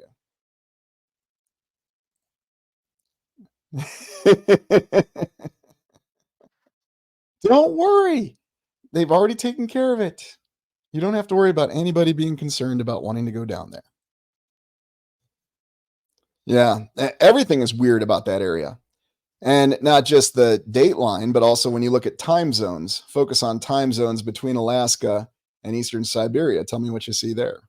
I'm not going to point it out to you because I know what will happen to this video, but just look at it. Look at this voyage of Captain Cook, this second voyage. What was it really about? How far did he actually go? And then his third and final voyage. So after he gets back from the second voyage, in which, he was considered the master mariner, the explorer, even the Americans respected him. They said, don't attack Captain Cook. And so he came back on a third voyage, went to Hawaii, and this is the one where he was looking for the Northwest Passage. Well, they say things didn't go too well. He had a stomach ailment. He started to act irrationally. That's what the official account says. So he goes back to Hawaii, tells his crew that they're going to snag, steal, take some wood from some of the locals' burial grounds, which, they took exception to. And so they retaliated by stealing one of his boats. And so then Captain Cook goes in there and he's going to take the king of Hawaii, or the chief, however you want to refer to him as, hostage. For some reason, the natives didn't like that and they killed him. And yet we're told in the official account that they respected him so much, they returned his body with full honors. So I guess the lesson to be learned here in the 1700s, if you're a nasty dictator, you'll get yourself a good retirement and you'll live. If you're just a ship captain who's a famous world explorer, you'll get conked over the head, you'll die, but your body will still get proper respects. It is a bizarre, bizarre story. And even his attempts to try to find the Northwest Passage were really bizarre. But every attempt to try to find the Northwest Passage, which is the sailing route, we've talked about it many times, going from the Pacific to the Atlantic instead of taking the Cape of Horn or subsequently the Panama Canal once they built it. But yeah, we'll do an exploration on that, don't worry. But sailing through this lovely area. And of course, you always find ice packs, and officially it was ice packs that caused Captain Cook to turn back. Apparently there was no such trouble with ice around Antarctica. Yes, I know. Really, and you've been there. What can you tell us about it? I can't really tell you much about it because I was stuck on a plane and I wasn't flying the plane. So I can't verify what directions or azimuth we took. Try talking to the pilot and you'll get 10 different answers. Well, I follow the air corridor. So, as always, make of it what you will.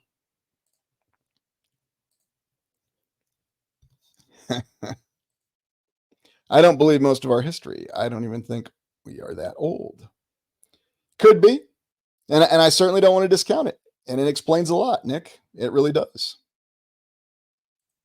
Ah, yes, the telltale sign there. Untraceable lineage. So true.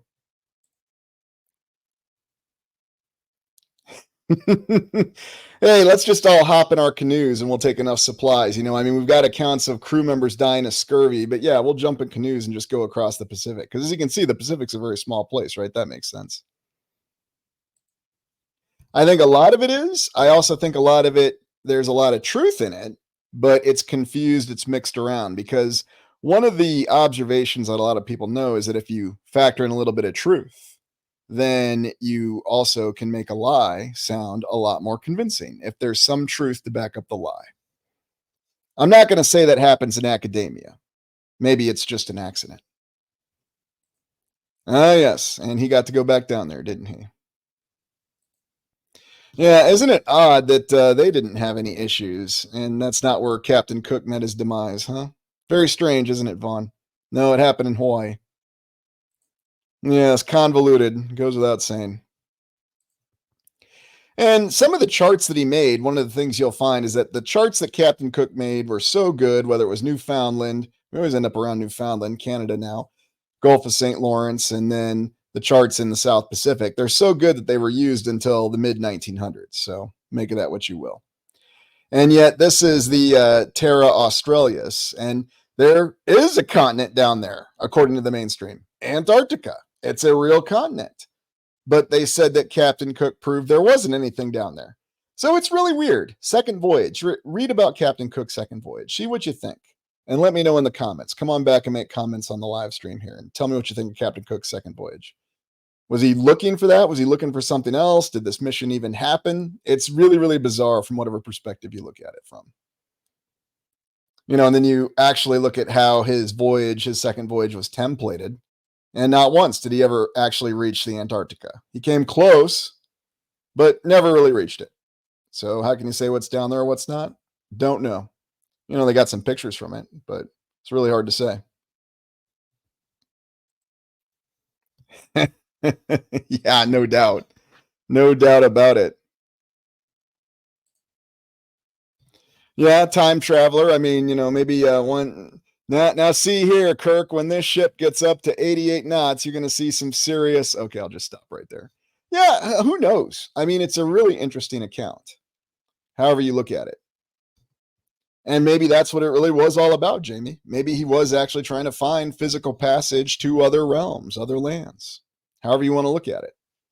Or he really was just looking for the Antarctica. He couldn't find it. They found it later. I mean, they did confirm it's there. So who's to know, who's to say? Yeah, ding, ding, ding. And I can't say too much, but if you actually look at some of the imagery there, you might be surprised to see what you really find. And certainly want to give a shout out to Nuclear Medicine Man. Check out his podcast. Appeared on his show a couple times, and we talked about the Antarctica on my first appearance there. But yeah, I've been there. At least I was told I was there, and I don't even know what to make of it. So could be. I don't know, Adam. Maybe there's some other force controlling it that we don't know, or maybe we just don't understand it. Oh, that's a good one. What is the meaning of the name? What's the meaning of the name Arctic? Well, actually, you can go back and you can find the original reference to Arctica because they believe there was a continent up there too. But we're not going to get into that this exploration. Yeah, don't they? It's kind of funny. All right. So we'll take a look at neoclassical architecture of 1760. Another one of those times when they rediscovered Roman neoclassical architecture or Greco-Roman. And for those of you who want to know more about Captain Cook, don't worry, there's an exploration coming up on him. So stop sharing, present, share screen, and here you go. So in 1760, they tell us that they managed to discover, or rather rediscover, the very well documented, and yes, they use those words exactly, architectural drawings, renderings of old Roman architecture. And then the next thing you knew, this explains what's called the neoclassical movement. This is the old stock exchange in St. Petersburg. Ah, yes, the old stock exchange. Yeah, it does kind of look like Paris, doesn't it? Nope, good old St. Petersburg in Russia. And so, whether it's Russia or whether we're looking at the British Museum from 1760 to the early 1800s, they built all these buildings. And you know what they look like? They look like buildings from the Roman Forum. You got the pediments, you got the columns, and wherever you go. I mean, some of these, like here, you're in Italy. And I mean, look how advanced and incredible this building is. All these statues and arches. Who could build like this today? Or with the brickwork? I mean, someone will try, but will it be anything of similar materials? Well, we'll look at that here at the end.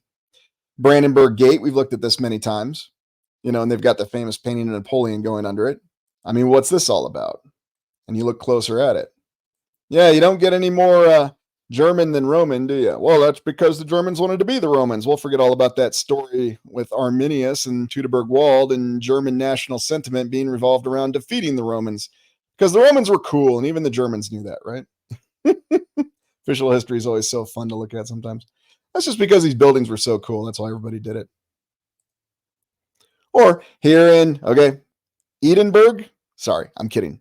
Edinburgh. There we go. Edinburgh. See, I can say it. This is very interesting, though. Scotland.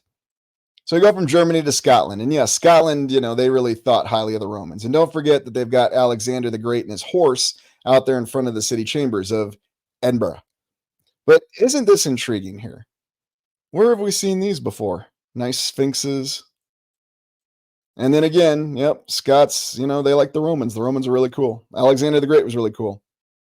Julius Caesar, Scottish national hero. I mean, why not? Very, very ornate and detailed on the pediment here. And what's this really represent? Oh, we've seen this symbol before, haven't we? It's not our famous cobra or orb symbol, but something along those lines. But intriguing that this all started from the 1700s. They officially tell us that they got back and they were looking at Roman records. Oh, here's Federal Hall in New York. So same thing. Built shortly after. Talking about that whole declaration and everything. And for Metal Gear fans, this is where Raiden defeated Solidus Snake. So there's that. When Solidus Snake fell off the top and collapsed right by the statue. Yep, I'll admit I played that. But, even in the buildings in the background here, I mean, look at this. Columns in the wall. I mean, what came first? How do you really explain it? It's a Sean Connery mausoleum. That's a good one, Albie. I'll have to remember that one.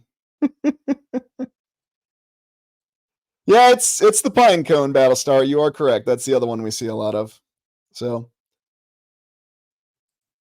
probably Elizabeth. Probably, unless they're torn down or something else came out and smacked them, for all you know. No, this didn't come out well. I was hoping this one would. Plan of the city of Washington, but this didn't come out well, but this is the original plan. Take your time and take a look at good old Google or whatever of the plan of Washington and look at how all the intersections come together. Supposedly, this was inspired by neoclassical architecture. Yes, that's how they try to explain this very intriguing and ornate and elaborate grid pattern with diagonals and intersections in Washington, D.C. And you can also go back and watch it on this channel's exploration that we did of Washington, D.C. And here we're in Helsinki. I haven't gotten to the Nordic nations yet. Finland, Sweden, Norway. I will. Don't worry. It's on the list. Very impressive, though. And the same thing. Good old Roman architecture. And then here, I think this one's in the Netherlands, another one of these amazing basilicas. I'm not going to try to pronounce this one, but if you're interested to know, let me know in the comments. Good old dome there with our portals.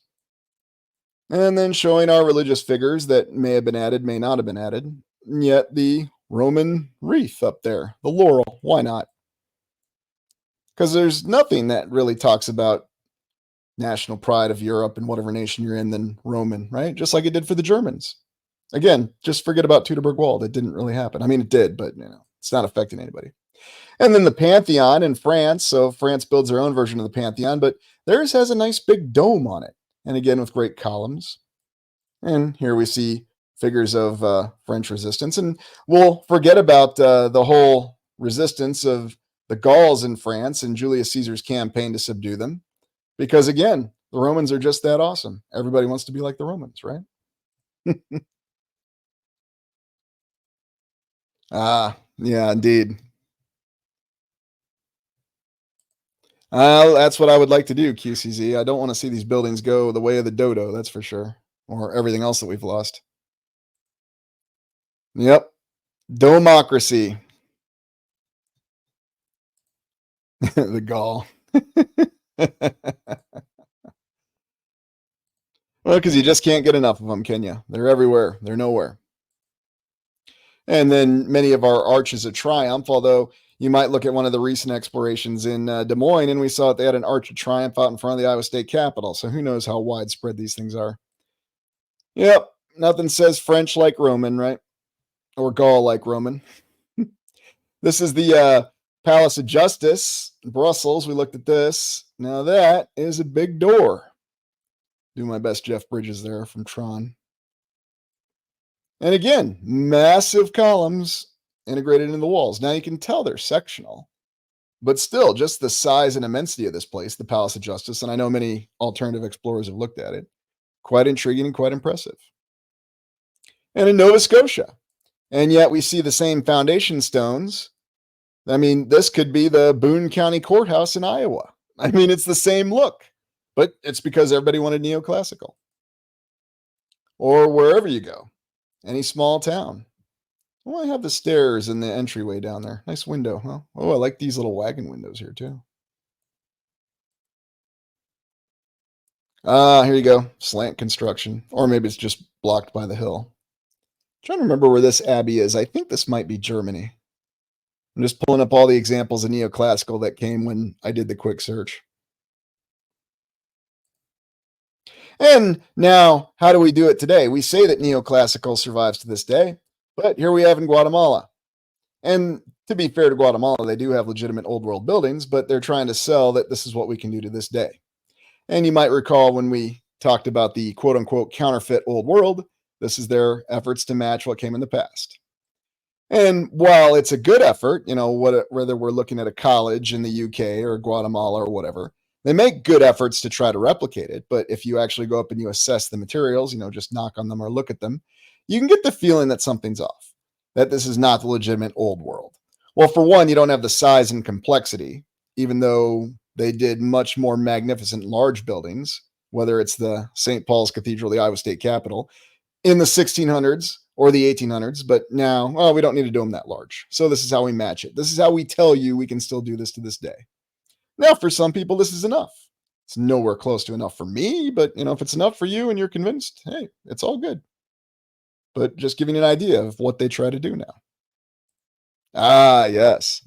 And you should check out Adam Baum's channel. He did a little exploration where he looked at some of the modern building materials. It's quite interesting. Yeah, intention is all is right. Yeah, you don't need those, right? You don't need those at all. Yeah, they do. And I do still like that hotel. I'm not going to lie. I do really like that hotel they have there. You know, the one they don't use. They just broadcast stuff on it. So good question. Very good question. So anyway, this is how they try to match neoclassical to this day.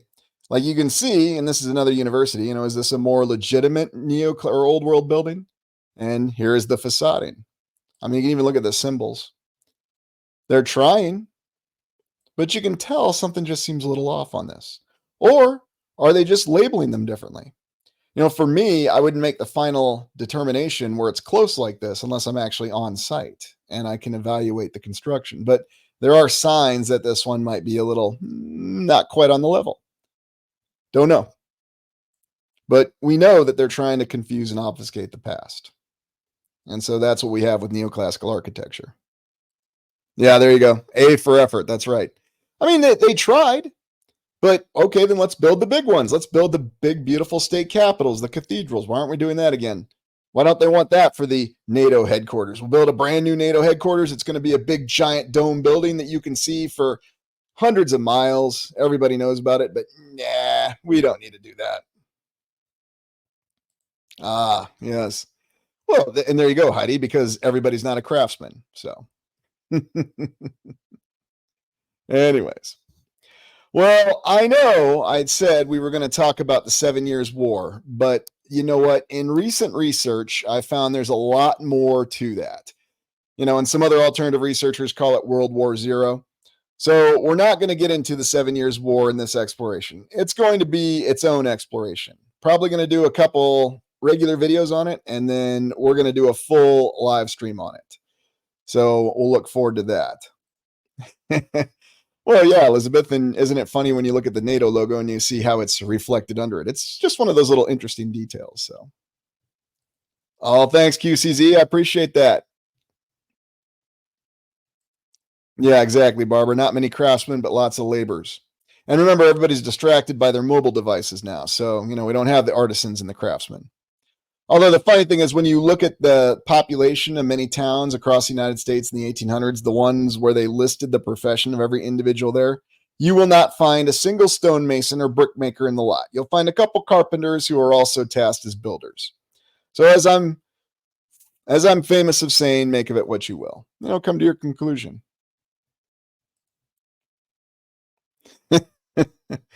Well, yeah, and we could also look at that with the urban renewal of the 1960s. No matter where you were in the land, we need to bring these buildings down. We got to make way for great tenements.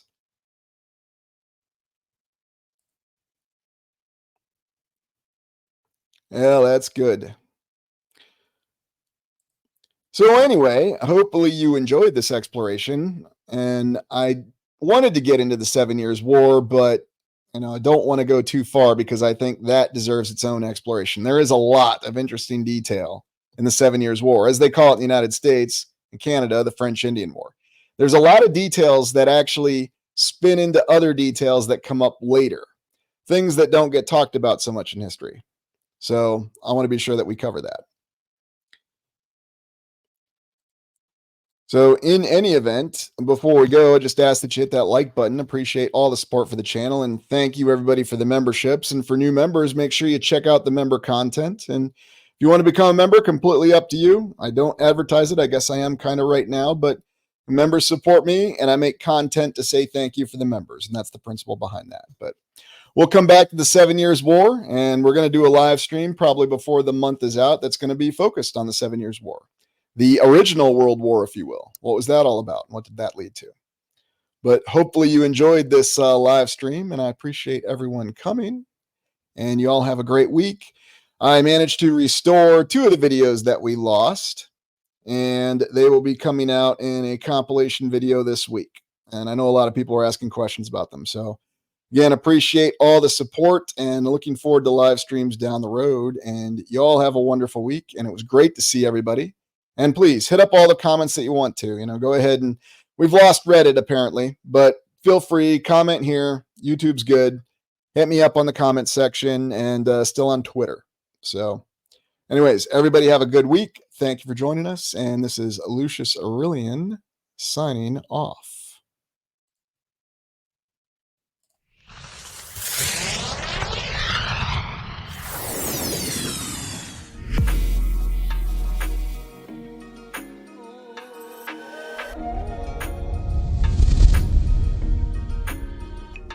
Welcome to the Restituta Orbis channel, and today we're going to consider the perplexing example of the Middle Ages. The Middle Ages, a 1,000-year time period in our history that we're told occurred from roughly 500 to 1500 as we understand the current chronology. We won't consider the other chronologies as we don't want to confuse this. We're looking to explain this because of the fact that we believe that our reset date occurred from 1750 to 1850. So where does the Middle Ages fit in? Where does this castle that's actually the former state capital of Louisiana fit into this?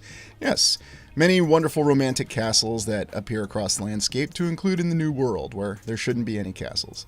The Middle Ages, it inspires us with its tales of chivalry and romantic and courtly love. And yet at the same time, there are conflicting accounts of ruthless campaigns, and we're told about how life was terrifying for 98% of the population, or the peasantry.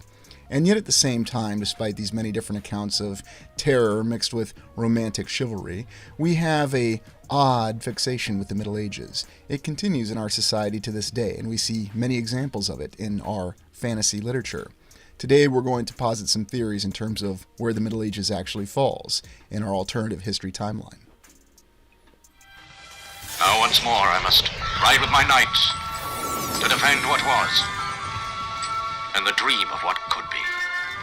Officially, the Middle Ages are the period in European history traditionally dated from the fall of the Roman Empire to the dawn of the Renaissance. In the 5th century, the Western Roman Empire endured declines in population, economic vitality, and the size and prominence of cities. It was also greatly affected by a dramatic migration of peoples that began in the 3rd century. In the 5th century, these people, often called barbarians, carved new kingdoms out of the decrepit Western Empire. Over the next several centuries, these kingdoms oversaw the gradual amalgamation of barbarian, Christian, and Roman cultural and political traditions. The longest lasting of these kingdoms, that of the Franks, laid the foundation for later European states. It also produced Charlemagne, or Charles the Great, the greatest ruler of the Middle Ages, whose reign was a model for centuries to come. The collapse of Charles the Great's empire and a fresh wave of invasions led to the restructuring of medieval society. The 11th to 13th centuries marked the high point of medieval civilization. The church underwent reform that strengthened the place of the Pope in the church and society, but led to clashes between the Pope and Emperor. Population growth, the flourishing of towns and farms, the emergence of merchant classes, and the development of governmental bureaucracies were part of cultural and economic revival during this period. Meanwhile, thousands of knights followed the call of the church to join the Crusades. Medieval civilization reached its apex in the 13th century with the emergence of Gothic architecture. From nowhere, really. The appearance of new religious orders and the expansion of learning in the university. The church dominated intellectual life, producing the scholasticism of St. Thomas Aquinas. The decline of the Middle Ages resulted from the breakdown of medieval national governments, the Great Papal Schism, the critique of medieval theology and philosophy, and economic and population collapse brought on by famine and disease. So that's the official account of the Middle Ages, but what can we really say about it when we step back and look at it more holistically? I'll admit that when I was a professor and I was teaching lesson plans on the Middle Ages, I was always very perplexed at the mix of incredible architecture and the various explanations that we have for this supposed revival of learning and understanding during a time that were originally called the Dark Ages. We have certain leaders, such as Otto the Great pictured here, who followed Charles the Great, and Otto the Great was the Eastern Carolingian emperor who eventually became the Holy Roman Emperor and defeated the Magyars in the Battle of Lechfeld. We also have numerous examples of incredible architectural achievements that we're told are Gothic architecture. Although the foundation of Gothic architecture is quite intriguing, and we've considered it many times in our previous explorations, it seems to lack fundamental explanation. And there are many things that, if you really step back and look at it holistically, lack fundamental explanation behind the Middle Ages. For example, how is there an actual coherent recording of history when we have all these divergent sources? The official explanation will be given is it was simply the church. The church had their centers of learning, they had their isolated monasteries, and we even have accounts that many of these isolated monasteries actually preserved the civilization that was left over from the Roman Empire and the great time of learning from antiquity, that much longer period of time that preceded the Middle Ages, at least according to official history. The odd thing about the Middle Ages, though, is that with these conflicting accounts and these different governments and these different societies and all these what would appear to be apocalyptic events, and if you think about it, that's what the Middle Ages really represents, apocalyptic events. You had the rapid collapse of the Roman Empire, the final collapse of it. You had the destruction of many other numerous governments and many lives that were lost. And indeed, during the Middle Ages, we currently agree is the worst year in history, 536, for a variety of reasons, and you can find many videos on that. Yet somehow we're supposed to believe that with this and then the subsequent bubonic plague, or the Black Death that occurred, which wiped out over half the population of Europe, somehow the society managed to survive. Somehow learning continued to endure. And somehow Heath Ledger was in a movie about the Middle Ages where you got to hear many contemporaneous songs. And yet I still enjoyed that movie much more than the 2000s Robin Hood series on BBC. But I digress. So what's really conflicting about the Middle Ages? Well, you have to consider that you have all these different smaller nations and kingdoms that came out of the Carolingian Empire. The Western Carolingian Empire, which would eventually become France, and the Eastern Carolingian Empire, which over a long enough timeline would become Germany, albeit with very different developmental phases to both of them. And an odd fixation on centralization that seemed to occur. You also had these villages, the whole concept of feudalism, and peasants being associated with the land. And of course there was innumerable conflicts. As always, conflicts, which accompany everything. Yet, despite all these difficulties, and one of the things that we don't consider about the Middle Ages, and I can't tell you how many college professors I've heard will tell you, it just simply stank. Yes, it really smelled badly because things weren't in a very state of sanitary conditions. The once great sanitary conditions that were present with the Roman Empire with their sewers and their baths were no longer present. You didn't have people that were bathing for a long period of time. You have this very divergent authority with the Pope and the influence of the Church, and yet at the same time, you have accounts of emperors such as Otto the Great who were conducting what was called investiture. At the same time, there were invasions that were always coming from the east, and that seems to be a recurring theme in the Middle Ages. All these terrifying invasions that were coming from the east, the Magyars, the Mongols, whoever. There was also the rise of Islam at that time, when Islam conquered all of northern Africa and even threatened Europe itself. And yet, once again, somehow, the Franks managed to stand off these invasions in the Battle of Tours, even though it seemed like there was no way they'd be able to do it.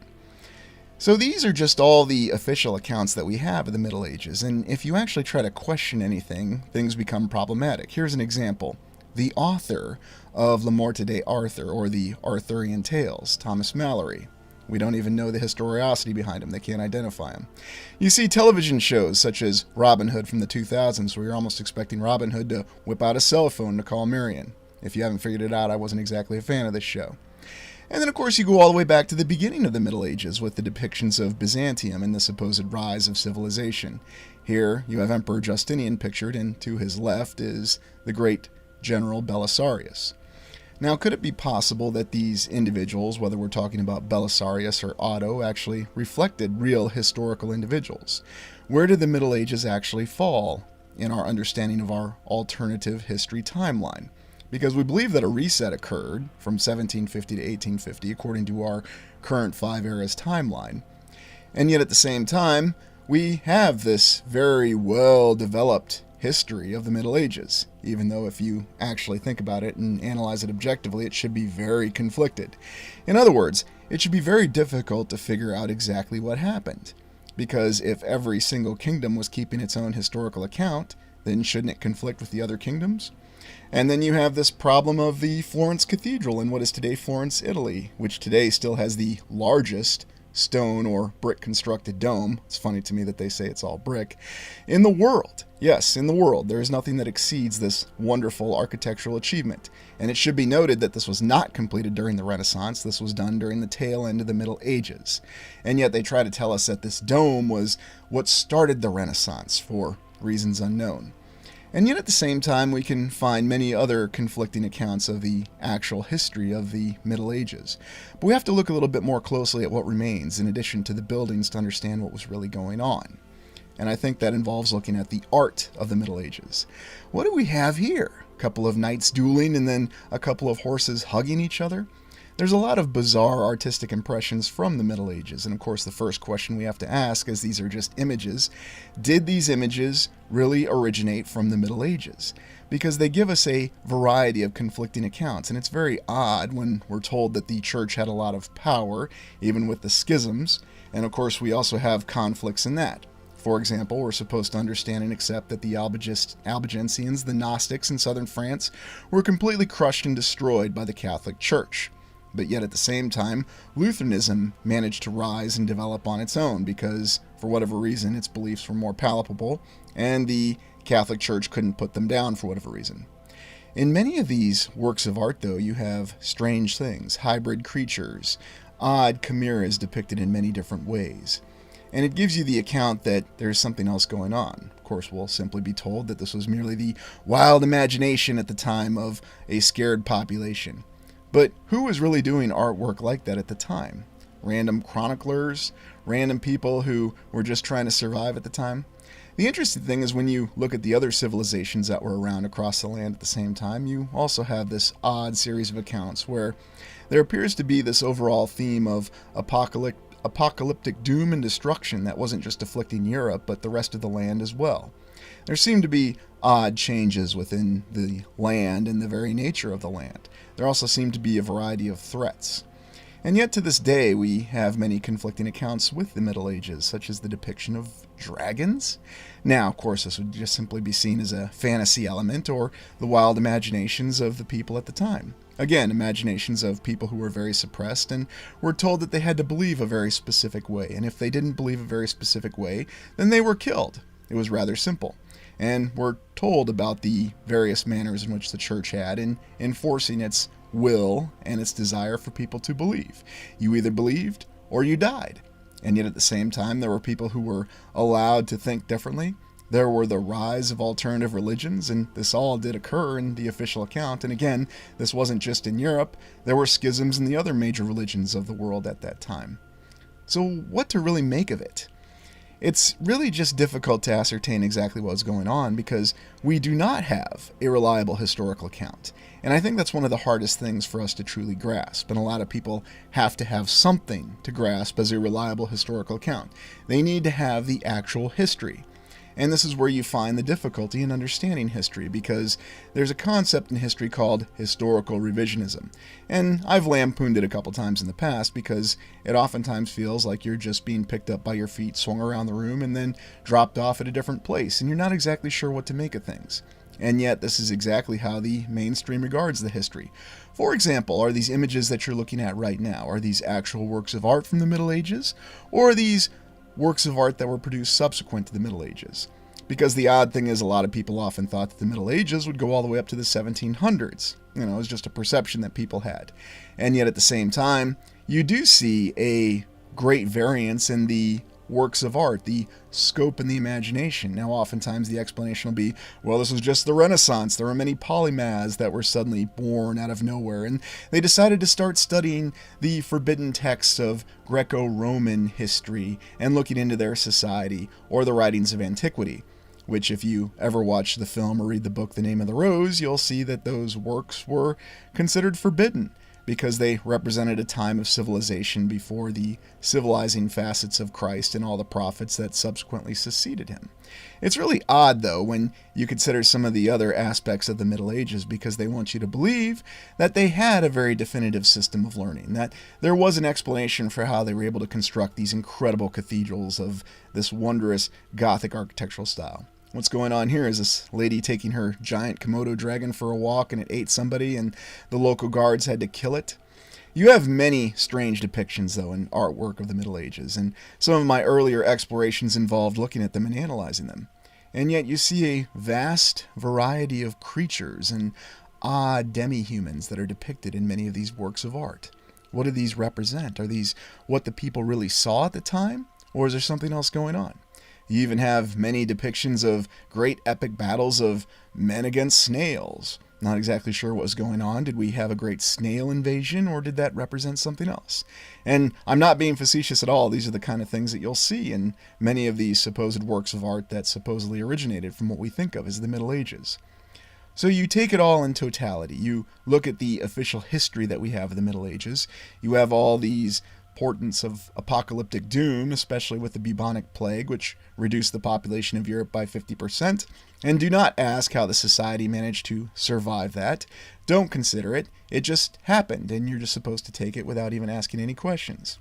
Indeed, they've even gone so far now as to tell us that during the Middle Ages, even though we're told that Columbus had the revolutionary idea that the earth was round, they try to tell us in these chronicles that they all knew and believed that the earth was round. Quite interesting. Round or spherical. I mean, it's funny how those two seem to be confused, and there's even a play on that in the name on this channel. Yet you have stunning and stellar works of detailed art and sculpture, which if they were carved would take a lot of time. You also have unrelenting, unique, artistic depictions that almost show a very different people than we'd expect to see. And we have that account where the people of the Middle Ages were very worn down, that they were sick, and yet at the same time, we have other depictions that show people being very healthy and very, almost dare I say, superhuman in many different ways. Here in this depiction of Joan of Arc and the historical figure who led the French armies in a great victory in the 100 Years' War over England and finally forced England to withdraw from northern France. Although there's conflicting historical accounts that say that Joan of Arc was merely a standard bearer. Of course, you shouldn't let that be held against anybody, because a standard bearer will win you the Medal of Honor, such as Arthur MacArthur in the Civil War, at least so we're told. The really unique thing, though, is how many different depictions that you have of artwork from the Middle Ages, and you have to look beyond Europe and see some of the depictions that came from the Byzantine Empire, as they called it, although they considered themselves the Eastern Roman Empire. Although one of the questions I always ask that got myself in trouble with many of my department chairs is, how exactly do we know that they called themselves or considered themselves the Eastern Roman Empire? Of course, they use the term Byzantium or the Byzantine Empire, and what does that really reflect? Many odd concepts also reflected in the spiritual depictions of the Middle Ages, and sometimes people will say that these depict something else, greater technology or some sign of spiritualism that's depicted in this artwork. What do you make of this? What do you make of all these conflicting and yet very imaginative depictions during a time when we're told that imagination was not something that was encouraged, that you either believed or you died? We've all heard of the Inquisition. And yet at the same time, we see these wonderful mosaics, such as of Empress Theodora from the Byzantine Empire, the real power behind the throne, the real will that was behind Emperor Justinian and his desire to reconquer many lost lands in Western Europe. And then you also have these other interesting accounts that supposedly show the piety of religion, and yet at the same time, it almost looks like we have the birth of Superman being depicted here. We have no shortage of images, though, that show that there seemed to be an apocalyptic scourge that was upon the land. Many people facing terrifying situations and facing their internal fear in ways that we can't even begin to imagine. Yet you also see incredible and stunning works of art that cannot be equaled to this day, no matter how much we're reassured that we could do this with our modern machinery. And we have other reasons for why we can't replicate this. These stunning and very inspired works of art, whether it's a painting, a sculpture, or what we're told is a sculpture or a painting. Who knows what the actual means were, though, that actually produced these stunning works of art? We also have the entire concept of individuals who somehow preserve knowledge, even though we're told that that very knowledge was forbidden at the time. So it really comes down to the fact that if you take the Middle Ages at face value, you have so many conflicting accounts and you have so many different perceptions that it really seems as though one individual simply stood up and said, this is what happened and this is what we're deciding actually happened. Because there's no way that you could have a single account from all these different monasteries, all these different individuals, and don't tell me that someone in the Catholic Church just stood up and said, yes, this is what happened from 500 to 1000, and this is exactly what happened. It was asking questions like this and trying to deconflict this with all the conflicting accounts that we had that initially got me into a lot of trouble with my department chair, because apparently these were questions that were not supposed to be asked. I mean, I thought they were very legitimate questions. And yet somehow history continues in our fantasy depictions of history, such as the concept of dragons. And why is it that we have a strong fantasy element in what we traditionally think of as the Middle Ages? Well, let's consider that connection of fantasy. Most of us had our introduction to the Middle Ages, or what we think of as the medieval times, through the concept of fantasy. And indeed, there is a very strong fantasy element in the Middle Ages that persists to this day, starting with the depiction of the numerous great creatures or dragons. Now, of course, we're told and assured by our mainstream history that there was no such thing as dragons that existed during that 1,000-year period of the Middle Ages. It was simply the fear of the people at the time. And yet at the same time, the romantic notions of the imagination in the Middle Ages made its way into our fantasy literature that's endured from what we're told the 1800s until the present.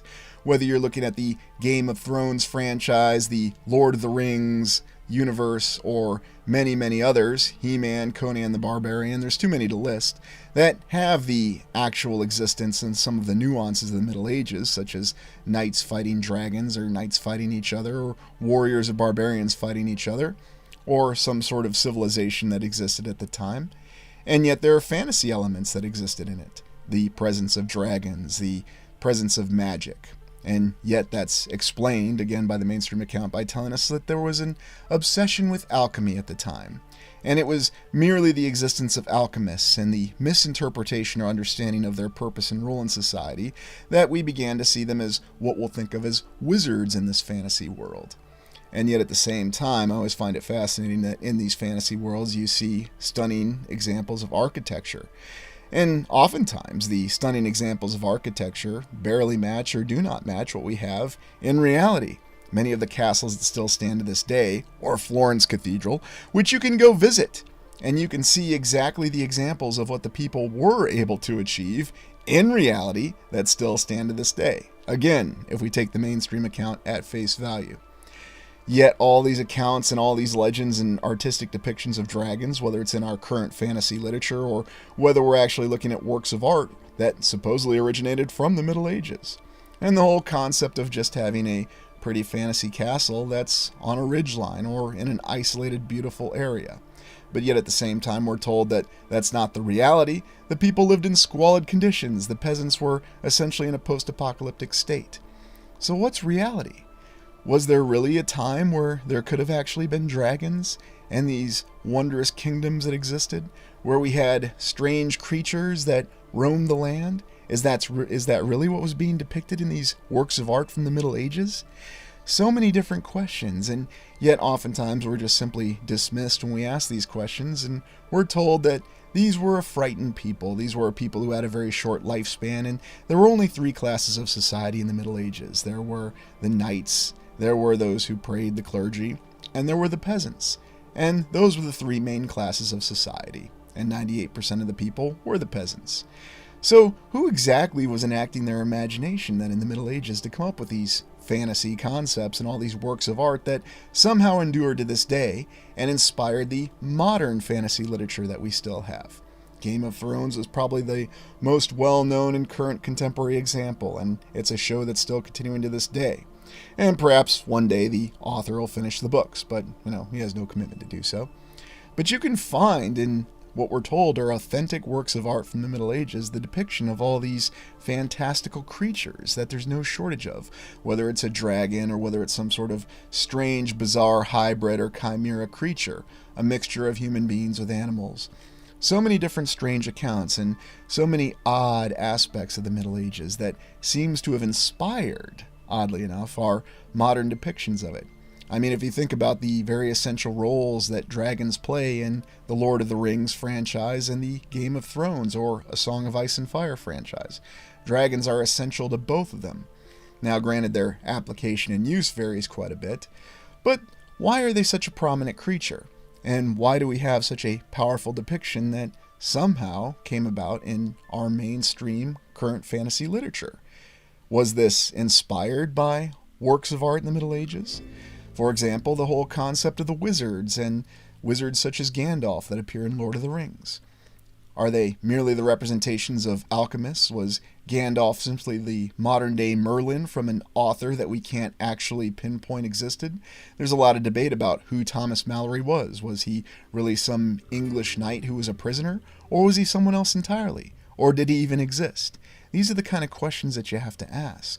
Because when you step far enough back and you see many of the inspirations of fantasy within what we think of as Middle Ages, or should we say the inspirations of the Middle Ages in our fantasy, then we see that there is a very conflicting account here. We have to realize that there may be a very different explanation than what we're told as being that this 1,000-year time frame, yes, it's always 1,000 years, isn't it, occurred from 500 to 1500, or at least the time frame that we understand. And yet we can look at our great depictions of fantasy, such as in the Lord of the Rings series, where we have giant eagles fighting giant dragons. Did that really happen? Again, going back to the whole concept of dragons, the great mythical creature. And yet you can find other allusions to dragons in all of the mainstream society's historical accounts. Very strange. And you could also find the actual allusion to the existence of such fantastical creatures as being something that continues to inspire our imagination to this day. You'll continue to see films, whether they're animated, live action, or computer-generated imagery, which I think of as animation, that will continue to depict and display dragons in many different ways. And we consider the fact that these creatures in some franchises are thought of as evil, and in other franchises they're not. In the Middle Ages, it'll simply be explained as being a representation of the devil. The dragon was just that, a representation of the devil to a society that was scared and frightened. And at the same time, you can find other depictions of dragons in other societies and other civilizations where you might not think that they existed. So why are there so many consistencies then? Conflicting accounts, and yet there are consistencies that we just simply hand wave away. We have the ability to see what remains in our society, and yet at the same time we're told to overlook it. We're told what exactly happened. Because even though Joan of Arc may have stormed a castle personally, there are other historians who were never there and never saw it, who say that she was simply a standard bearer. So who exactly knows? Did some version of Joan of Arc exist in the past? I have no doubt about it. I have no doubt, though, that the story behind it may be a lot more elaborate and a lot more amazing than we'd like to believe. Because oftentimes it seems that we have these incredible tales of great heroism from the Middle Ages, and yet at the same time, they don't work their way into our modern interpretation. We're told that everyone was not really fighting for chivalry. There was no real code of honor. It's something to be disregarded. People were simply doing what was best for them. And this existence of wizards, whether it's the wondrous wizards depicted in Lord of the Rings, that's simply the product of fantasy and imagination. And alchemists, even though we say that alchemy was a proto-science, it did exist. Oddly enough, you can find depictions from Noah's Ark of dragons even being brought aboard the Ark and offloaded from the Ark. Very interesting. And so again, if we consider everything in totality, where does this Middle Ages time frame actually fall? Did this really occur before our reset time frame? It's interesting, though, when we try to fit it into our 5 eras theory where the Middle Ages may have occurred. Because we look at our 5 eras theory and we suspect that the reset occurred sometime from the years that we think of as 1750 to 1850. Although, remember that we don't know the actual timeline, and there could be an entirely different interpretation of what the years really were. So where were the Middle Ages? Did they actually start at the beginning of our contemporary era? Is everything exactly as we're told? I always consider that possibility, although I have to admit that with continued explorations, I begin to find it less and less likely, and I find that concept constantly reinforced with every exploration. Now there may be conflicting evidence, and I certainly invite you to let me know in the comments. Could the Middle Ages have actually been the beginning of the Tartarian era, or the 4th era? Could it have been an apocalyptic time that followed the reset of the 3rd era going into the 4th era? I strongly consider that possibility, especially if we consider the displacement of the fact that many of the events of the Middle Ages did actually occur. Or could they have actually been a time frame from somewhere in the Foundation eras, possibly right after the reset of the 1st to the 2nd era, or the reset of the 2nd to the 3rd era? Because there is a recurring theme within the Middle Ages that there seems to be an apocalyptic event that recently transpired. Now, of course, we'll be told it was the fall of the Roman Empire, but what if it was the fall of one of the pre-existing civilizations from the 3rd era going into the 4th era? And I strongly suspect that's exactly what it was.